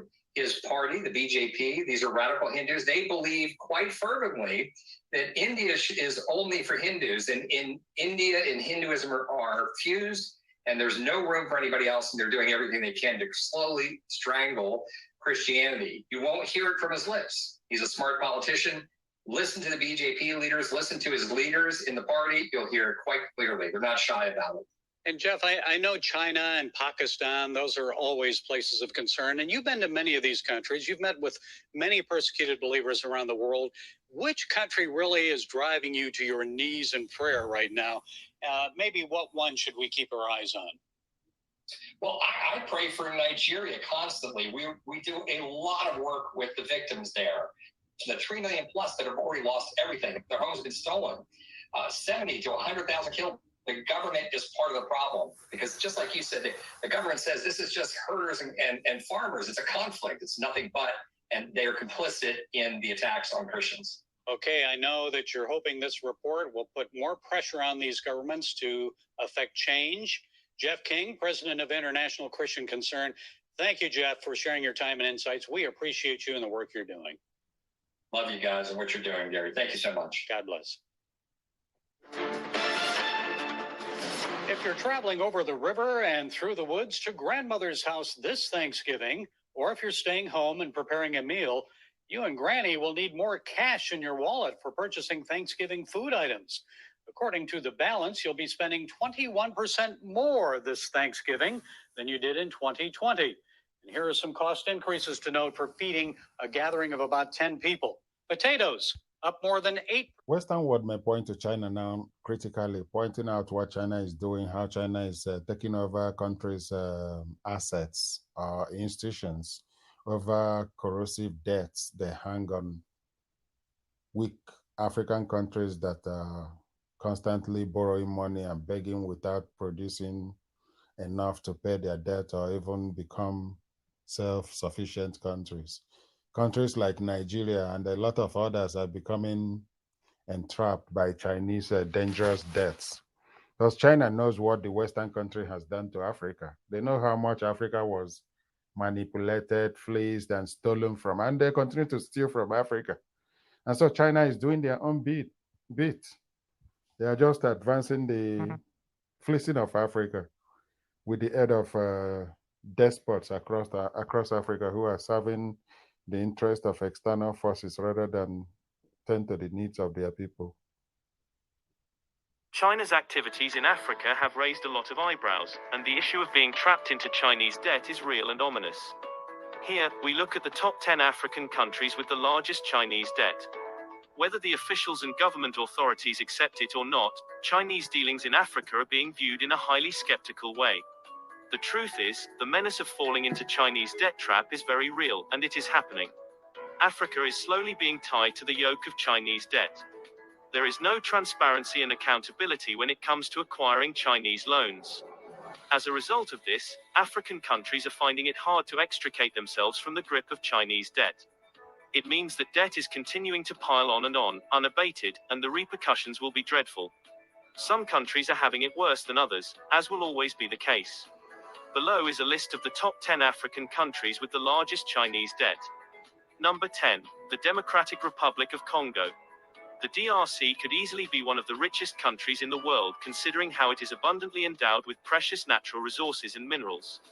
However, plundering of these resources has set the country back, including unending conflict. It has an estimated debt of $3.4 billion. DRC was quick to exchange mineral resources for loans with China. Number 9, Ghana. Ghana stands at number 9 with an estimated debt of $3.5 billion. The country's opposition has involved the IMF to help look into the country's debt. Number 8, Nigeria. The West African country has an estimated debt of $4.8 billion. Nigeria has accepted the Chinese yuan as a reserve currency. Number 7, Cameroon. Cameroon has an estimated debt of $5.5 billion. However, it was recently revealed that China was in talks to cancel part of the country's debt. But with China, nothing is so certain. Number 6, Zambia. Zambia is increasingly getting mired in the tentacles of Chinese debt. The Chinese have sponsored a lot of projects in the country. The country has an estimated debt of $6.5 billion. China is taking Zambian firms as part of repayment plans, and there were reports that ZESCO, the national power utility, was being taken over by China, even ZNBC, the country's national broadcaster. Number 5, North Sudan. The conflict-torn country has an estimated debt of over $6.4 billion. Although China has written off the country's debt incurred in 2015, it still has a long way to go. Number 4, the Republic of Congo.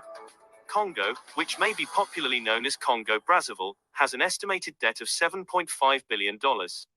Again, corruption has played a major role in ballooning the debt to such egregious levels. Number 3, Kenya. Even after the discovery of oil in the northern part of the country, nothing in essence is working towards cutting down the levels of debt to China. Kenya has an estimated debt of $7.9 billion. The country has been taking money to facilitate the fruition of its infrastructural projects. But as lack of transparency and accountability come into play, a lot of money has been lost to corruption. Number 2, Ethiopia. All those Chinese infrastructural development projects in Addis Ababa are coming at a heavy price. Ethiopia has an estimated debt of $13.5 billion. The debt levels have slowed down some projects due to repayment issues, but there is now a new structure for these debts that makes it a little bit affordable for Ethiopia to repay. And finally, at number 1 we have Angola. Angola is the most indebted African country to China. It has an estimated debt of over $25 billion. Shocking, but that's the reality at hand. Most of Angolan oil is going towards the repayment of Chinese debts, despite Angola being the second largest producer of oil in Africa. That brings us to the end of this video. Share your comments in the section below. Remember to support China's activities in Africa. So Ethiopia used part of the money they are owing China to build the railway that stretched from Djibouti to Addis Ababa upon the departure of Eritrea out of Ethiopia, because Eritrea is what used to give Ethiopia, the old Ethiopia, access to the sea, to the Nile. And so once Eritrea left Ethiopia through one referendum and the eventual referendum, about 2 decades plus ago, Ethiopia became a landlocked country,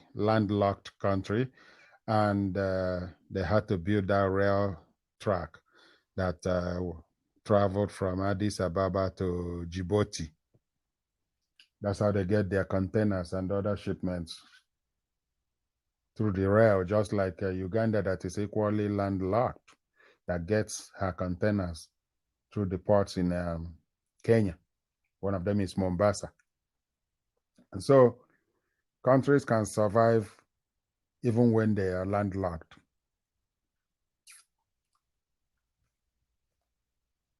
We can stop the Chinese onslaught against Africa by going through referendum in Nigeria. That's how we'll sort our problem there. Otherwise, those people going cap in hand, borrowing, looking for money, looking for air to share, money to share. In a country that has 3 million crude oil barrels every day they supply to the rest of the world, they are still beggars. Terrible people. They have destroyed Nigeria and rendered it a miserable country.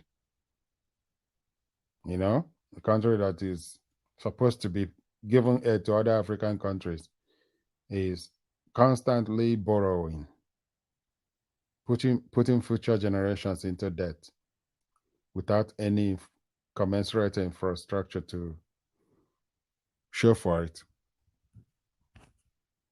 Sucks to be Nigeria. While Dr. Chukwuemeka Ezife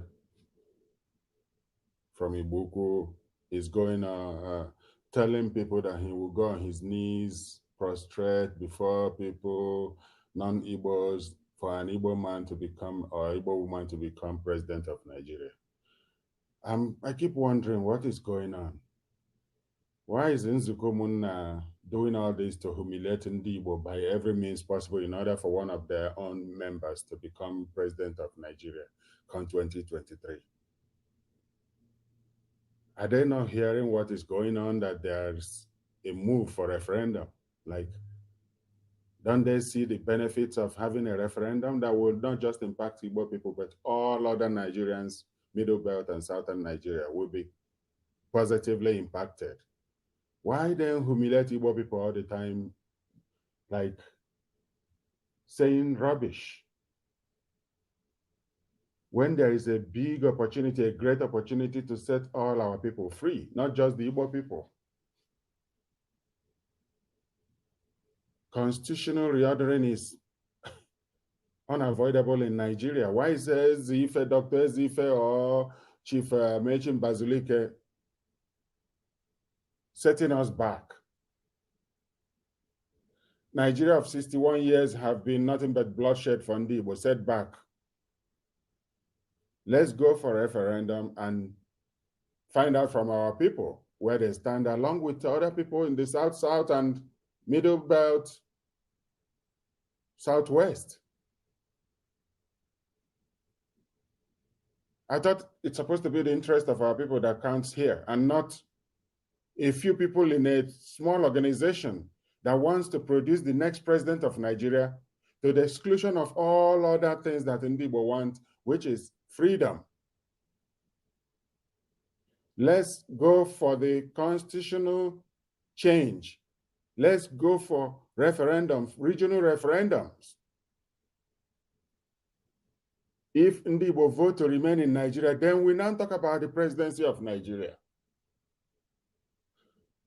But if Ndibo, along with all other people in the Lower Niger Territory, Middle Belt, and Oduduwa land, decide that they are going to separate, then we work on that. That's more important than the Nigerian presidency. Why are we going to continue using the same method that has destroyed us all these years?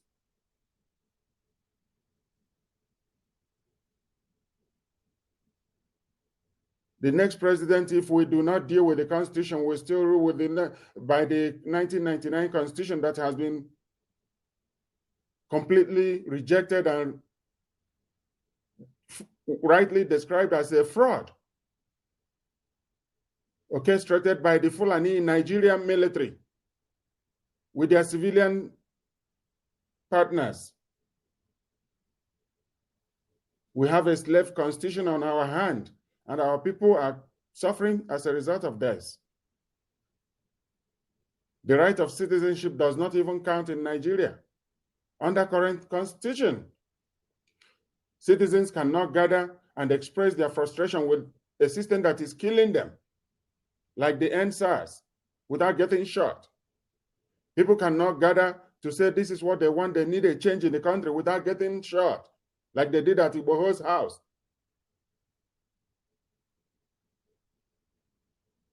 The right of citizenship has completely evaporated in the country. And my people are talking about 2023 election. While this is going on, it just insists on self-determination, resource ownership at summit. The Ijaw people have reaffirmed their commitment to the struggle for self-determination and resource control, saying nothing would deter them from actualizing emancipation from the grip of the Nigerian state.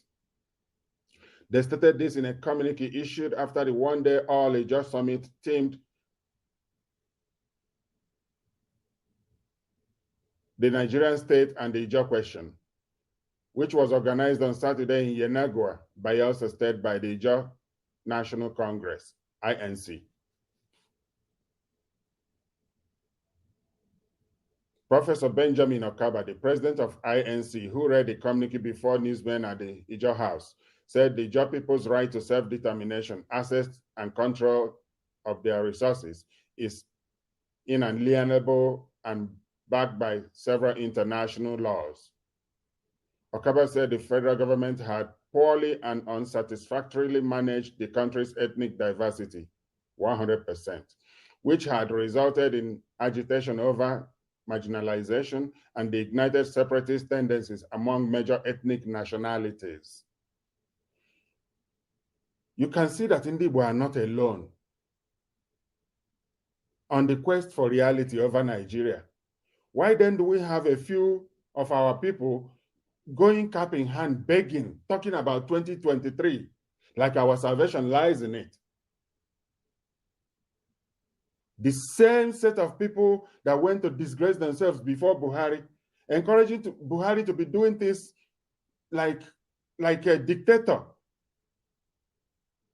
A man who has overthrown most likely Supreme Court justice, removed him to pave way for Mohammed Tanko to become Chief Justice of Nigeria, a man who has seen to the invasion of a justice of the Supreme Court's house just a few weeks ago. My people allowed him to tell them that he does not interfere with the judiciary, but he will try. I mean, he stated that the Nigerian Federation had been an aberration as it does not conform to all known principles of federalism, which emphasize the division of powers between the central government and the constituent units of a coordinated and independent basis. On a coordinated and independent basis, Okaba said, the Ijaw ethnic nationality can no longer bear the grave injustices, impunity, and flagrant nepotism, marginalization, neglect, oppression, and enslavement by the Nigerian state. This is what my people should be talking about. Instead, they are talking about 2023. What is wrong with Ndibo? He further said that Ijaws would stop depending on the federal government for the protection of their environment, stressing that an environmental protection strategy would be evolved to safeguard sustainable Ijaw land for future generations. Amen. The communique read in part, the Ijaws resolved from this summit to employ all peaceful, diplomatic, non-violence, and other tools of disobedience to pursue and actualize our right to self-determination as a distinct people of common historical and cultural affinity and geographical contiguity.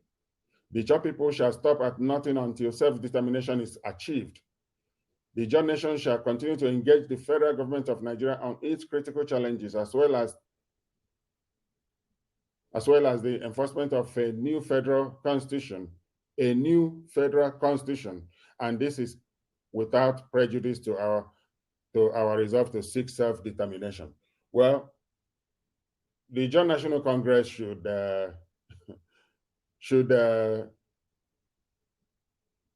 join forces with NINAS, the Nigerian Indigenous Nationalities Alliance for Self-Determination. What they are saying is exactly what is going to be made possible through referendum, multi-regional referendum. The INC chief added that all Ijaws, wherever they are in the world, will affirm their Ijawness by signing a reaffirmation accord, abide by faith and commitment to advancing the quest for a united and egalitarian Ijaw nation.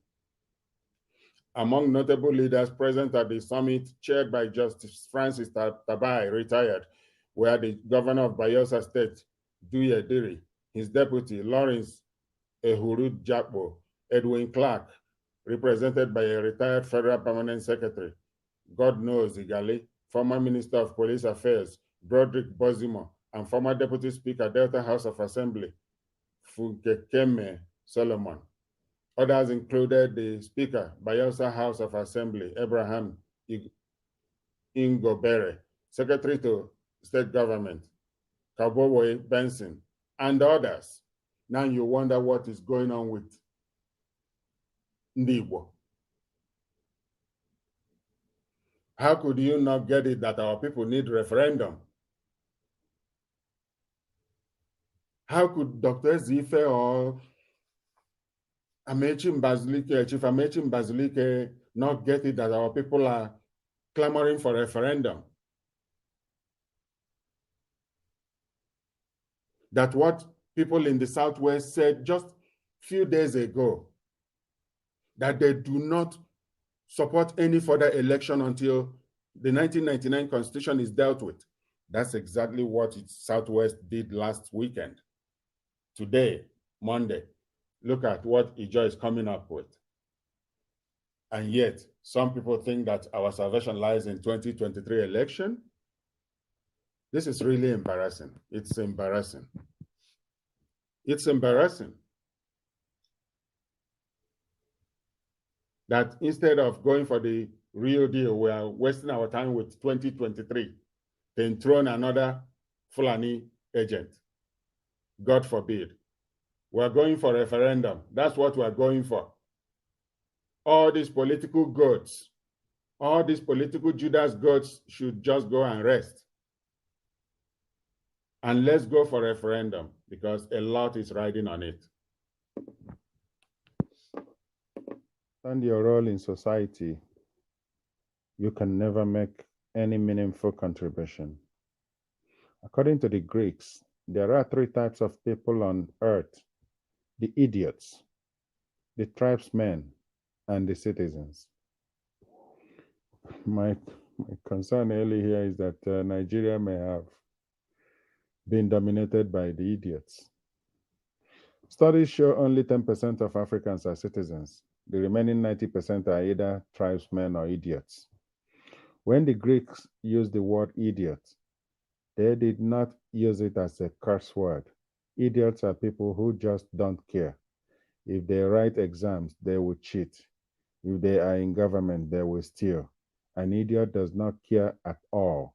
If he eats bananas, he throws the peels anywhere instead of putting them in a trash bin. According to the Greeks, some societies have more idiots than tribesmen and citizens. The next set of people are the tribesmen. These are people that look at everything from the point of view of their tribe. These are people that believe in you only if you are part of their tribe.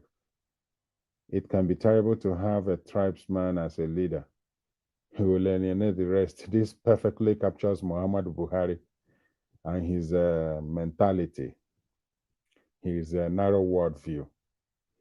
When the Greeks talk about tribes, it's not just about ethnicity. They also consider a region as a tribe. A great percentage of Africans are tribesmen because they view everything from the point of view of their tribes. They trust only their tribesmen. This is probably among some tribes, not all tribes. Number 4, the last group are the citizens. These are people that like to do things the right way. They will respect traffic light rules even if no one is watching them. They drive within speed limits. They respect the laws, won't cheat in exams. In government, they won't steal. They are compassionate and give to others to promote their well-being. Citizens often promote projects that benefit everyone. The Greeks call this group the citizens. Some countries have more citizens than tribesmen and idiots. Others have so many idiots. A tribesman can become a citizen through orientation. And an idiot can become a citizen by training and constant enforcement of the law. But things fall apart if you select an idiot or a tribesman to lead you if he has not been reformed. Wow. The interim chairman of APC once told us that Muhammadu Buhari was a reformed Democrat. That was a lie. So the disaster called Muhammadu Buhari could have been avoided if that man had actually spoken the truth timely enough to Nigerians. Nigerians allowed this dangerous man to get into office because of the lies of some party members. Wow. But things fall apart if you elect an idiot or tribesman to lead you if he has not been reformed. Where do you belong? Are you an idiot, a tribesman, or a citizen? Reflect about your life, reflect about your country and Africa in general before you answer. Food for thought.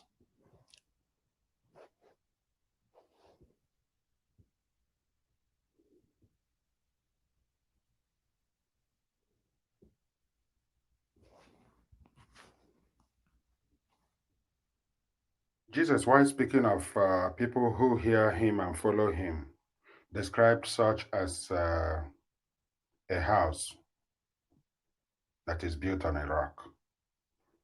He said, those that hear him are like a man which built an house and digged deep and laid the foundation on a rock. Now, what this tells me is that foundation is important in whatsoever we want to build. And current Nigeria, by its own admission, was not set up on a good foundation. Current Nigeria that is anchored on the 1999 Constitution is on a shallow ground. There is nothing deep behind Nigeria. Even by Nigeria's own current institutions set up by Obasanjo or whoever, ICPC, is telling us that the cost of governance is unbelievable. So whatever they could not steal is used in servicing the government that is doing nothing for the people. So it says, restructure Nigeria into 6 regions. Budget office tells federal government. The reporters here are Tunde Ajaja, Tope Omogbolagu, and Kayode Oyero. December 4th, 2021, the Budget Office of the Federation has said restructuring Nigeria into 6 regions is pivotal to reducing the high cost of governance. It noted that the number of ministers also needs to be pruned and the number of political office holders and their aides reduced, lamenting that the huge recurrent expenditure had constrained the provision of good roads, steady power supply, health care services, quality education and quality shelter, etc. This, it said, had contributed to observable underperformance of the economy, slow growth and current infrastructural challenges. These recommendations were contained in a report by the Independent Corrupt Practices and Other Related Offenses Commission at its 3rd National Summit on Diminishing Corruption in the Public Sector, held at the State House Conference Center, Abuja, on Tuesday. That's ICPC, and Buhari attended this event.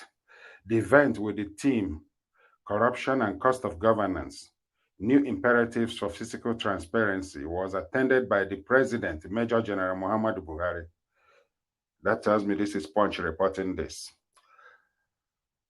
The Chief Justice of Nigeria, Tanko Mohammed, the Secretary to the Government of the Federation, Boss Mustafa, the Minister of Finance, Budget and National Planning, Mrs. Zainab Ahmed, and the Chairman of ICPC, Professor Bolaji Owasanoye, SAN, among others. The ICPC report referenced the budget office as blaming the high cost of governance on bloated cabinet size, high cost of elections, corrupt budget practices, multiplicity of ministries, departments, and agencies, and a high number of political office holders and their aides. Even Osinbajo, it was revealed some years back that he had 30-something people in his office, Osinbajo, the vice president. And that's just mentioning people from his neck of the wood. It said a direct result of the expensive governance structure was that less than 30% of federal government's resources were available to fund the much-needed capital projects. However, the Budget Office, according to this document, recommended that the government should prioritize completion of ongoing projects, restructure Nigeria into 6 regions, and reduce the number of ministers, and build a more efficient civil service and conduct periodic staff audit. It added that Millennium Development Agencies, or MDAs, should consider government physical position in reviewing salaries, adopt a cost-effective electoral system, and limit the number of aides of political office holders. While highlighting the drivers of the high cost of governance, the document quoted the Budget Office as saying that Nigeria has a large cabinet with 27 ministers, 16 ministers of state, and 27 ministries, adding that MDAs, Millennium Development Agencies, raise their personnel cost by engaging in indiscriminate recruitment without clearance from the Budget Office. Nigeria is a dysfunctional country. Everything is upside down with the country. Nigeria has about 934 MDAs with duplicated functions in 541 public corporations and enterprises. And what this ICPC is advising will not happen because the unitary system will not allow this to happen. All that they are doing now is just trying to scatter around the call for multi-regional referendum vote for people to either recommit or decide to leave Nigeria. This is why they are skirting around, creating all these lies, all these jokes that they are maybe trying to make a difference. The Budget Office lamented that personnel costs for the past 3 years gulped 9.7 trillion naira, adding that cost of governance had generally been on the rise and personnel costs represent significant proportion of the spending. According to the report, MDA's recruitment spending rose from 3.61 trillion in 2015 to almost double, 5.26 trillion in 2008, and 7.9 trillion in 2020. By now, it has more than doubled up. This excludes the cost of government-owned enterprises and transfers to the National Assembly and the National Judicial Council. Those are the areas that share the Nigerian money, the oil money that is flowing from the Niger Delta, the riverine areas. These are the agencies sharing it. The federal government, the court, the National Assembly, and the Judicial Council. The report continues. Recurrent spending accounted for 40% of actual recurrent spending in 2020, while overhead was just 3%. Cost of governance has generally been on the rise, and personnel costs represent a significant proportion of the spending, it added. The President, Vice President Yemi Osinbajo, and several other leaders had repeatedly stated the need to reduce the cost of governance. Only in their words, they don't do nothing about it. But not much has been done to actualize it. Nigeria can draw up all kinds of documents and reports, and all speeches will be made. Different people will show up with their 70 vehicle escort or convoy. At the end of the day, nothing is done as a follow-up to have it done, to get the job done. And all this is happening because Nigeria is a dead country begging for burial. And the burial of Nigeria will happen through referendum vote. That's what NINAS has been peacefully, quietly, steadily advising, and it's not looking away from it because it's a job. It's a job that must be done. Meanwhile, there has been an increasing public clamor for restructuring, with socio-political groups like Afenifere, Ohaneze, Pan-Niger Delta Forum, and Southern Middle Belt Leaders Forum, Northern Elders Forum, Arewa Consultative Forum, and the Coalition of Northern Groups. And I must add, NINAS is the body that covers all the groups mentioned in the Delta, Middle Belt, and Afenifere. That's this area. These groups are partners with NINAS. And all that you're hearing is that these groups now, the Afenifere, Ohaneze, Pan-Niger Delta Forum, the Southern and Middle Belt Leaders Forum, Northern Elders Forum, Arewa Consultative Forum, and the Coalition of Northern Groups, insisting that it is the only way the country could return to the path of progress. Restructuring. The presidency had, in response to the agitations, asked the proponents to approach the National Assembly with their request. Like National Assembly hold solution to Nigeria's existential problem? No, they don't. We're talking about the Constitution. The National Assembly cannot give us Constitution. The people can. The people. Nigerians born in Nigeria or born outside Nigeria, Nigerians that are all over Nigeria, in the Middle Belt, in the Southern Nigeria, and in diaspora all over the world. These are the people that will give Nigeria new constitutions for their regions to either recommit or go for outright separation. Why we can't punish those behind budget duplication? Budget Office. The Director General of the Budget Office of the Federation, Mr. Ben Akabweze, on Friday disagreed with the ICPC. Now, this is a dysfunctional system. Look what the Budget Office is now doing. They are countering the ICPC. Mr. Ben Akabweze on Friday disagreed with ICPC, saying only 185 projects were found to be duplicated in the 2021 budget. Can you imagine that? No shame. And not 257 as announced by the commission. Jesus. He said it was beyond the responsibility of the Budget Office to discipline those responsible for the duplication because the staff of the MDAs who prepared their budgets were not answerable to his office.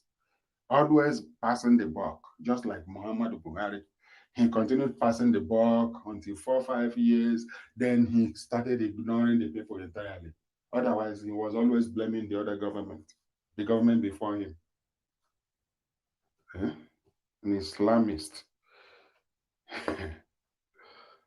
He, however, argued that errors were inevitable since the budget was prepared by human beings. There you go. But that those culpable for the willful duplication of projects should be fished out by the ICPC and prosecuted. Always passing the buck. Dysfunctional country. The ICPC chairman had at the summit said 257 projects amounting to 20.138 billion naira were duplicated in the 2021 budget. That's how money is stolen from the system. That's why there will be potholes all over the road, all over the country. That's why nothing works. There will be no electricity, there will be no water supply, there will be nothing. There will be no social safety net for the people. It will never happen because the country is being run by criminals at every level, from the person you meet at the door to the top, including the presidency, and from everybody. Something is happening at the local government and in the state offices. It is messed up everywhere. And they are skirting around the call for referendum.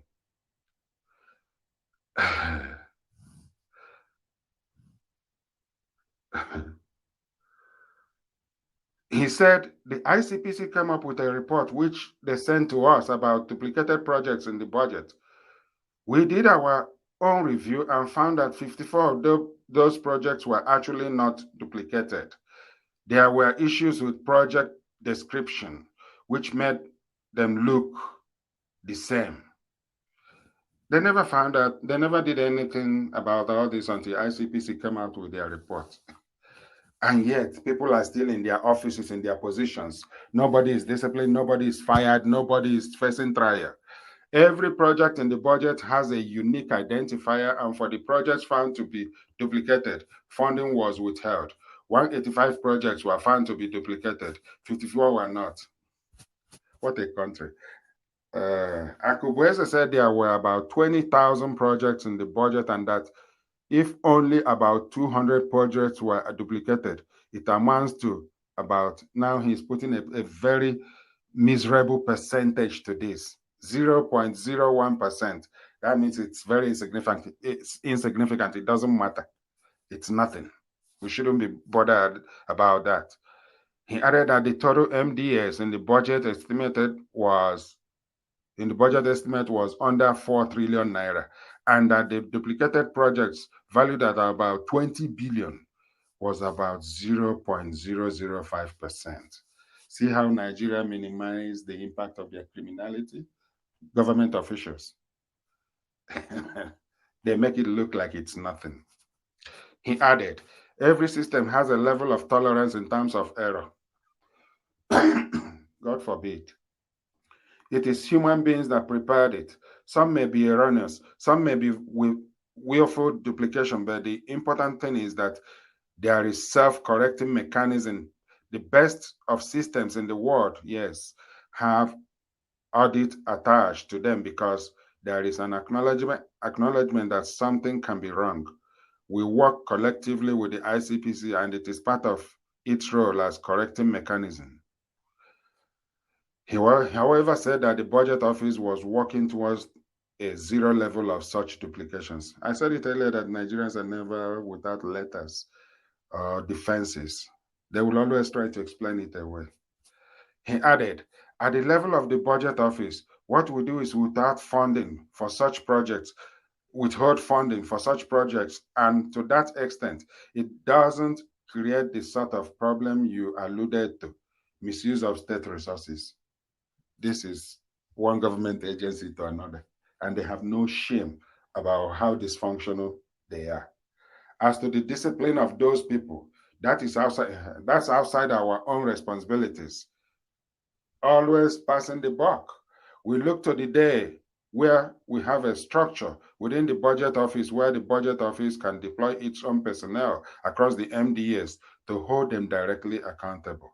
The staff who are involved in preparing this budget in the MDAs are not accountable to the budget office, and we have no line of responsibility to question them. He said the ICPC, with its investigative powers, would invite the people involved to find out if the duplications were willful actions intended to defraud the government or they were erroneous. This is a country where excuses flows from the top to bottom. So, and then moves from bottom again back to top.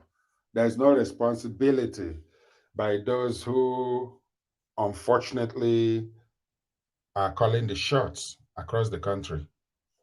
And after all this, what do you find? The only option that is left for Nigeria is to go through a binding referendum so that this stupidity can begin to come under check. Right now, Nigeria doesn't have any credible leadership. The presidency is directly involved in terrorist activities in the country. The presidency of Muhammadu Buhari. And so, what's the solution? I will not be helpful if I don't mention the solution here. The solution is a binding multi-regional referendum, and that's what NINAS is helping put together. Buhari and his government doesn't have to do too much now. All they have to do is to seek help, and they will find that the help is within their reach. how to get Nigeria sorted out. Nigeria cannot self-fix. Like a deeply corrupt government like that of Muhammadu Buhari cannot clean up Nigeria, but he can initiate the referendum. He can help Nigeria get to the right path. And history will remember him for that also, and for other roles he has played so far.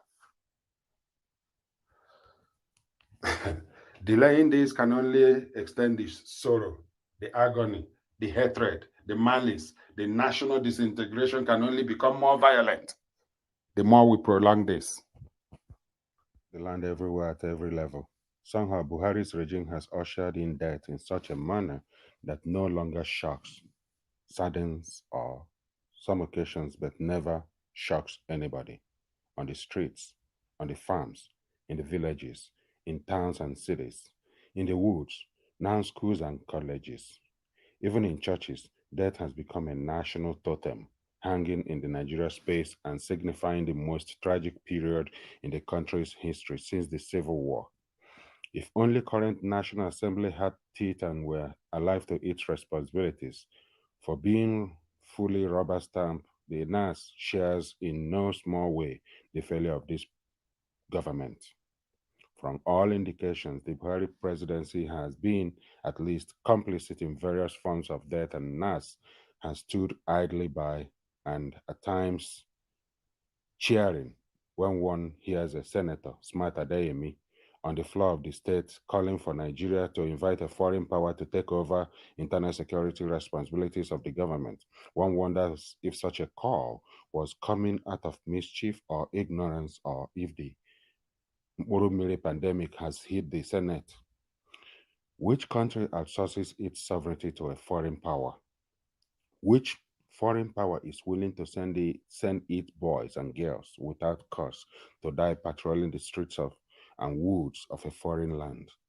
The Senate knows or ought to know that the impeachment and removal of even a threat thereof of a very incompetent president will bring a big change of attitude and policy and some serious crackdown on insecurity with banishment of debt as a totem of our national policy.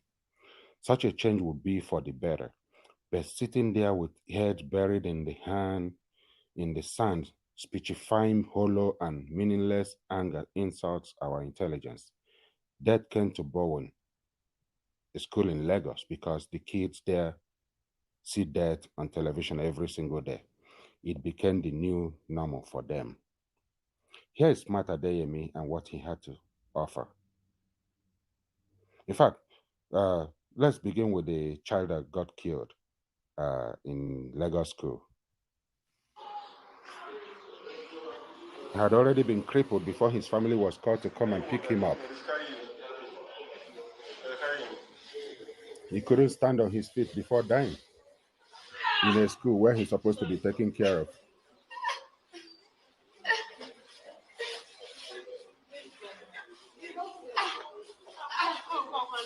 He was beaten down mercilessly.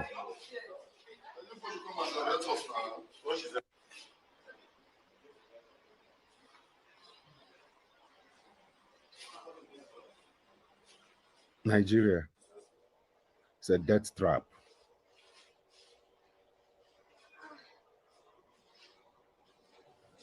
Nigeria is a shame to humanity.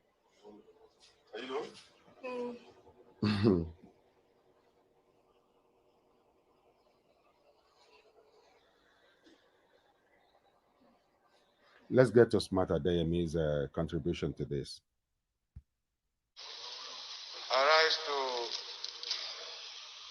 support the motion. I'm Smart Adeyemi, and I represent the good people of Kogi West. And like Mr. President will attest to it, I personify the masses of this country. And each time I speak from the language of the man on the street. Mr. President, insecurity is a serious problem today in Nigeria. And there comes a time when you cannot but speak the truth, irrespective of the sentiments you may share. Today, Mr. President, all of us have been threatened. Our families, our nation, our state. Order, order. A lot have been said this morning, Mr. President, and I want to thank you for giving us time to speak expressly on this issue.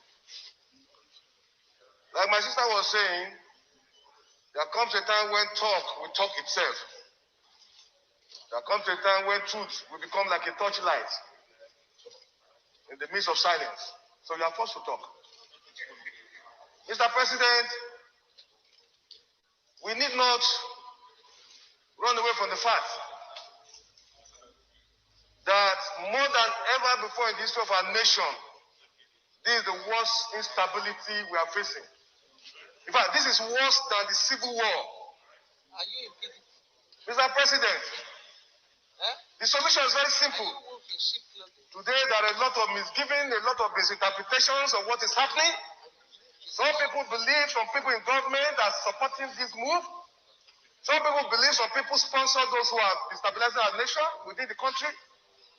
The answer is very simple. We cannot pretend that we are capable of confronting the situation in our hands. America, as powerful as they are, when the pandemic came, it got to a point that China had to claim that they came to their rescue. We shouldn't pretend that we needed foreign support now. Let nobody deceive us, Mr. President. A lot of billions of naira have been put for security services. Nothing is coming out of it. We wouldn't wait until our nation gets bombed. Let us shout and call for foreign support. I am a APC man and I've been supporting my party. But the president should get to know that it has gotten to a point that we who are supporters, who are members of the APC, we can no longer keep quiet. The president must rise to the occasion. You will not see the truth and you are afraid to say it because you will die. We must open, Mr. President. The nation is on fire. The president must rise to the occasion. It costs us nothing to get foreign support. We must rise to the occasion. We must bring in people to save this country, or else we will be consumed. Every one of us will have a chapter for history. Whenever the history of this period will be written, whatever is our position, we have a chapter. We cannot keep quiet any longer. It has gotten to a point that we cannot sleep with our two eyes closed. We are not free. Our children are not free. The president must rise to the occasion. There's no nation that is so powerful that doesn't need support of other nations. Individuals cannot say you will leave the world without any other person with you. So we must rise. The situation is our security system has collapsed. It has failed. And because it has failed, we need to look for foreign support. It costs Nigeria nothing. Forget the ego, forget the superiority of Nigeria in African nation. Today, we are facing serious problems. If our nation is to survive this period, I'm not in doubt that the security architecture we have today cannot cope with what we are facing. Every part of this country is threatened. From the north to the south, nobody is safe. Nobody can travel 50 kilometers in our nation. I think I said it here for a country that we grew up, where nobody had asked you when you travel from Lagos to Maiduguri. I've done it in time past. Today I cannot travel from here to Kaduna to Niger State where I was born. The president must know that this is a bad time for our nation. We must look for foreign support to save this nation.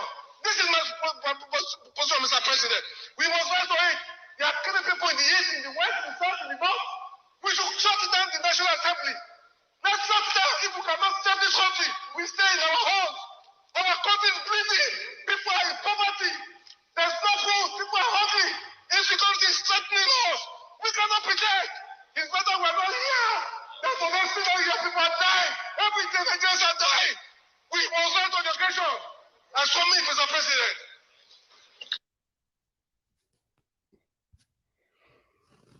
We're still dressing the surface of the wound without dealing with the core symptoms. Nigeria's problem is the constitution.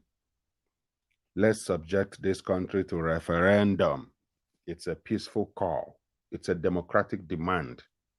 Skirting around it cannot heal Nigeria. Skirting around it or trying to avoid it will not fix Nigeria. What will fix Nigeria for the long term referendum vote, and that's what Ninas is calling for.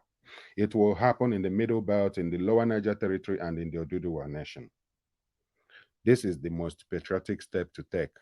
Unfortunately, do those in government have any chest for this? Are they even thinking? Or they are partying every day like nothing is going wrong with the country? Well, your guess is as good as mine. Nigeria is in a terrible situation as we speak, and those that wept their way into office to manage Nigeria are in total disarray. They have no idea what to do or what's happening. They are in absolute denial. ISWAP attacks military base in Borno, kills 7 soldiers. Nigerian soldiers probably couldn't read the Riot Act to them or the rules of engagement. They actually killed 7 Nigerian soldiers. And the entire Sambisa forest is not burned down yet.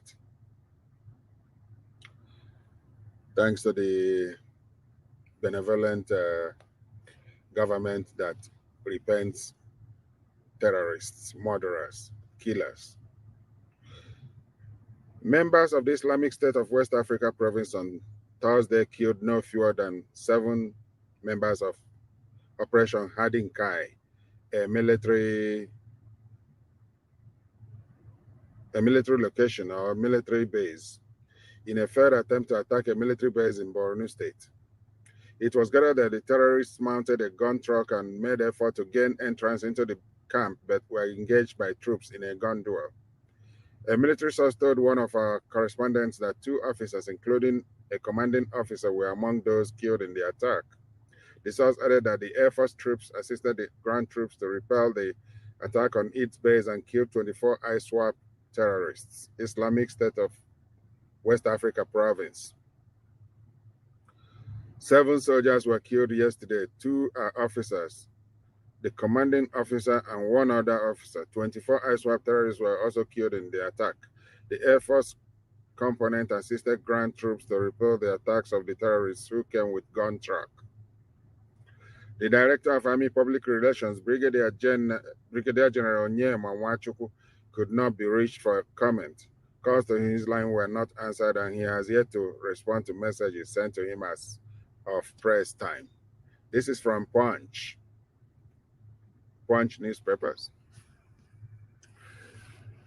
The fire is not going out on Nigeria, rather it's increasing. And that supports the call for a binding multi-regional referendum.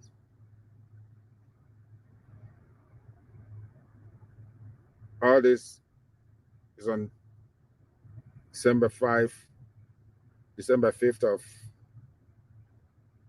2021. Punch. ISWAP moves 18 billion annual revenue through Nigeria's financial system, ECOWAS body reports.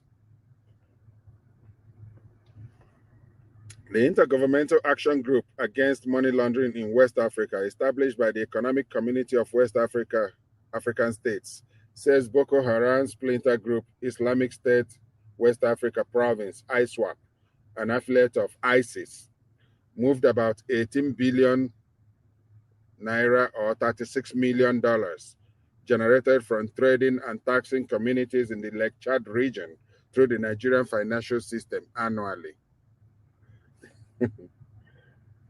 The group, set up by ECOWAS Authority of Heads of State and Governments in 2000, stated that both Boko Haram and ISWAP had continued to mobilize, move, and utilize funds through the nation's formal financial and commercial system. It noted that the government lacked adequate insight into Boko Haram and ISWAP international linkages and the abuse of the formal financial and commercial sectors. It said even though the Department of State Services had significant ability to identify and investigate terrorist financing activities, and that it even conducts parallel financial and terrorism investigation, there was little evidence of the effectiveness of such efforts. The will is not there because the government is involved at the top. The government is involved at the top. The group known as GIABA, stated this in its 2021 mutual evaluation report, where it also noted that Nigeria lacked an explicit policy to confiscate proceeds of crime or property of equivalent value, including terrorism financing. The government is involved. It also said the Nigerian government, led by the president, Major General Muhammadu Buhari, retired, failed to confiscate the assets of terrorists as stipulated in the Global Anti-Money Laundering and Counter-Terrorist Financing Standards. Nigeria has been battling Boko Haram insurgency for about 12 years, during which thousands have been killed, including civilians and soldiers. Several persons, including school children and women, were kidnapped, with many still in captivity, while millions have been displaced. Meanwhile, the GIABA, the West African body, report was adopted by the Global Financial Intelligence Agency, Financial Action Task Force, whose recommendations help authorities to go after the money of criminals dealing in illegal drugs, human trafficking, and other crimes. The report stated Boko Haram ISWAP pose significant terrorist financing risks that are challenging to disrupt, operating in large part outside the formal financial and commercial systems in the conflict zone. In these areas, Boko Haram and ISWAP are mainly able to live off the land through a variety of means, including kidnapping for ransom, extortion and taxation, raiding and controlling commercial activities. As with other forms of illicit financial activity, the pervasive use of cash enables these groups' funding. A study estimated ISWAP's revenue, deemed larger than Boko Haram's, is at up to $36 million annually, much of it from trading activity and taxation in the Lake Chad region. According to Nigerian authorities, both groups have also continued to mobilize, move, and utilize funds through the formal financial and commercial system as well, accounting for a relatively small portion of the terrorist funding activity, TF. These groups also engage in international trafficking activities, and as one adherents to the Islamic State, also have links with other regional and global terrorist networks. This perfectly agrees with what NINAS has been alerting the world over the years. What LNC NINAS has been making known, that there is connection between the terrorist bodies operating in northern Nigeria and the ISIS.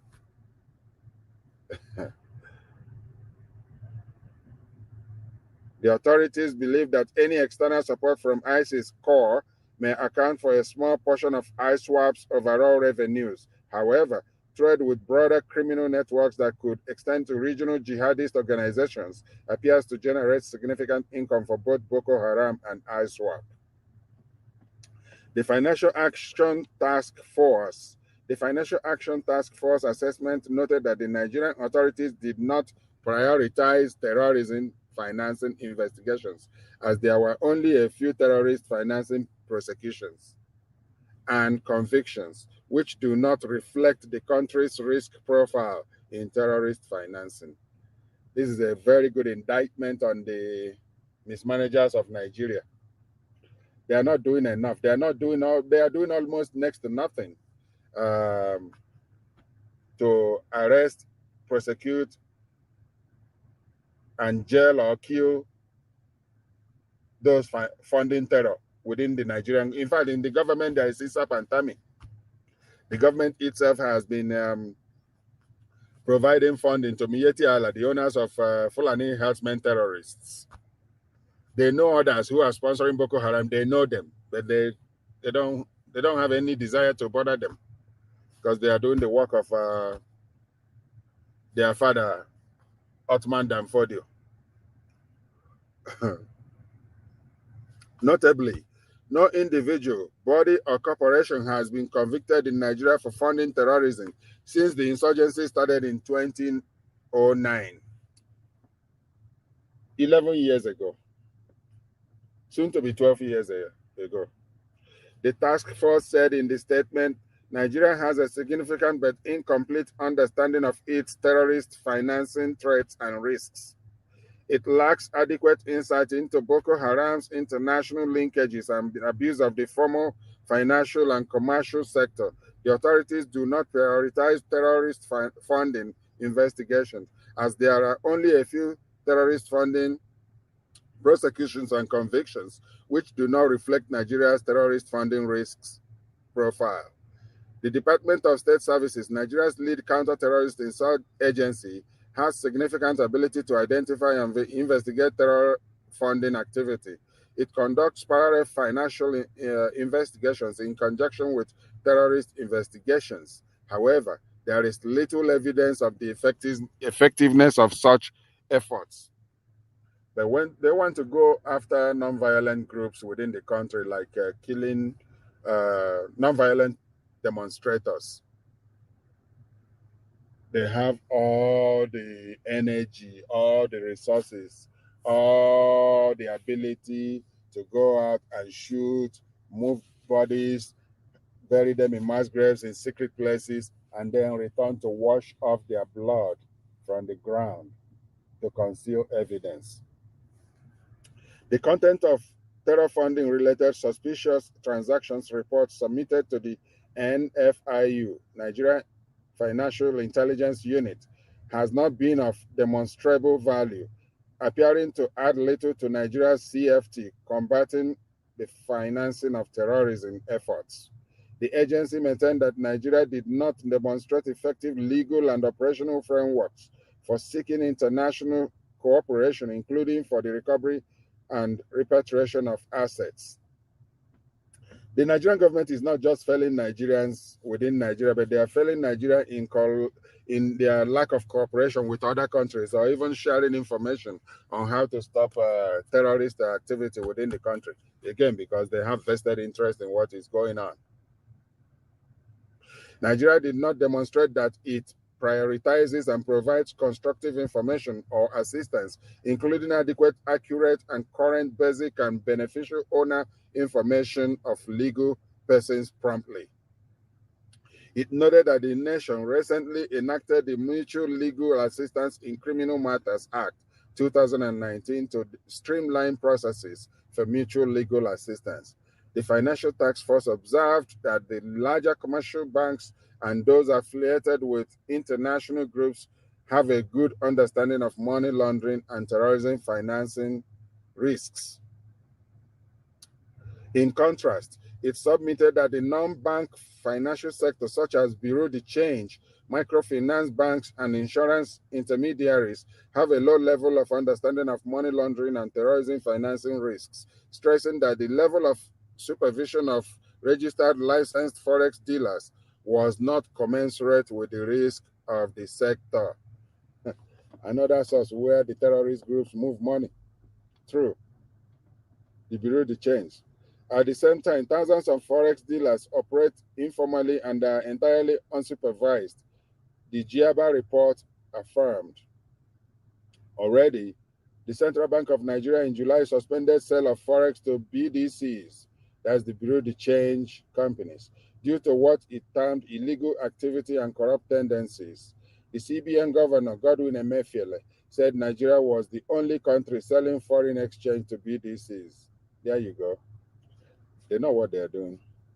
He said the Apex Bank sustained the practice because of the role the BDCs played in the economy, but that it was disappointing to find that they turned themselves into agents that facilitated graft and corruption in Nigeria, which necessitated their suspension.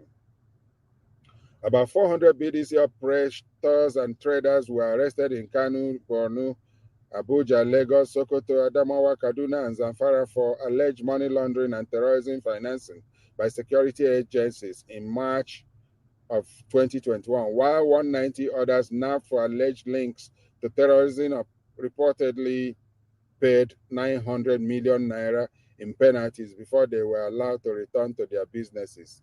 That's how Nigeria operates. Months after they were apprehended, and despite promises by the Minister of Justice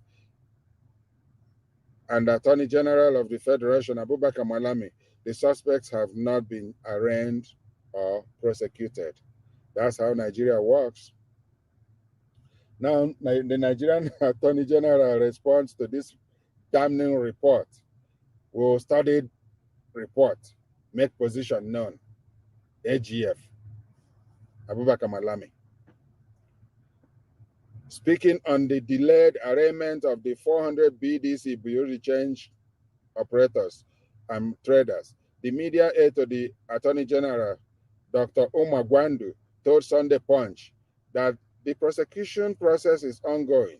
The federal government continues to do the needful within the provisions of the extant laws in its doggedness to fight money laundering. Wow, wonderful. Gwandu had told the Punch in May 2021 that the prosecution of the arrested BDC's operators would commence as soon as possible. ASAP is only in words, not in action. Also, responding to Giaba assessment, Gwandu told our correspondent, the federal government will assess, study, and assess the report. Yeah. The federal government will make its position known after critical examination of the content of the report. There is nothing that will come out of it. They will sit on it, they will die it, they will kill it. This is not the first time, it's been ongoing. Meanwhile, the federal government has sent a delegation to London to engage with the Financial Action Task Force over the negative assessment. Instead of dealing with the actual problem, they want to change the report. Nigeria. A source told our correspondent that they learned the delegation led by the Special Assistant to the President on Justice Sector Reforms, Juliet Ibeka Nwagu, was presently holding talks with FATF officials in England. Nigeria. The government is worried by the negative assessment and is working to prevent possible sanctions on Nigeria. What a country. Living in denial will kill Nigeria, and Nigeria will never rise up again. The Attorney General has dispatched a team to London to hold talks with the FATF and prevent serious sanctions on Nigeria, which may impact our global standing. What standing does Nigeria have in the world, other than being a 3 million barrel of oil supplier that is stolen? The president is eventually stolen, and he ends up in foreign accounts in overseas, in different countries. Nigerian government officials have hidden accounts under shell companies, and they are worried about getting embarrassed as a rogue country. That Nigeria is a rogue state. Terrorist groups find home in northern Nigeria, like they are ruling areas, they are collecting taxes, and they are even people funding them are in government, and the others are trading in money, making cash moves easy for them in any currency they desire. Findings show that the FATF was considering sanctions against Nigeria for failing to comply with the global anti-money laundering and counter-terrorist financing standards. In 2017, the FATF suspended Nigeria's membership of the Egmont Group of Financial Intelligence Units due to the lack of legal framework and autonomy for the Nigeria Financial Intelligence Unit, which was then an arm of the Economic and Financial Crimes Commission. The suspension was lifted in 2018, and Nigeria was readmitted into the Egmont Group after the country fulfilled the requirements of the organization, a global body of 155 financial intelligence units that facilitates the exchange of financial intelligence, expertise, and capability against money laundering, terrorism financing, and financial crimes. Sunday Punch reports that the mutual evaluation report was released in August and subsequently adopted by the GIABA member states, of which Nigeria is a member. The assessment stated that the EFCC and other enforcement agencies did not prioritize money laundering investigations, but focused primarily on money laundering predicate offenses. The West African Financial Intelligence Watchdog, in its evaluation of Nigeria, further said the use of financial intelligence by law enforcement agencies remains limited due to the low level of feedback to the NFIU. Limited scope of entities that file suspicious transaction reports, lack of reporting on cross-border movement of bearer negotiable instruments, inbound cross-border movement of currency disclosures due to the low level of implementation of these systems and the limited scope of institutions from which the NFIU requests additional information to support its analysis. Giaba said, Nigeria lacks an explicit policy to confiscate the proceeds and instrumentalities of crime or property of equivalent value.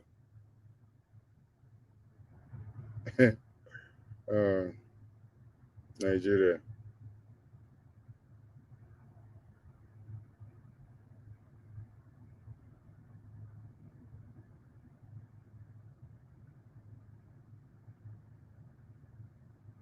Nigeria gathers intelligence that they rarely use. They don't put it to use. Even when U.S. shares information, intelligence with them on what the terrorists are doing, they still keep their quiet and the terrorist goes about and does whatever they wish. The country is under siege. Target the head of the octopus and the tentacles will be destroyed. Part 2. With great blessing comes great responsibility, by J.D. Greer. Africa is very blessed. However, Africans are some of the poorest citizens of this world. There seems to be nothing for Africans in Africa, as Africans are all migrating out of Africa. For over 400 years, it's either Africans are being stolen from Africa as slaves, or hardship is forcing them out of their land as self-made slaves. It takes two to tango. This weekend, as we continue to look at the several tentacles used to enslave and hold us down, it will be wise for us to find out if Africans played any role in their enslavement and predicament. What have we done with the blessings of Africa? Why have Africans not felt the blessings of Africa? Why haven't we kept our promises to one another? We allow social injustice, gender inequality, and discrimination to limit our potentials as a continent. We also allowed wickedness and lack of mercy eat deep into the fabric of our society, to the extent that those on top do everything possible to make sure those below do not make it up, while those below do everything possible to pull those on top down to their level. And people now prefer to jump to the top overnight rather than go through a process. That is Saturday, December the 4th, 2021. 9:30 a.m. Texas Central Time, 10:30 a.m. New York Eastern Time, 11:30 a.m. Atlantic Time, 4:30 Homeland, 3:30 p.m. GMT, 8:30 a.m. Mountain Time. Please join the Daughters of Truth talk show through the link and media outlets below. It's www.facebook.com/events. It's also available on YouTube or Lower Niger Radio 24/7. You can Google www.youtube.com/channel.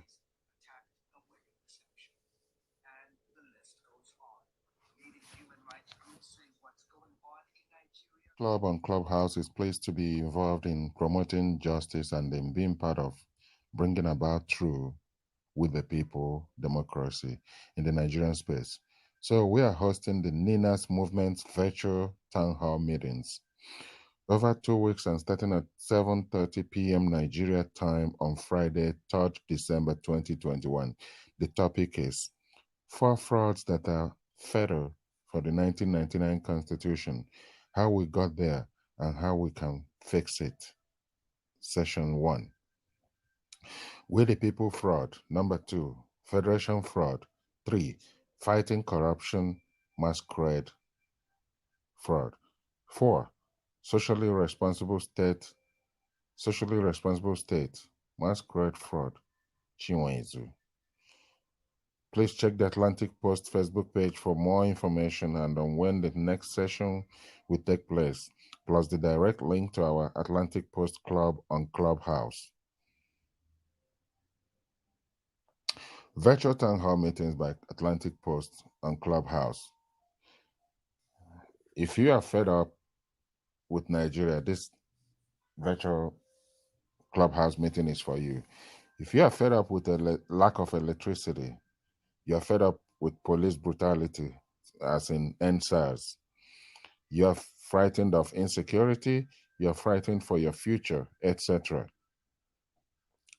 Atlantic Post Club on Clubhouse is pleased to announce that we are hosting Nina's Movement's virtual town hall meetings for 2 weeks period, and the topics as listed earlier is the 4 frauds that are fatal for the 1999 Constitution.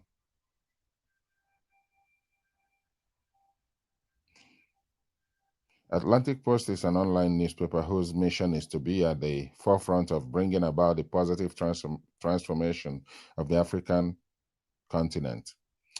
That involves being sensitive and responsive to what happens in the Nigerian space. Our desire is for a safe and well-functioning society. Thus, our main purpose is to report not just accurate news, but also to bring the public's knowledge, interventions, and events that will improve society.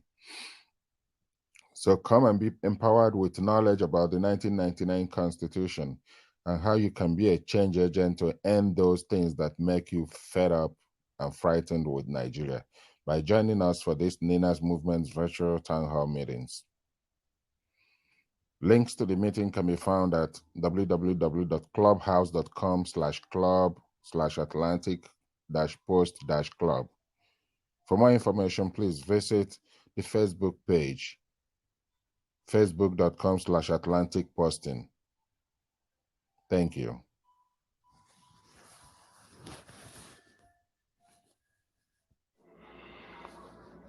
Here's a critic of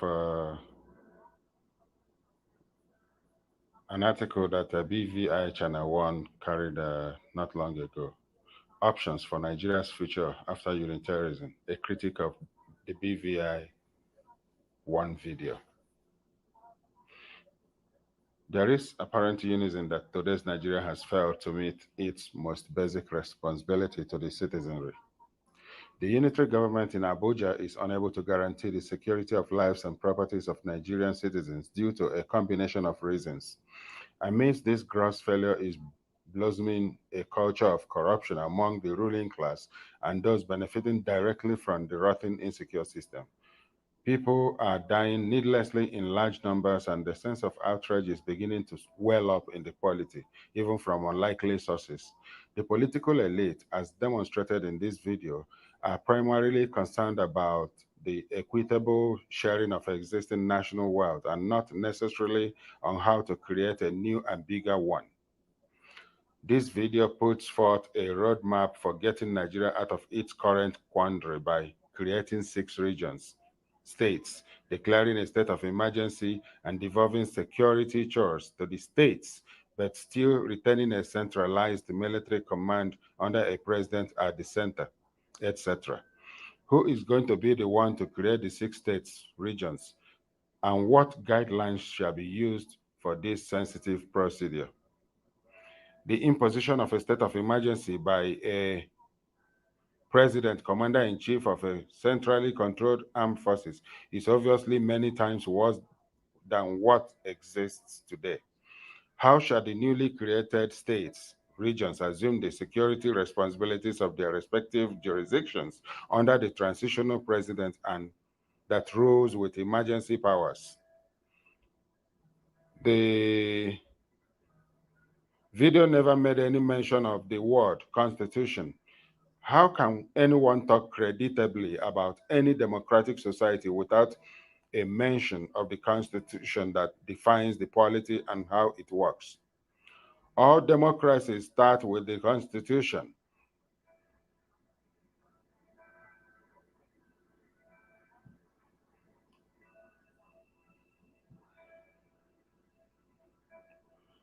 All democracies start with a constitution. The unitary Nigeria, which has woefully failed in the eyes of Nigerians, has a constitution, the fraudulent 1999 constitution. If the political elite core now opt to reject unitary Nigeria, they ought to start with a public repudiation of the imposed fraudulent 1999 constitution. Chief Anya's suggestion should have started with the immediate discarding of the 1999 constitution, just like apartheid South Africa did before entering into negotiations that yielded a political solution and a workable future for all stakeholders. This approach is much saner than the imposition of a state of emergency by the minders of the status quo. This would be akin to pouring petrol on an already raging inferno. The same resolution that sets aside the failed 1999 constitution should also allow the current office holders to remain on their seats throughout the time-limited transition period required to derive new protocols for the stakeholders. The Nigerian Indigenous Nationalities Alliance for Self-Determination, NINAS, has, during the proclamation of its constitutional force majeure, CFM, on December 16, 2020, made 5 demands whose implementation shall take today's unitary Nigeria into the future that agrees with the aspirations of the Middle Belt and Southern stakeholders, Southern Alliance, the Alliance territory, the Southern Alliance. The well-thought-out roadmap in the CFM is more coherent, orderly, and practical than the impromptu and callous proposition of imposing a state of emergency as a plausible political solution. The Igbo elite core seems to be in denial of the fundamental changes required to eliminate all the vestiges of unitarism that has been forced down the throats of the Middle Belt and Southern Nigeria by the ruling actions of the Sokoto Caliphate. Chief Anya and his cohorts should begin now to take a closer look at the NINAS roadmap in order to stop sounding hollow and reckless, as implied by the half-baked proposals posited in this video.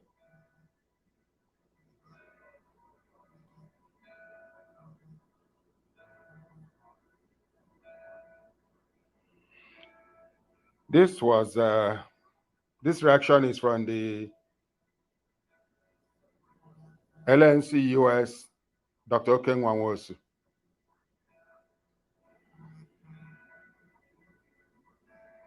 Now, here is the video in question, the comment by Anya.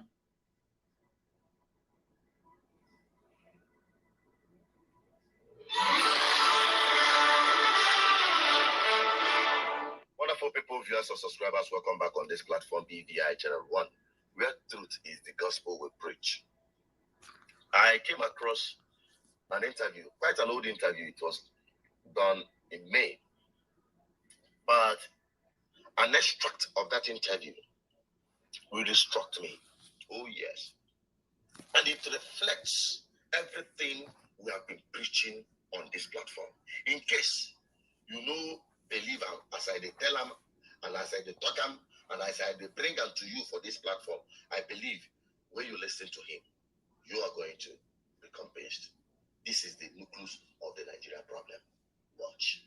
With due respect to anybody who wants to contradict me, Nigeria of 1982 was better than Nigeria of 2021 today.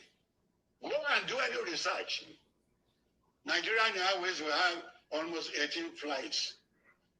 Nigerian shipping line will have about 3 ships. And we had Jakarta or something. This president, 99, came. He started selling all these things. Today, all the good things that were done by the Kashagari and the military, all to no avail. All right. The least remaining thing, they will start selling the third mainland bridge. Yeah, these people have failed us. For 21, 22, 23 years, they have failed us. So they don't have any mouth to talk again. A solution must be found out. There is problem. Divide Nigeria into 6 states. create a state of emergency.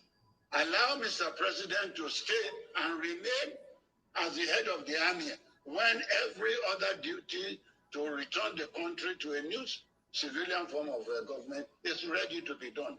Let me assure you, there's nothing DSS can do here more than looking at people who are criticizing government, people who don't want governors to stay again, people who don't want ministers to stay. These are the people they are looking forward to. Or they are looking for these young rascals. They call them rascals, but they are used to rascals to many of us. Looking for them because they're bullying down the government. But the government has not performed, so they cannot talk. They should be ashamed. Let the people talk now. Create a state of emergency. Tell SSS to go and sit aside. Create a state of emergency. Each state will have its police. Each state will have its control of resources.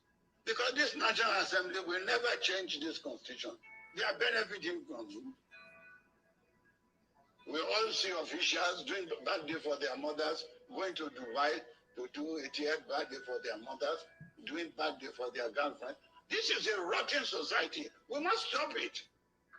We must stop this rotten society. And I pray to God, your eyes will be open too. And may God in His infinite mercy open every Nigerian eye to take a dramatic, a surgical approach. He said it all. Everything, that is what we have been saying on this platform. The irreducible minimum that will deliver Nigeria from complete collapse. And when it collapses, it will collapse on top of everybody's head. Without exception. Good. Is to return Nigeria back to regional government. You heard him say that they call it 6 states. We call it 6 regions. That is the irreducible minimum.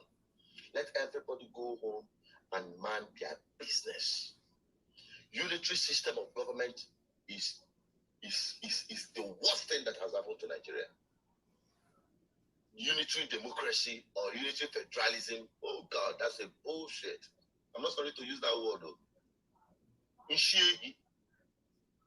That's why Nigeria is in a mess. Oh yes. The only thing Nigeria should do is return Nigeria back to confederation, regional government. Let the regions have their constitution, man their security, their internal security, man their justice system, man their electoral system, man their economy, harness their potential, and I tell you, boom, all Nigerians will start having a sense of living. We can achieve this through a binding regional referendums. That's what NINAS is all about. I like to secure the life of our people and begin the process of cleanup. We need to first of all go through referendum. That's a very good political step to take. That's a very good process to go through. When we go through referendum, then the healing process starts from there. We cannot go with emergency. Who is going to declare the emergency? Person that has such powers to do it? Or we go through referendum vote and they take a few months to educate our people, to get our people ready for the vote. And they will go through that. Once we go through that, every other thing will follow. So referendum is the best. It's a very peaceful democratic process and not a Marshall Plan or emergency laws, emergency declaration. And then the president appoints people to go to different zones to administer them. No. Let the status quo continue as it is, and then let's go through referendum vote. Let our people decide from Middle Belt, from Oduduwa, and from Lower Niger Territory. Let all the indigenous nationalities at home and in diaspora vote on a binding UN-supervised referendum.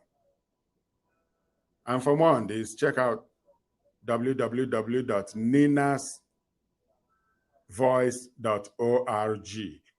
ninasvoice.org. Thanks.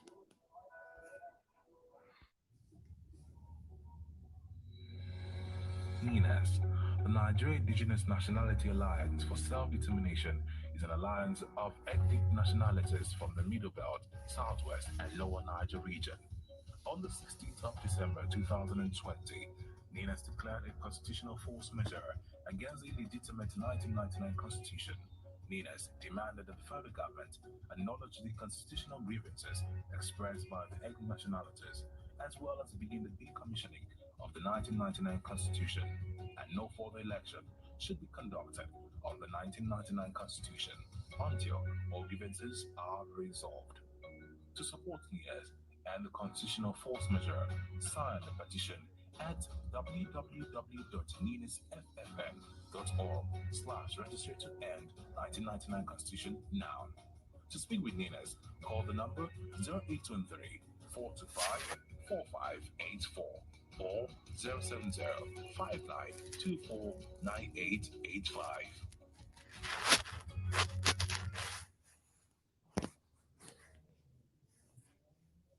For the same reason, the world has remained silent over development in Nigeria, waiting for more fire to be burning, more smoke to be going up in the air.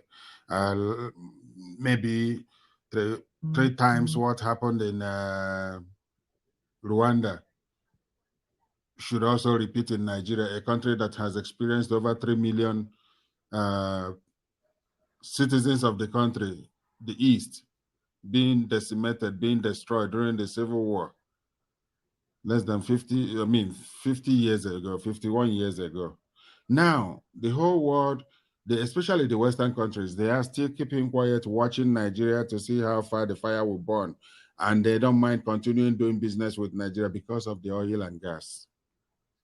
They don't care about our people. They don't care.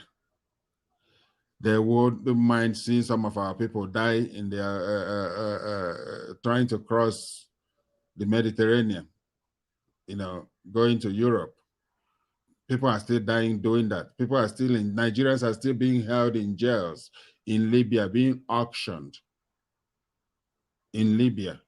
Nigeria and other Africans are still in detention centers, getting sold at auctions in a country, Libya, that has fallen apart through miscalculated Western intervention.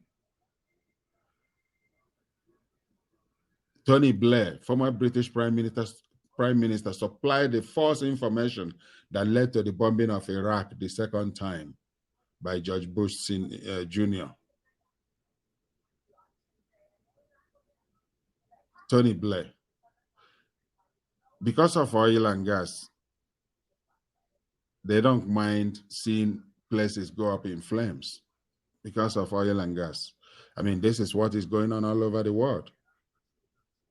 Iraq is a broken country, thanks to Western intervention. And when I think about this, I keep wondering, could these people actually support good thing and see it happen very well in countries? Their intervention, what does it really do for nations? Yemen has been there for many years. Congo is a forgotten war. Syria, Iraq, Afghanistan has been taken over by the Taliban. U.S. intervention, both in Iraq and Afghanistan, including Syria too, because they pulled out of Syria too. Somalia has been a failed state for over 30 years now.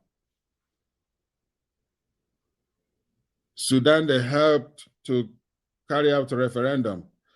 They have been on edge ever since.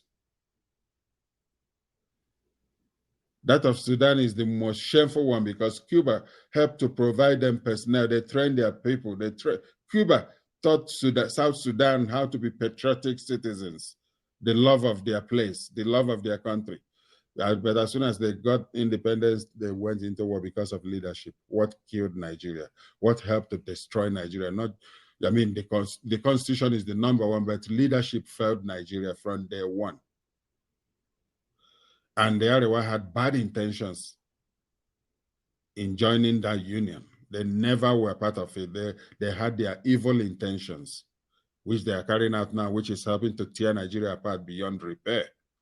beyond recovery because Nigeria must part ways. Anyway.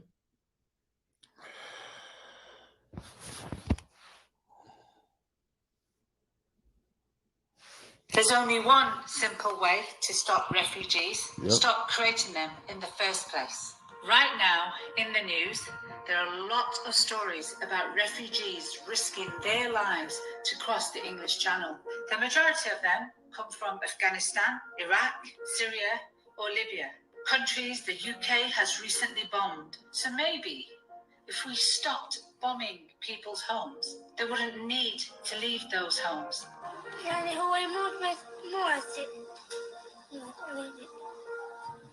A lot of our foreign policy simply does not make sense. Sometimes we are told that it is absolutely vital for us to overthrow a dictator to bring in democracy, whereas previously we were happy to arm them. Sometimes we even arm a dictator, only to bomb them just 4 months later. In a lot of cases, not only do we support dictators, but we've put them there in the first place. In 1953, Britain and the United States orchestrated a coup to remove the democratically elected Iranian prime minister. We had some involvement with overthrowing a democratically... That's Obama speaking. We did this because he was going to nationalize Iran's oil Protect his country's assets. He had every right. That's how they killed Thomas Sankara.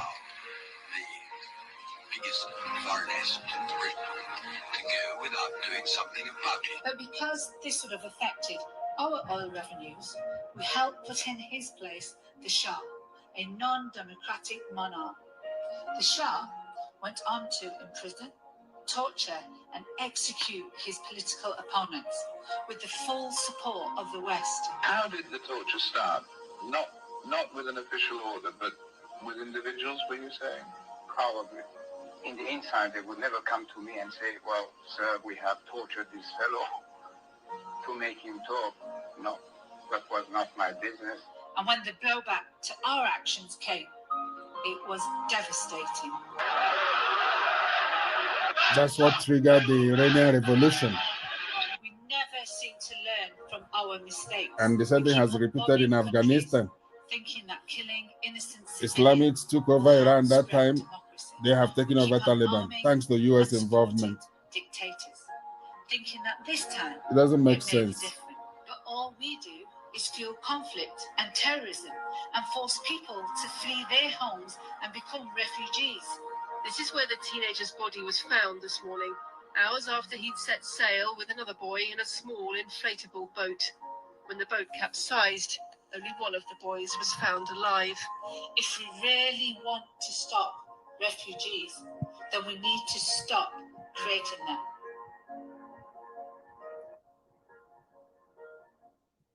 The actions of the United States and the Western countries are fueling this quietness around the world. If the United States and the Western Europe and Western countries wants to see stability in the world, they should insist on good governance in countries that they are doing business with, because they are enabling Nigeria by still trading with Nigeria after it's been made so clear that Nigeria is engaging in extrajudicial killings, documented. That alone should bother the conscience of the world to say, no, enough of this nonsense. No, but they think that Nigeria is peaceful enough to be doing business with Nigeria. They believe that Nigeria is okay the way it is to be continuing doing business with Nigeria instead of placing sanctions, instead of demanding that International Criminal Court investigate Muhammadu Buhari in Nigeria along with other government functionaries, including Lai Mohammed. The world keeps quiet, waiting for more Nigerians to die. The people has been weakened over many decades already. Their weapons have been taken away from them. They are economically disempowered. They are stealing the money and giving them 5,000 naira. I mean, proposing to give them 5,000 naira, which is less than $10 a month for maybe 1 month. They will not even give at all. but that money will be shared among government officials. The world doesn't care what is happening to Africa because it is Africa. And then the world never even finished jobs they went to do in Arab countries. That's why we have Yemen, Iraq, Iran, Afghanistan, Syria, Somalia, and a whole lot of other places. Their intervention is highly, highly suspect.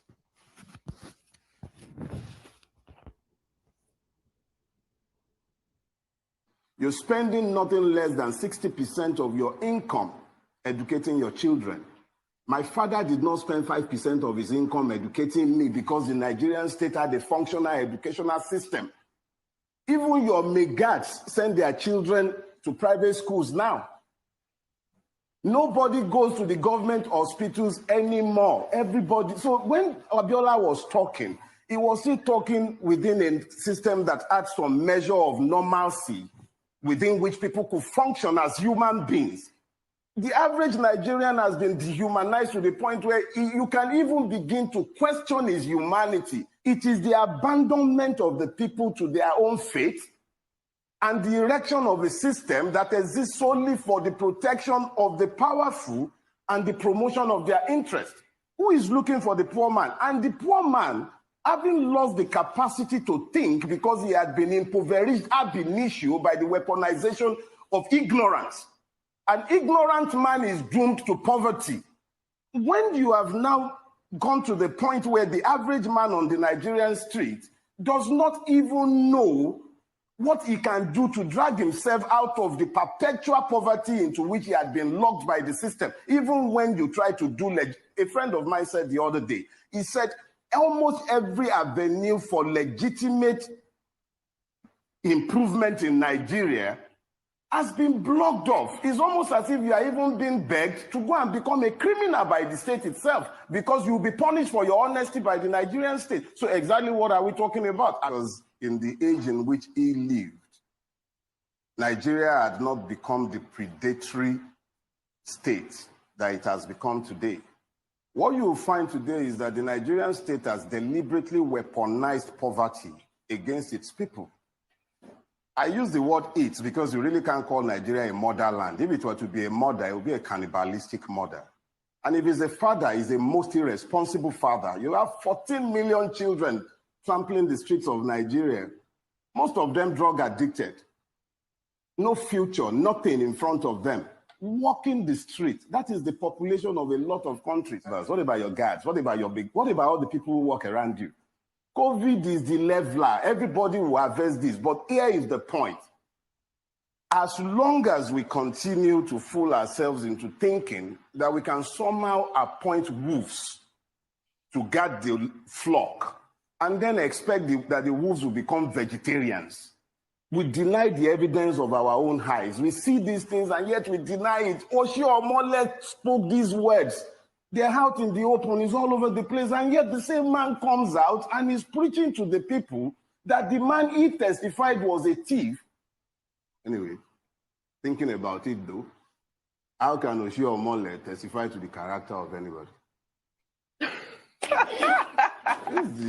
Okay. How does that change the price of palm oil in the market or change the price of Gary for the poor man on the street who is busy battling the problems of COVID-19, the irresponsibilities of government? It's just another distraction. Wake me up the day they formally charge Magu to court like he has been busy chasing small boys, small fries who have stolen 500,000, 200,000, 1 million naira, and the real thieves are around and he knows them. We all know them and nobody do anything about those ones. So if they have now woken up and they feel that it's time to distract the people and then be chasing Magu around to have some fun, it doesn't interest me. Frankly speaking, it's of no benefit to the Nigerian people. There is nothing there. It's just another distraction. They're having their families squabble. Nothing will happen to Magu. Absolutely nothing will happen to him. I can tell you ahead of time. So please, let's not fool ourselves. It's just a circus. Do not die in their war. It's their war. They have no interest in the people. The same... look, let me put it this way.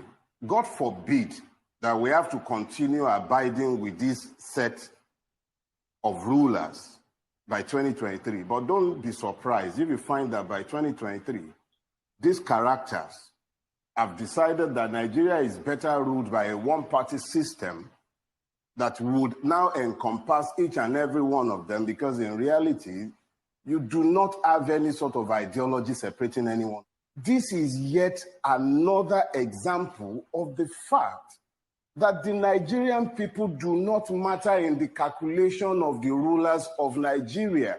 All that matters to them at any point in time, the only thing that is constant and never shifts, their own interests. Those interests have nothing to do with religion. They don't remember religion when they are identifying their interests. They don't remember tribes. The only people for whom they always emphasize these differences are the people themselves. If you see the way the Nigerian state has dehumanized the Nigerian people to the point where life has become discounted, what you then begin to realize is that before that day will come, several implosions, such as the ones that are already happening, would continue to happen. However, some of us had the benefit of living in Nigeria where it was possible to move across the class line because the state was equitable to an extent. We still dealt with that because I grew up in the age when you began the institutionalization of the madness that has turned Nigeria into the madhouse that it has become today. It was in my age. I was a victim of educationally disadvantaged state, quota stupid systems, all those systems and isms, everything that the institutionalization of the injustice that destroyed the fabric of Nigeria happened as I was growing up. So here is the thing. For Nigeria to ever retrace its steps, Nigerians hate hearing this, but it's inevitable. There has to be a complete turnaround. I needed to lay a foundation for what I really have to say. And what I have to say is very simple. Do not die in their war. Choose your own war in which to die. We will all die someday. That is the one thing that is available to each and everybody. Rich, poor, tall, short, it doesn't matter. We would all die. So if I'm going to die, I'm not going to die in their own war. I will pick my own war in which I will die.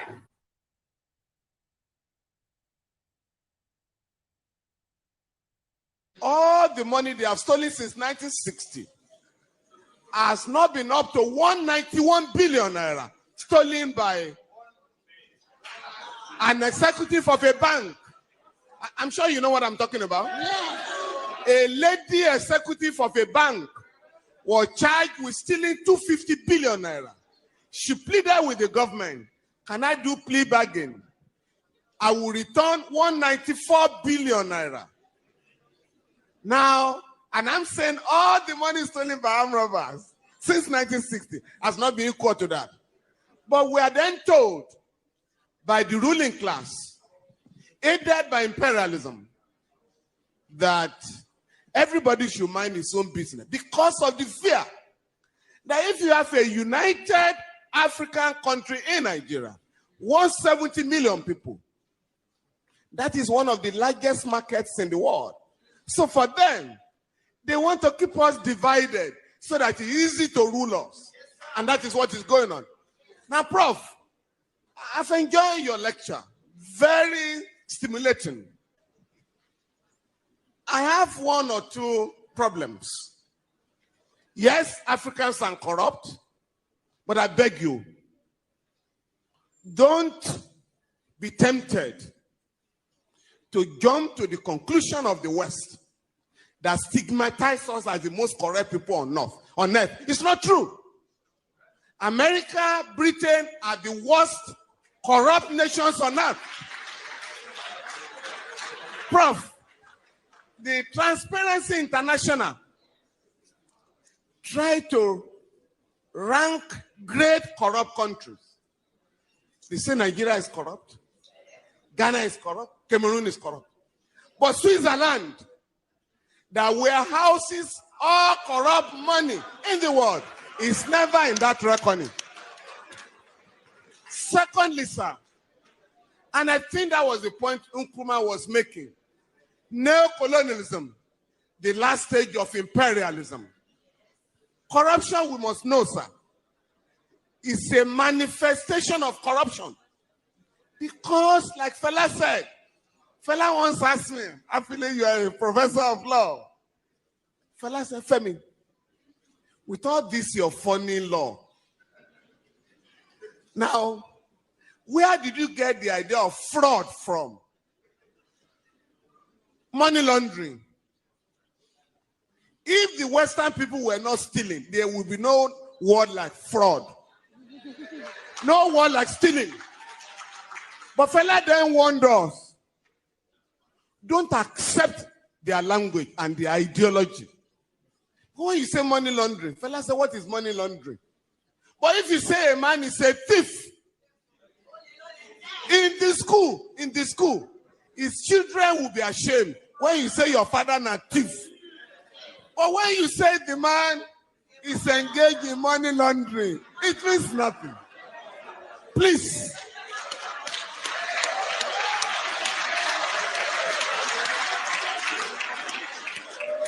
And that was when Fela was reminding us that they get the ruling class. Fela said members of the ruling class have ways of deceiving us. Embezzlement, the fraudulent. Make I remember another word, just to deceive people. But if we are going to organize Africa, sir, we need to draw a line of dichotomy between the countries that are getting it right and those that are exposing Africa to shame. You mentioned Rwanda. Rwanda, not just the cleanest city, has the largest number of women legislators in the world, ahead of the West. But here, you are told here, women are supposed to remain in the kitchen, not to go to politics. And you know how they keep women away from politics? All the meetings of political parties are held in the dead of the night. Why? I'm talking of great ideas by lecturers, and you could pick and choose. And I chose ideas that could transform our continent. And when I went to practice, incidentally, I think Motorayo is left. Who asked the question? Morayo. I practiced under our father, the late Alao Akabashorun, and he was an African lawyer, was very close to Nkrumah, Fela and others. And that generation believed that Africans should be made to realize that we can solve our own problems. Fela sang about religion, and this is very important, because I was just reading Pastor Adeboye, who has just said that he